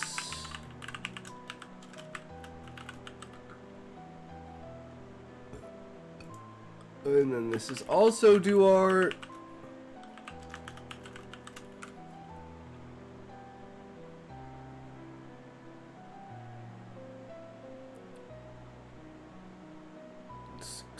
Two. Again, do art.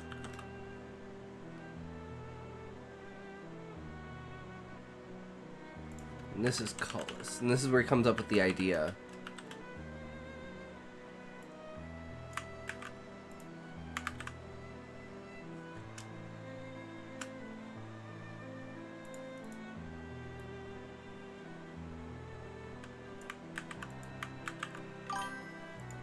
Goodbye. No, Smokey, don't leave! You bastard! How dare you!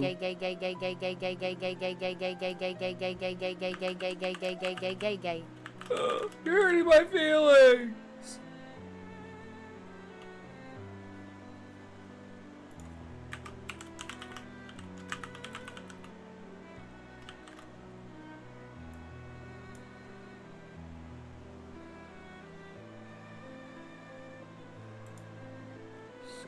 Three.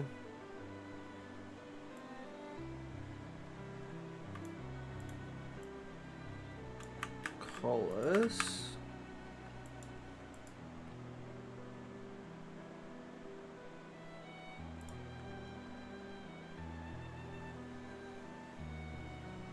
And this is do art.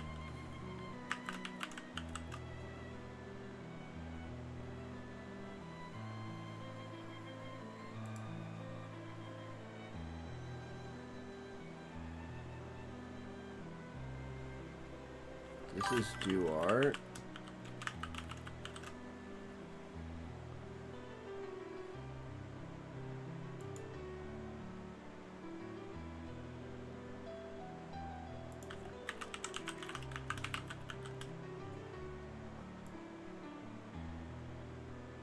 Okay, he's talking about leaving. By the way, fuck you, Smokey. Have a good night. Something's different. This is a do art.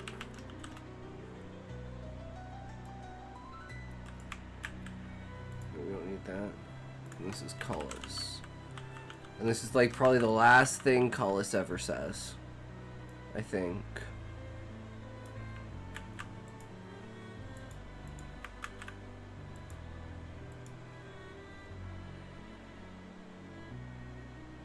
Oh wait, maybe there's still more to the conversation, because this is do art.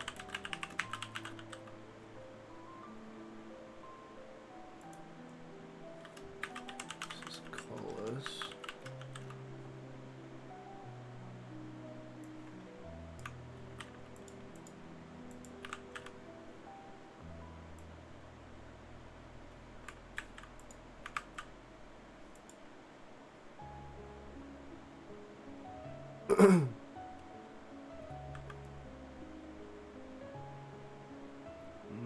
And this is Collis again. This is the final part of scene 6. Shit, double clicked.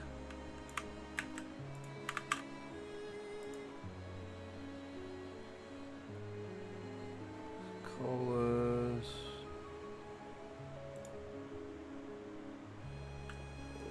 Also Collis.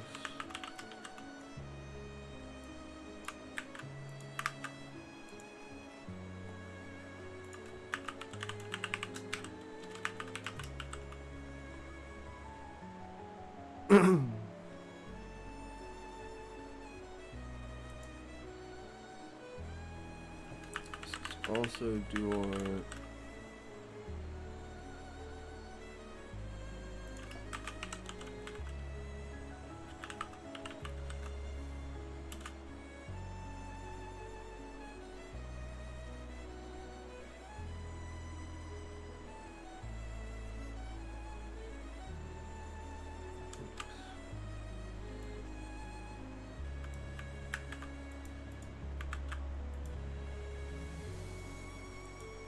Scene 7, Duart's house. And change this here.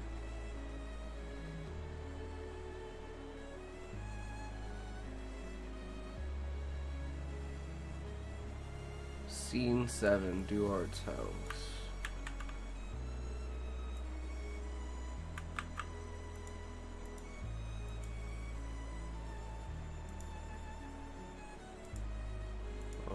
This doesn't have Cullis, but this will be parents.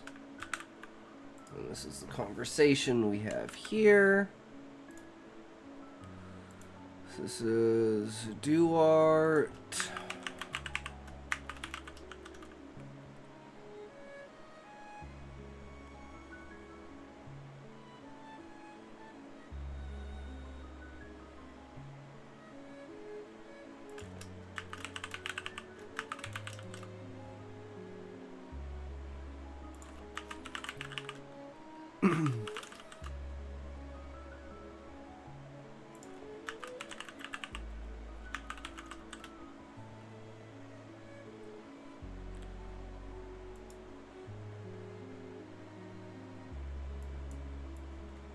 Conflict.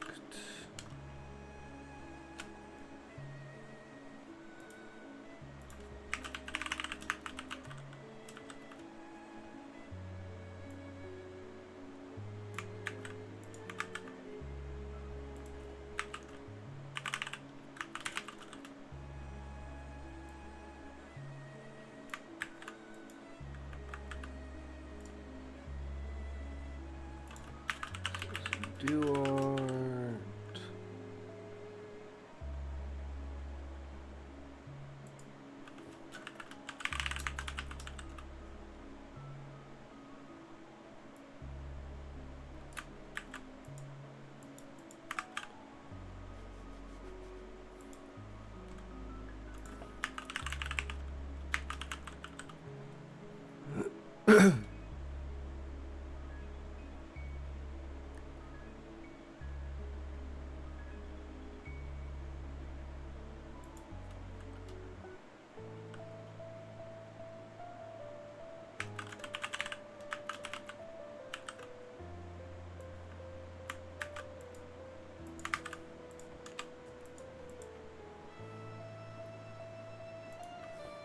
This is still Duart.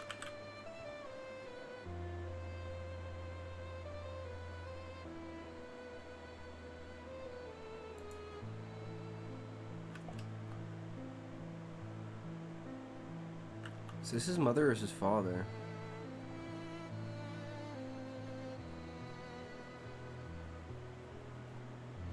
I think this is his father.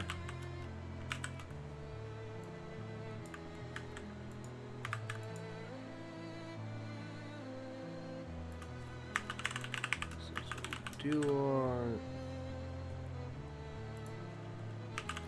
father,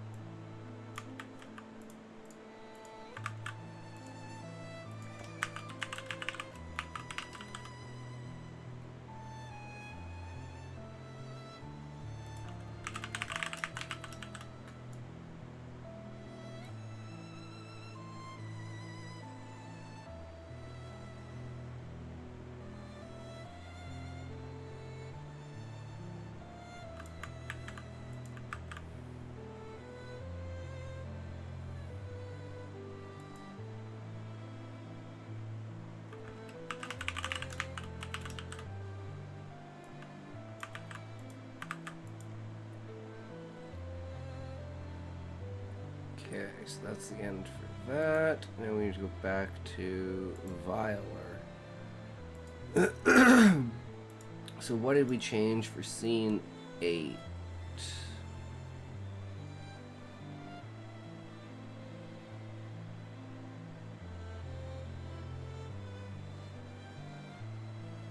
supposed to be 8. 8. 8.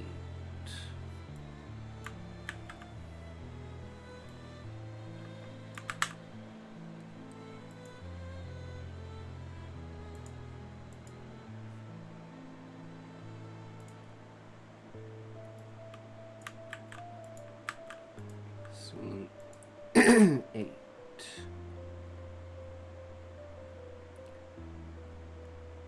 No dialogue in here, right? Says violiner.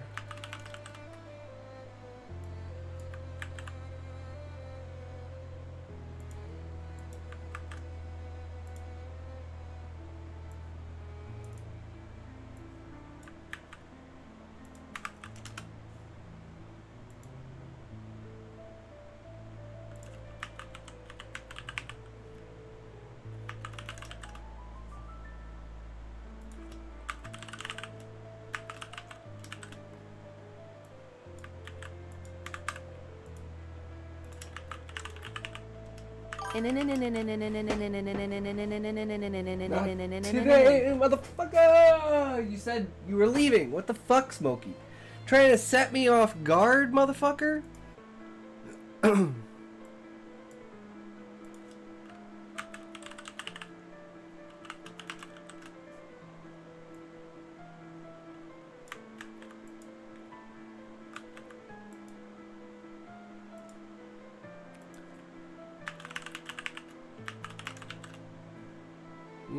Yeah. Inspect all you want, motherfucker. I'm smoking in the sun. Ah, nice. Nice. On me phone. Hell yeah. The sun is just barely coming up now. It's like just starting to get light out.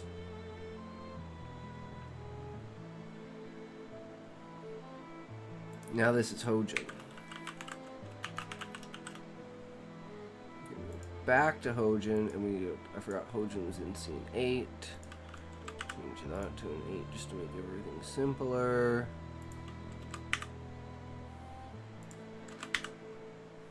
I appreciate your mother bringing me that cup of tea. Oh, you motherfucker, you wouldn't fucking last a single fucking second down here, you piece of shit. Go fuck yourself, Smokey. Double cross that motherfucker bitch up your ass, motherfucker. You'll never touch that shit again. Don't fucking come in here and tell me how to live my life when you know not what you touch when you talk about my mama that way, you motherfucker. How dare you go down there and do that when you fucking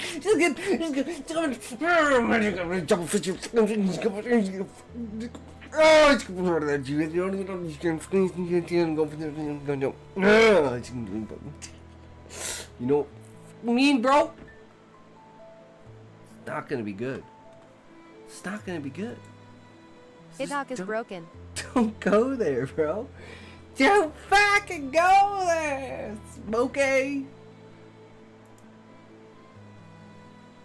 Dog's about to pull out a gun to threaten Smokey on stream. I am not Hassan.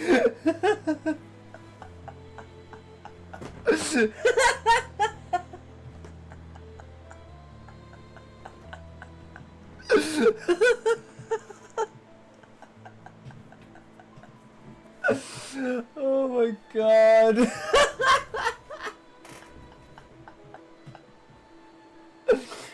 Oh shit. World's a crazy fucking place, guys. World's a fucking crazy place.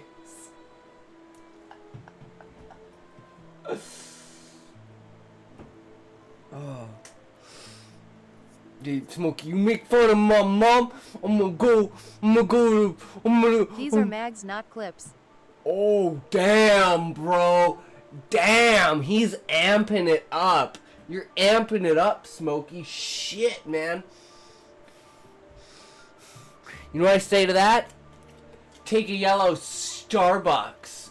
I mean, why did I say Starbucks? Starburst. Motherfucker. Yeah, that's right, bitch. That's what I think of that.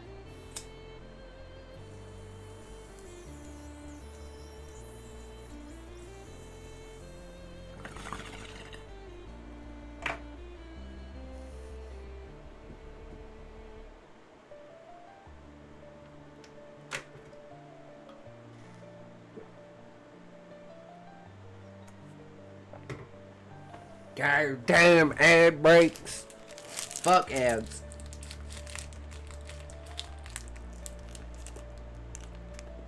Sorry, what did you say? I am watching a UWU girl.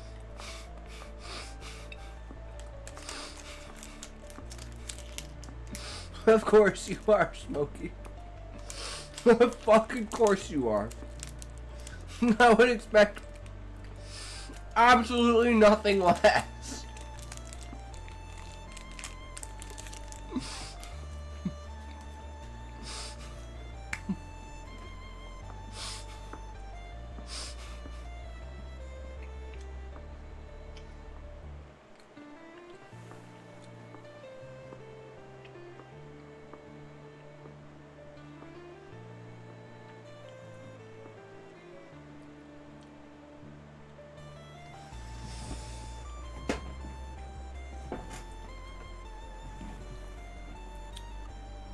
See, Smokey, Zoink could definitely learn a lot from you.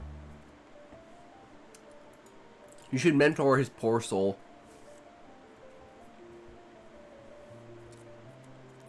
I think he could go a long way if you steered him in the right direction.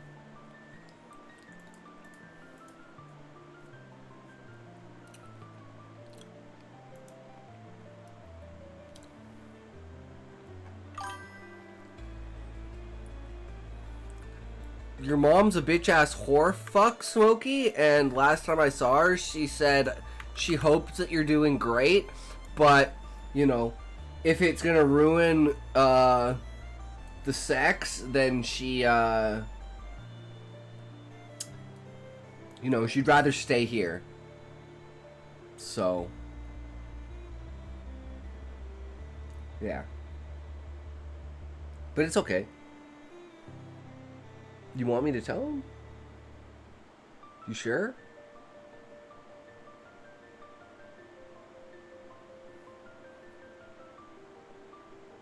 I was gonna say, she just told me that she made a pie for me. Her famous rhubarb and pea pie. If you know what I mean. Well, I guess you wouldn't, because that'd be weird if you knew. But yeah.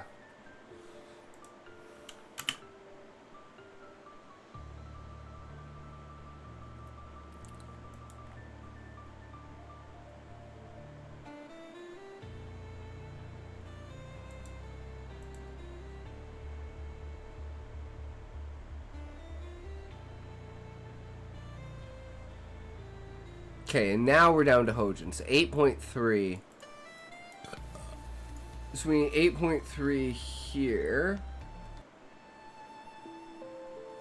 Do we not have 8.3? Nope, we never changed 8.3. From Hojin.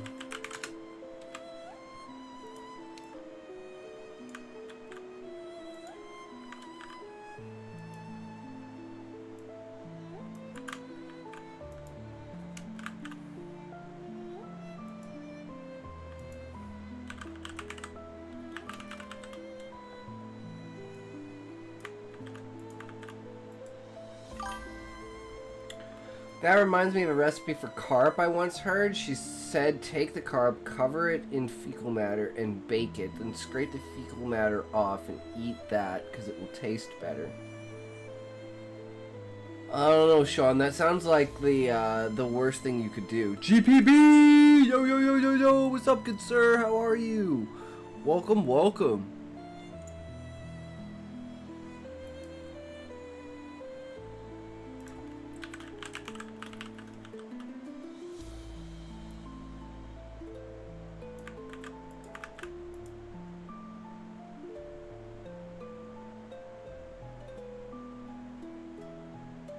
I don't know if Hojin speaks after this. Like, he just stands there until Duarte says something. Yeah.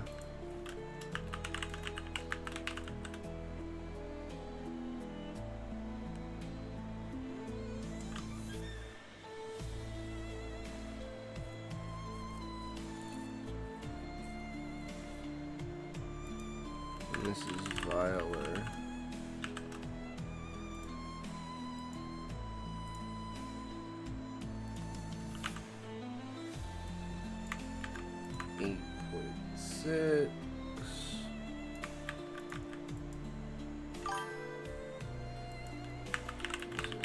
short.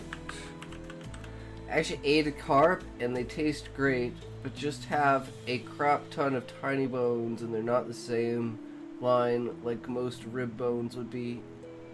It's like they have 3 different sets of rib bones. Weird fish. But if caught in early spring, they are good eating. I see.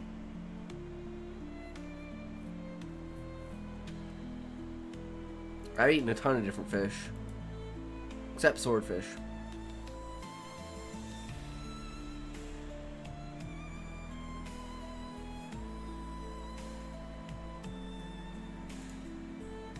Alright.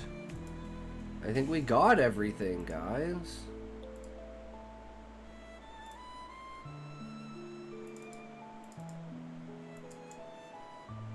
Let's just go new folder. Let's go adventure dialogue.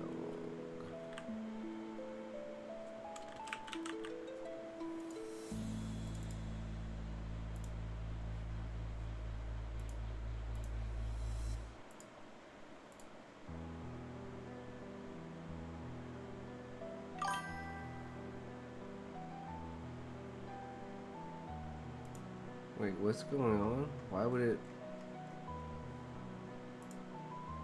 save as text file? I don't know why would anything else. Okay then, Hojin, save as, Hojin dialogue, save as, Cullis dialogue.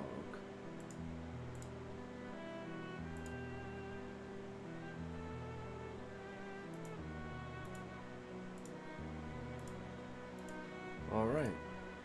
And then tomorrow we'll have to go through and fix everything together and see what it looks like. But for now, for a little bit at least, I want to I want to play that horse game again.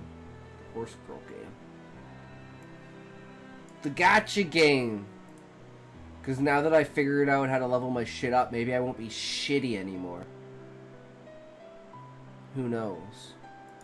We'll have to find out.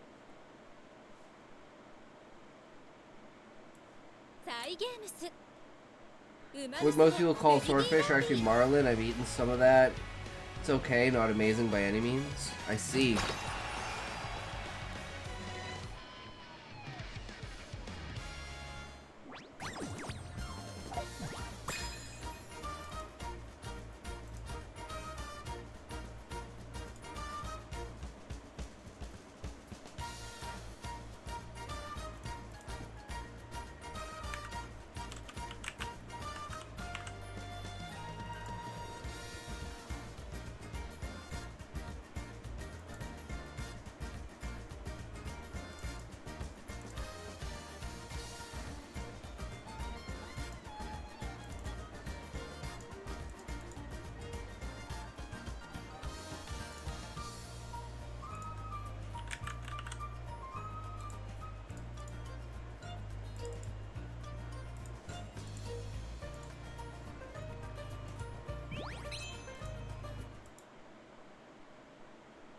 Okay, I gotta go grab something. I'll be right back.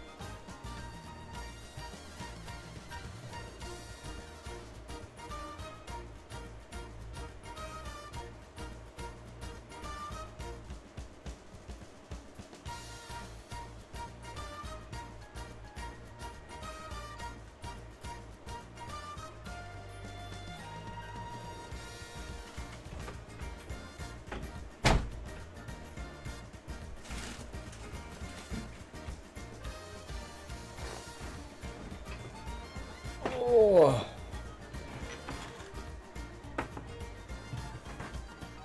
Alright, let's figure out how this shit works. If we can actually do something here with these fucking characters.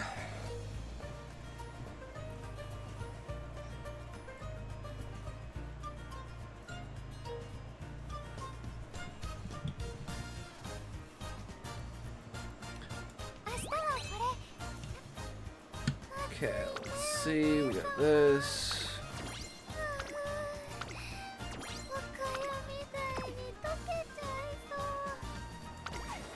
Career.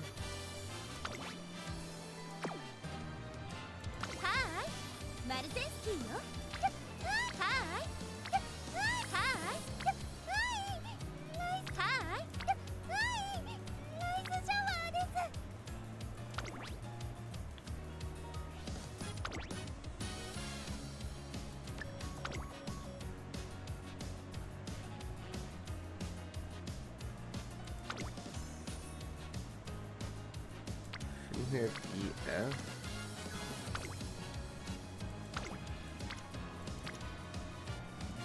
I don't know how it works.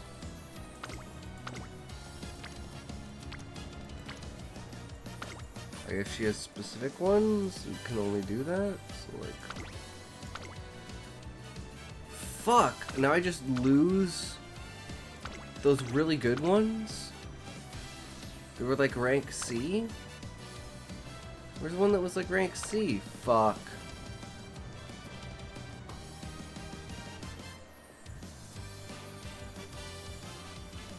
Well, I guess I lost it.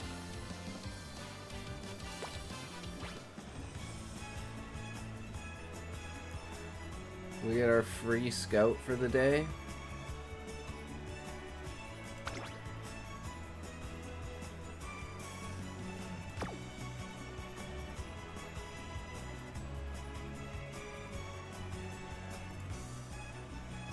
I don't know. It's telling us we have the one free, but I don't know how to use it.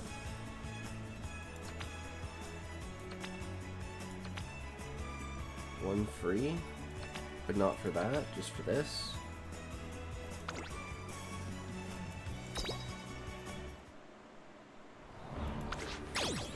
Ah, what a joke. Losers lose.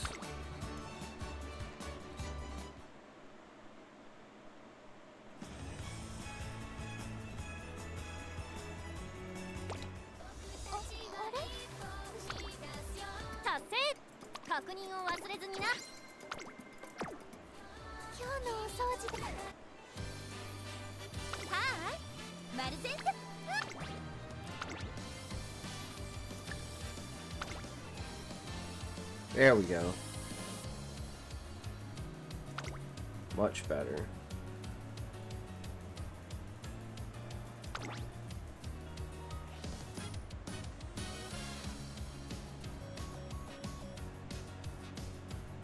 Level 30, level 30. There's a rainbow SSR?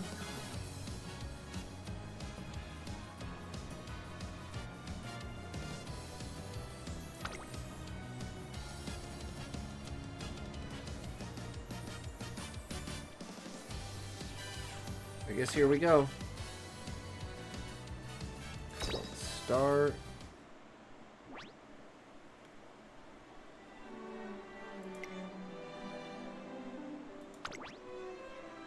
Skip this. There we go. Nice. 11 turns.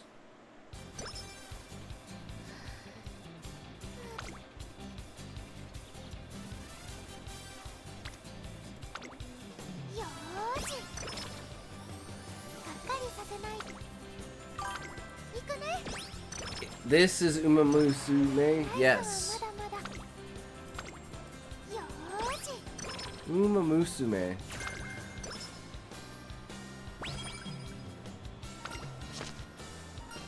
We learned how to do shit.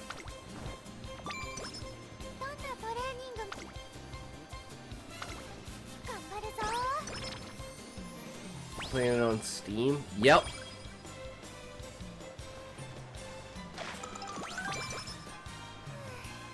It's free! That's a little stamina next. I have a game you should play? Okay, what is it, Muffin?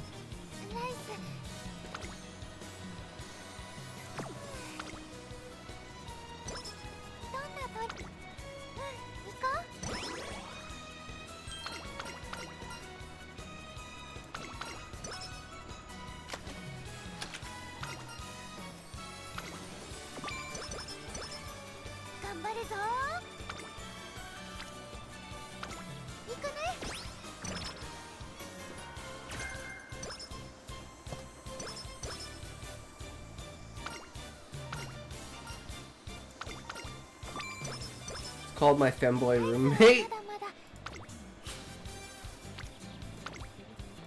Of course it is.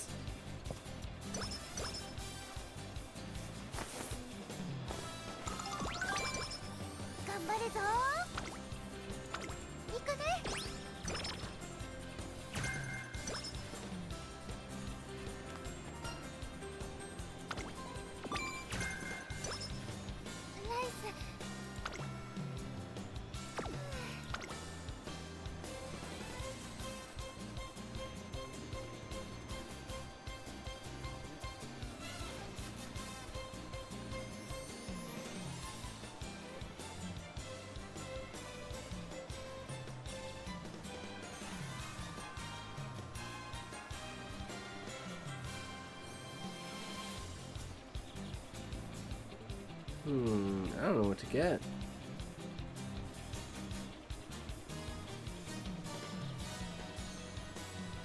I think I should either get this one or this one. It seems like this one's most expensive, so I'm gonna go with that.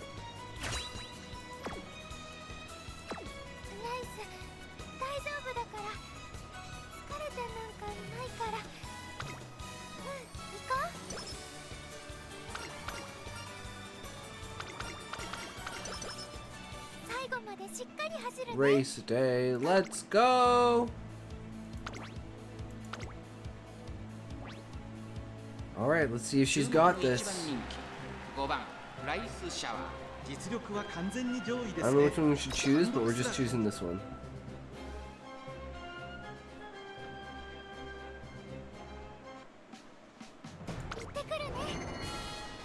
Alright, let's do this. Are we ready? We got a turf. 2,000 meter. You can do some stuff to said fam. Oh, I'm sure you can, cute muffin. I'm sure you can. 人気と実力を兼ね備えた9番、今日は3番人気です。2番人気を紹介しましょう。8番、威風堂々とスタートを待つのはこの馬娘。1番人気、ライスシャワー。火花散らすデッドヒートに期待します。ライスシャワー。出走の準備が整いました。さあ、ゲートが開いた。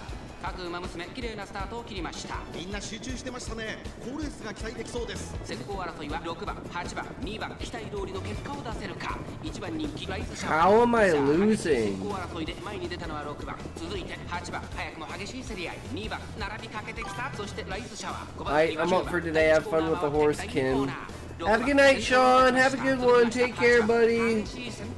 See ya again when we see ya, brother. 5番手に3番、そして外目をつきましては9番、4番、並んできた。その後ろから1番、それを見るように7番。意気揚々と先頭を行きます。6番、どうでしょうこの展開。ちょっとかかり気味かもしれないです。 Starting to think this character fucking sucks. コーナーを抜け向こう上面に入った8番、会長に飛ばして行きます。順位を振り返っていきます。依然先頭は8番、1馬身差6番、その後ろ2番、ライスシャワー、ここにいた。その後3、4馬身開いて3番、 Come on, Rice Shower. 4番、少し後ろから9番、そしてその内を回って1番、さらには7番。8番先頭を進みますがこれは正解でしょうか。8番彼女の Man, how am I losing? 先頭は相変わらず8 What 番 is 1点離れて this? 6番3番手に2番ライズシャワー。 Use your ここに ultimate! コーナーを進んで直線へ Come 向かう。 on! 娘たちがどう動くか目が離せません。まだ1馬身以上の差があるぞ。ここから捉えることができるのか。前方まで400。 Oh, here we go! Oh my god, am I gonna win? Am I gonna win? Am I gonna win? ライズシャワー。 Come on, use your ultimate! Yes! 大好きな人と幸せの青いバラにライスだって咲いてみてよ。ライスシャワー抜け出した。残り200。これは強い。ライスシャワー足色は衰えない。ライスシャワーリードは2馬身。 Fuck yeah, that's how it's done. Boom, bitches! ゴール板を駆け抜けた。 What it's all about? 見事な走り。 Rice shower? I know, it's such a weird name. メイクデビューを制しました。2着には8番、3着に入ったのは3番。 Can we grab my food once I put on the next race? 変われたよね。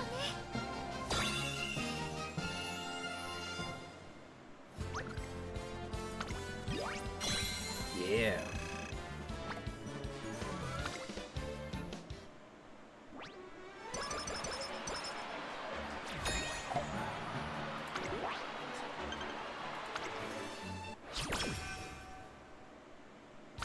Damn, 17 turns?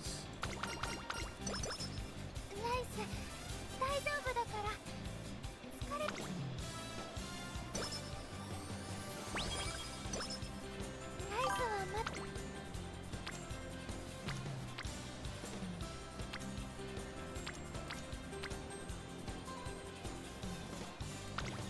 頑張るぞ。あのね。行くね。 Damn, that's a lot of training for speed.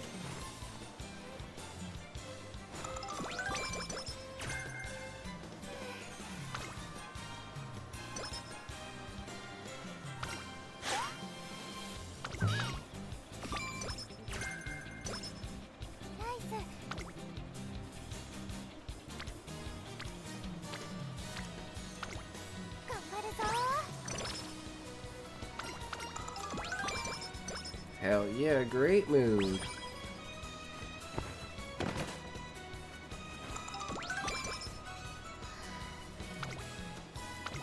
Oh yeah. Speed eater. And some stamina. As long as we don't fail like a 20% one, like a fucking retard.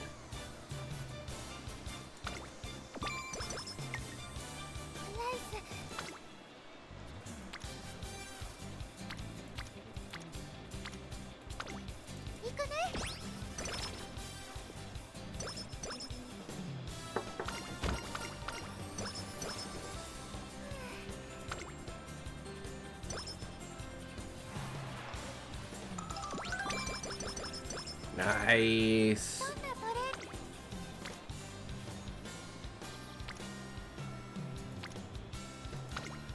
Some more power.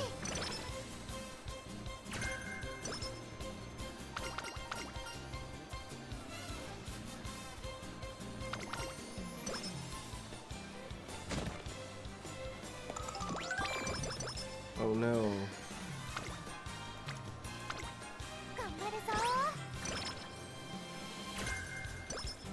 Sunny days.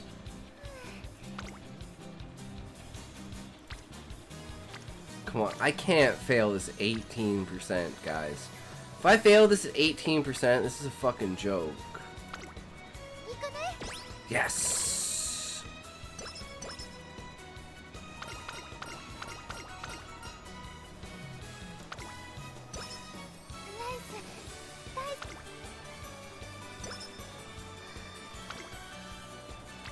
Oh shit, we get like a super good one. Friendship training! Oh fuck yeah.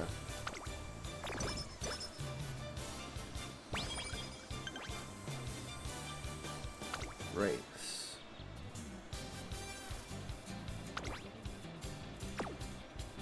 Okay, let's go for a race, but we need skills.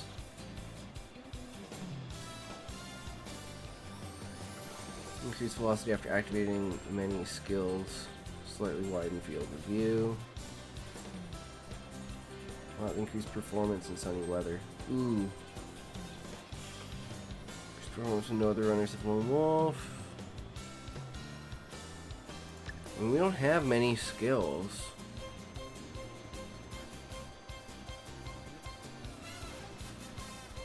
Damn, we're so close.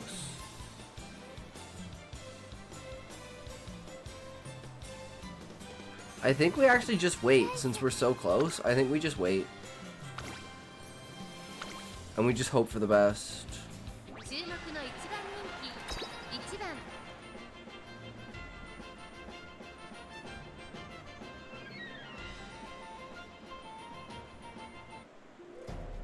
Glad I didn't pick sunny day, because it's not a sunny day today. Oh, so glad I didn't pick that. Oops. Alright, I'll be right back.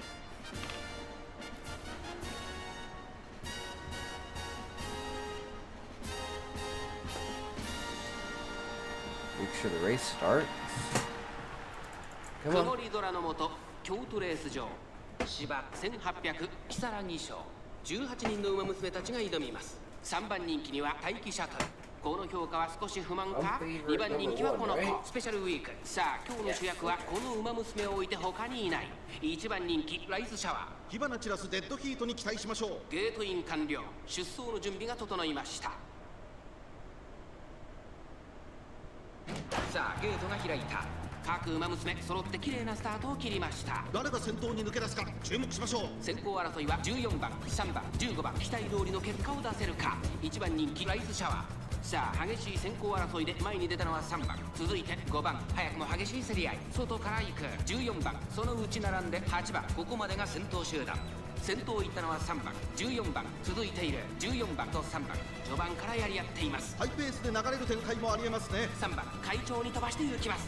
現在1番手は3番、続きました14番、さらに8番、1馬審査5番、5番手には16番、1馬身離れて待機シャトル、ライスシャワー、この位置につけています。その後6番、15番、並んでくる内から10番、外を回ります18番、それを見るように17番、その後ろから2番、その外並んで7番、少し後ろからスペシャルウィーク、さらには9番、後方2番手に4番、スーパーフリーク、最高峰だ8番、先頭をキープ。これは面白い展開だ。このまま進みますか。これは大胆な作戦。 Oh god, I'm losing terribly, aren't I? 勝負どころ、最後の直線へとかけていきます。待機シャトル、ここで抜け出した勝負は最後の直 And 線 we're に nearing さ the れた finish. 待機シャワー。内で様子を伺う。 Oh shit, we actually used our ultimate! Okay, that's 切 important. りました。最終コーナー。 Can we do it? 駆け抜けてきたのは待機シャトル。 Can we make it? ライスシャワー、待機シャトル。 Come on! We're so close! No, I'm just gonna come in second. That chick is so fucking fast. There's no way I'm gonna catch her. Second place, whatever. With no skills, I can't complain. 見事に完勝。木更木賞を制しました。2着にはライスシャワー、3着16番。あとちょっと頑張れるようになるね。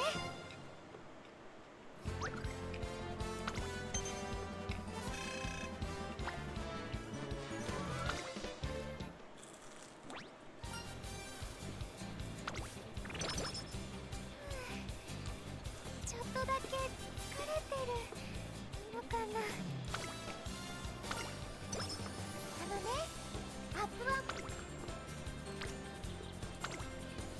エルと頑張りましょう。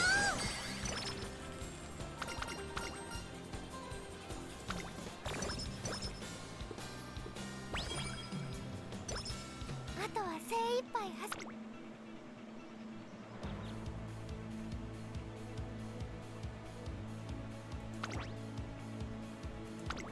No! Shit!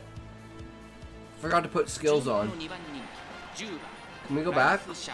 素晴らしい雰囲気を感じる私一 No! 押しの馬娘ですね。 Shit. 芝のコースで力を十分発揮できそうですね。 We didn't grab a skill. 9番、 This 13 is 番 bad. 注目の2番人気10番ライスシャワー。一番人気に負けず劣らず、いい Shit. 仕上がりですね。前目につける先 Well, 行者 we have to, I guess. 勝利をつかんで Damn, we're bad. We're bad, guys. Again, glad I didn't pick sunny day, because, again, not a sunny day. That chick fucking dominated us last time. It wasn't even fucking close. And this is a shorter race, so I don't even know if we're gonna get our ultimate on. Look at all these basic bitches. I better be able to take them out. Oh my god, no. We have like... Yeah. Mihono. No one can beat Mihono.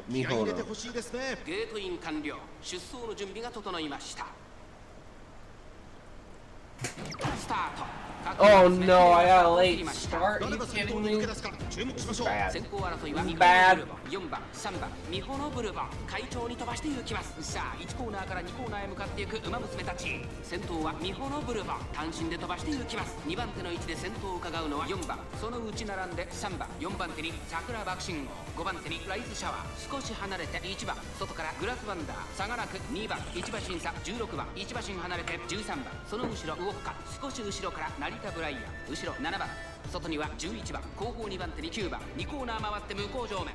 現在1番手は3番ミホノブルボン並びかけてきた。さらにはグラスワンダー、4番手にはライズシャワー、4番並んできた桜爆心号続いている。そして内目をつきましては1番、そしてその外から行ったのは2番、その後から16番、13番並んできた2馬身離れて成田ブライアン、それをTelling you I'm playing this 2 days. 3馬身開いて7番すぐに続いて Asmund played it yesterday, so I figured I would play it. 最高峰からのレースになりました。 Seemed interesting and funny. 3番どうでしょう。 First gacha game I ever played. Welcome, welcome, Hannibal. How are you? Oh. 中山の直線は短いぞ。後ろの子たちは間に合うか。先頭は2人の一騎打ち。抜け出したのは桜爆心号だが後続も追いすがる。200を通過。並びかけてきたのはライ Oh ズシャ shit. ワー。 Come on, use your ultimate! Use your ultimate! かわすか。どちらも一歩も譲る。 Yes! Three nice plays playing too, it's been super fun. Hell yeah! 桜爆心号追いすがる。ライズシャワー。2人もつれたままゴールイン。ライズシャワー。 Dude, that was so close. That was so close.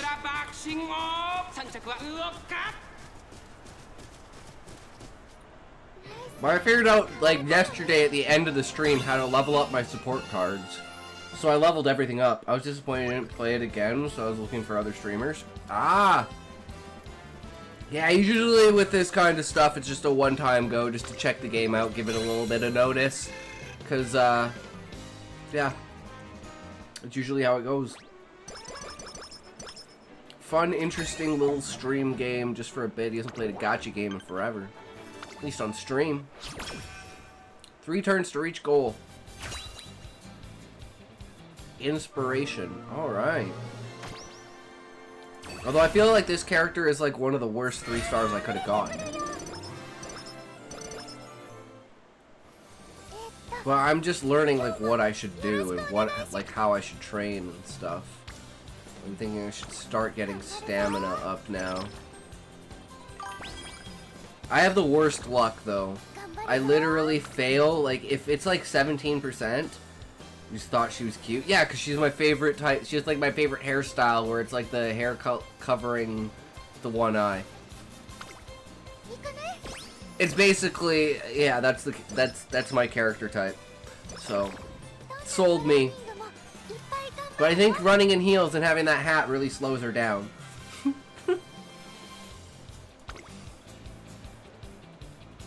One more stamina, or should we try for speed? Speed's gotta, oh yeah, no, we should definitely go for the friendship training.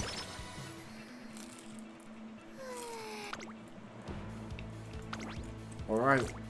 No! No! Fuck me. I did it again. Fuck!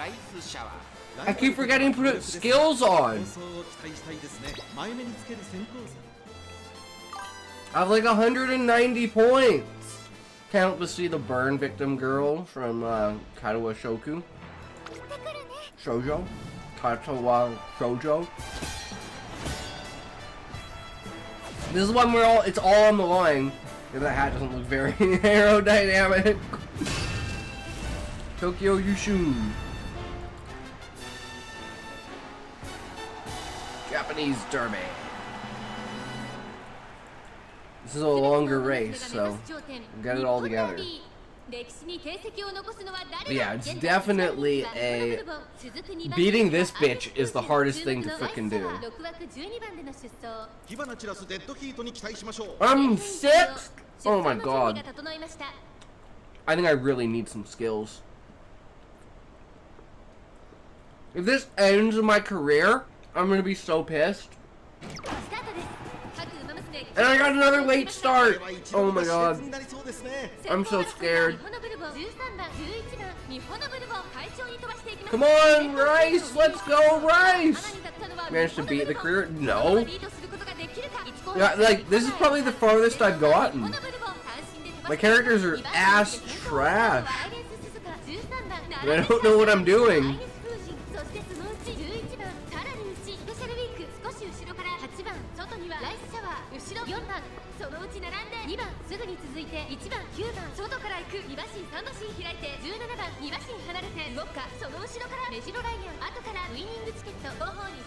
I'm just trying to get lucky. Apparently I am getting lucky this run.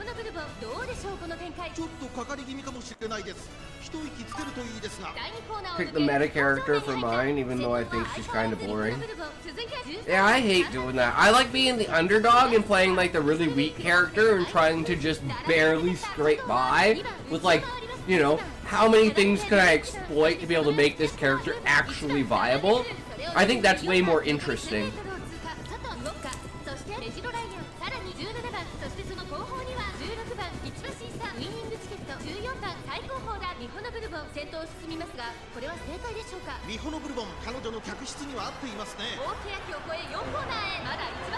Man, I'm actually giving her a run for her money, bro. I haven't even ulted yet.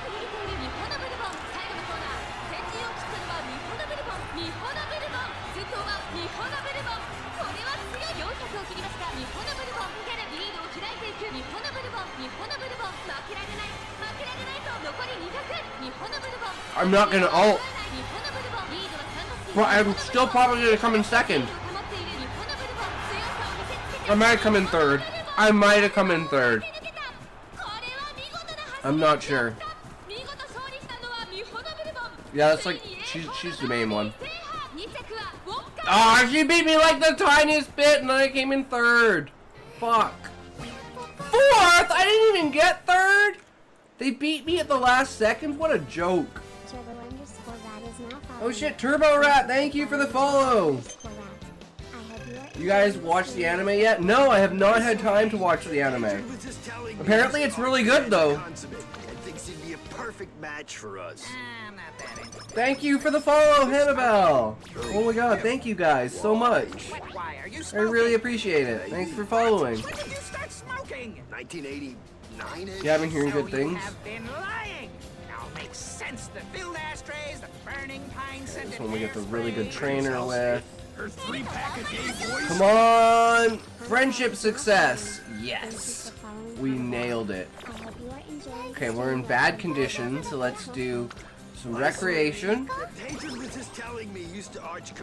We're gonna rest. It'd be a perfect match for us. I'm not that into it. Are you smoking? You. Why? Why are you smoking? I'm gonna rest again.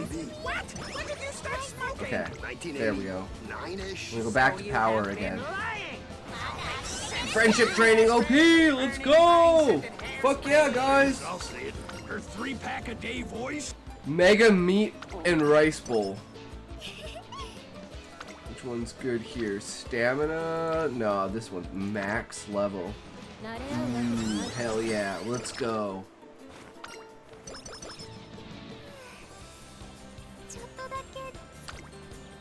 What should we level now? This one's a max. 14%? Okay, we success. Woo! That was close. That could have been scary. Okay, we'll rest. You don't have to bear this alone. I'll always be here for you. Let's go with some more stamina. It's a lot of trainers. Okay, this time grab skills. Let's train together. Yeah. Another event. Okay, this time pick skills. Okay, we have 274 points. Increase ability to go to the front mid-race. Increase ability to go to the front mid-race. Slightly decrease fatigue.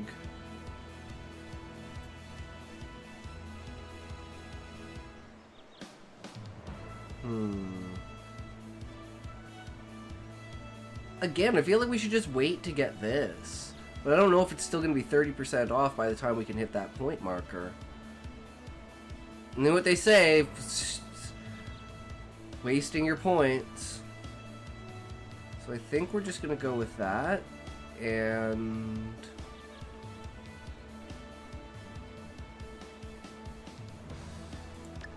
that. Just because. I have absolutely no idea what anything is, Levi. I don't read anything.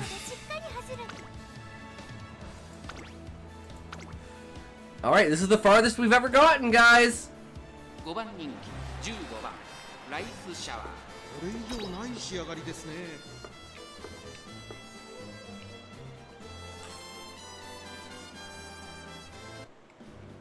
行ってくるね。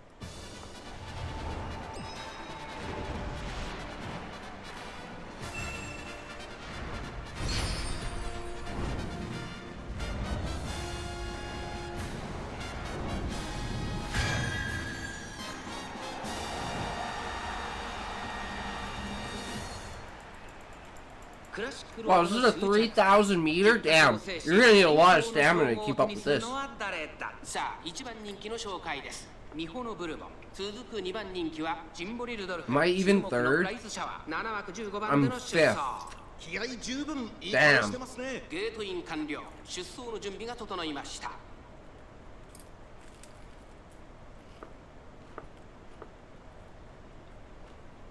スタートです。各馬娘、綺麗なスタートを切りました。みんな集中してましたね。好レースが期待できそうです。ミホノブルボンとセイウンスカイ、この2人が競り合っているぞ。ミホノブルボン、快調に飛ばして行きます。長丁場のこのレースですが、ミホノブルボン早くも先頭に躍り出た。2番手の位置で先頭を伺うのはセイウンスカイ、3番手岩早秀、そしてその外を回ってライスシャワー、そしてその内を回って成田ブライアン、後ろ3番 I mean, we're contending. Look at all the other people. 先頭から後方まで隊列は縦長に They're so far behind, it's not even fair. 保っているようですね。現在1番手はセイウンスカイ、続きましたミホノブルボン、大きく離れてビワハヤヒデ、2馬審査ライスシャワー、あとは成田ブライアン。1周目の直線、スタンドの大歓声に迎えられながら馬娘たちが走り抜ける。その後ろからスペシャルウィーク、3馬審査3番、それを見るように2番内で It's because the people in the back are pacing themselves, right? ジンボリルドルフ、内を回ります。13番 We're just over halfway. 少し後ろから14番、内には8番、そしてその後方には11番。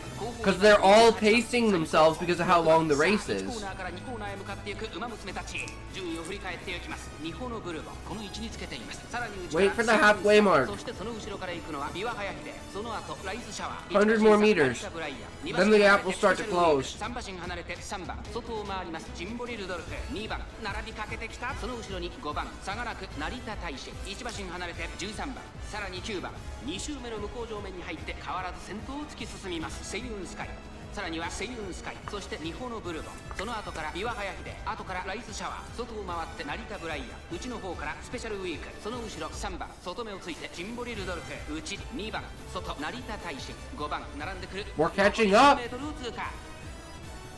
We still have 1,000 meters. これは正解でしょうか。 We're catching up. 彼女の客室には合っていますね。ミホノブルボン、 Look at that. ここにいた。 They're running out of stamina, guys. They're running out of stamina. まもなく第4コーナーカーブ。ここからスパート、一気にレースが動きます。ビワハヤヒデ、 Oh my god, here we go. 直線で勝負が決まるぞ。ライスシャワー、前を狙っているぞ。さあ、彼の最後 I'm actually fucking. If I ult, I think I might come in first. Come on, ult! No, I'm gonna be like fourth. I don't know why I can't ult. I might come in third. Oh, I think I'm coming in third. But we didn't even ult, man. We could have gone in first. I don't know how I get my ult to go off.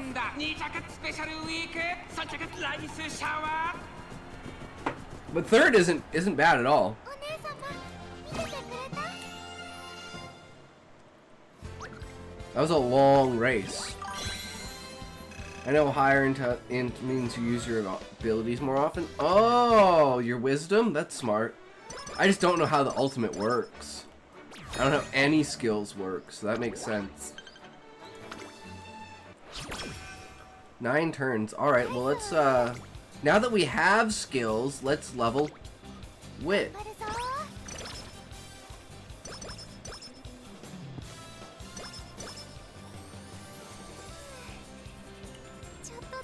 Yeah, wit, not intelligence. Same thing. Yeah. Oh, what do we have training? Speed with that? With the 53% fail? No, thank you. Okay, let's go wit.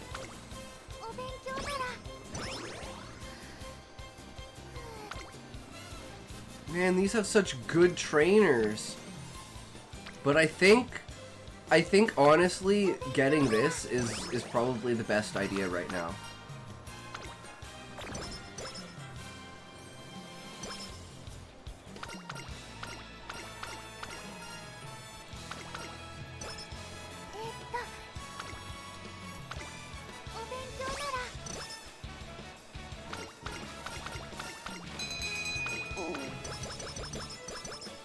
Nice.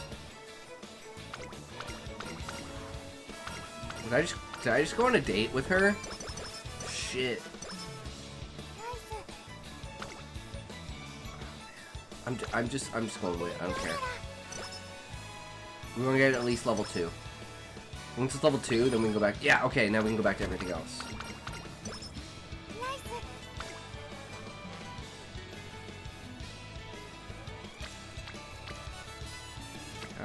Let's go with, yeah, let's go with stamina.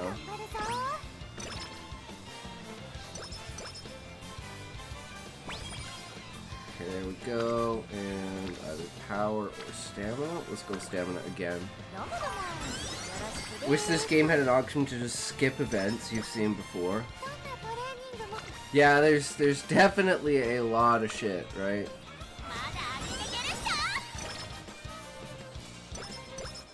I don't care about the text, I just want to race! I forgot skills again, but I don't think I have enough points either way.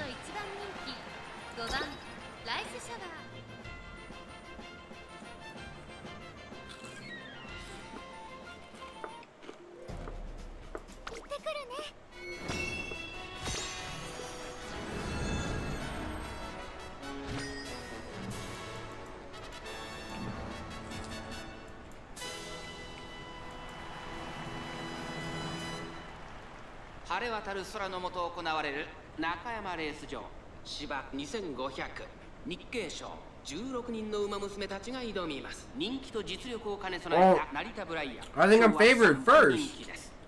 I am. Oh fuck yeah. Oh yeah. I think we're gonna kill it. 気合十分いい顔してますね。ゲートイン完了。出走の準備が整いました。さあゲートが開いた。各馬娘揃って綺麗なスタートを切りました。これは一度にが熾烈になりそうですね。期待通りの結果を出せるか。1番人気ライスシャワー、9番会長に飛ばして行きます。第4コーナーを進んで直線へ向かう。先頭集団を見ていきましょう。先頭は Stamina to spare. I think I just activated an ability. 離されて2番手はライスシャワー。 I think it just did. 4番手にはシンボリルドルフ。この辺りまでで先頭集団を形成しています。1個目のホームストレッチです。さあ花に立ったのは9番。このままリードすることができるか。2番手の位置で先頭を伺うのは12番。後ろライスシャワー。4番手シンボリルドルフ。外には6番メジロライアン並んできた。それを見るように3番少し後ろから成田ブライアン。外目をついて待ちかね福来た。そして内目をつきましては1番1コーナーからそして2コーナーへ向かっていきます。先頭9番レースはよどみなく進んでいます。続いてライスシャワー12番続いている。4番手にシンボリルドルフ。その後3、4馬身開いてメジロライアン。差がなく I think I'm building my character the right way this time, guys. 内を回って6番1番並びかけてきた。そしてその外3番その後からマンハッタンカフェ、そしてその外を回って15番少し離れて13番すぐに続いて2番後方2番手に11番最後方16番意気揚々と先頭へ行きます。9番どうでしょうこの展開。ちょっとかかり気味かもしれないです。息を入れるタイミングがあれば。 I think they're all gonna run out of stamina. 向こう上面に入って先頭からしんがりまでおよそ8馬身。 Oh, here we go. That's that stamina to spare. これだけ密集していると紛れがありそうですね。現在1番手は12番続きましたライズシャワー、さらにはメジロライアン外シンボリルドル、 Yes! そしてその内を回って9番成田ブライアン並んでくる。そして外目をつきましては待ちかね福来た。 Guys, I think we did it. ここからスパート、一気にレースが動きます。この直線で勝負の I just need to ult. I just need to ult now. ここから捉えることができるのか。 Come on. No, don't let them pass you. Don't let them pass you. Oh. Damn. Damn, I didn't get the ult. Yeah, second place isn't too bad.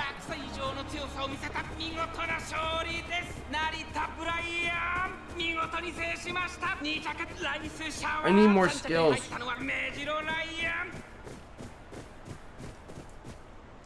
とちょっと頑張れるようになるね。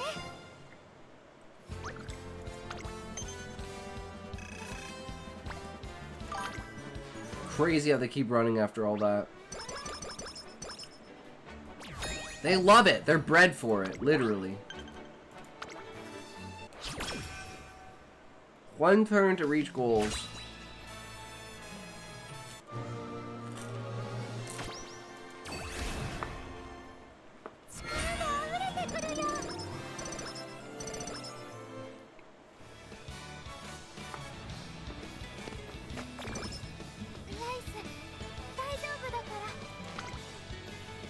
It's a scary thing to try to do. 29%? You guys think I should do it?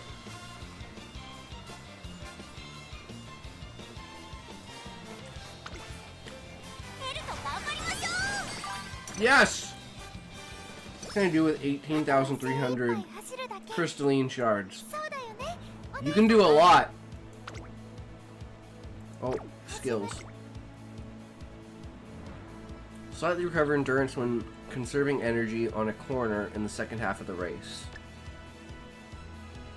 Oh wait. Do I have enough? No.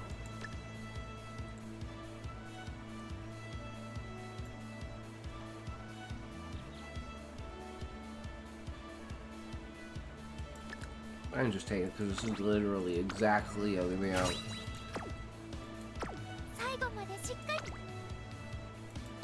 Okay, let's go.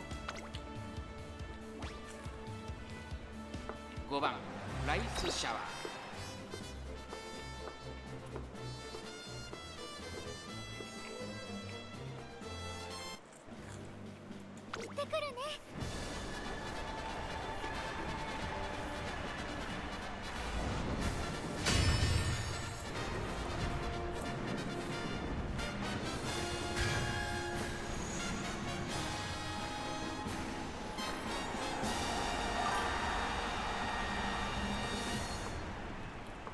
Every time, Muffin.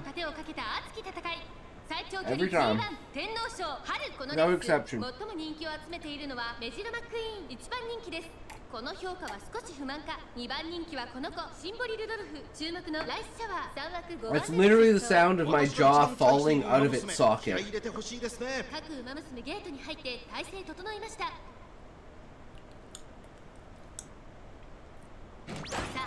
Lone Wolf! Okay, that's one down. The most expensive one is only 420. Yeah, Muffin, you can do a fuck ton with that.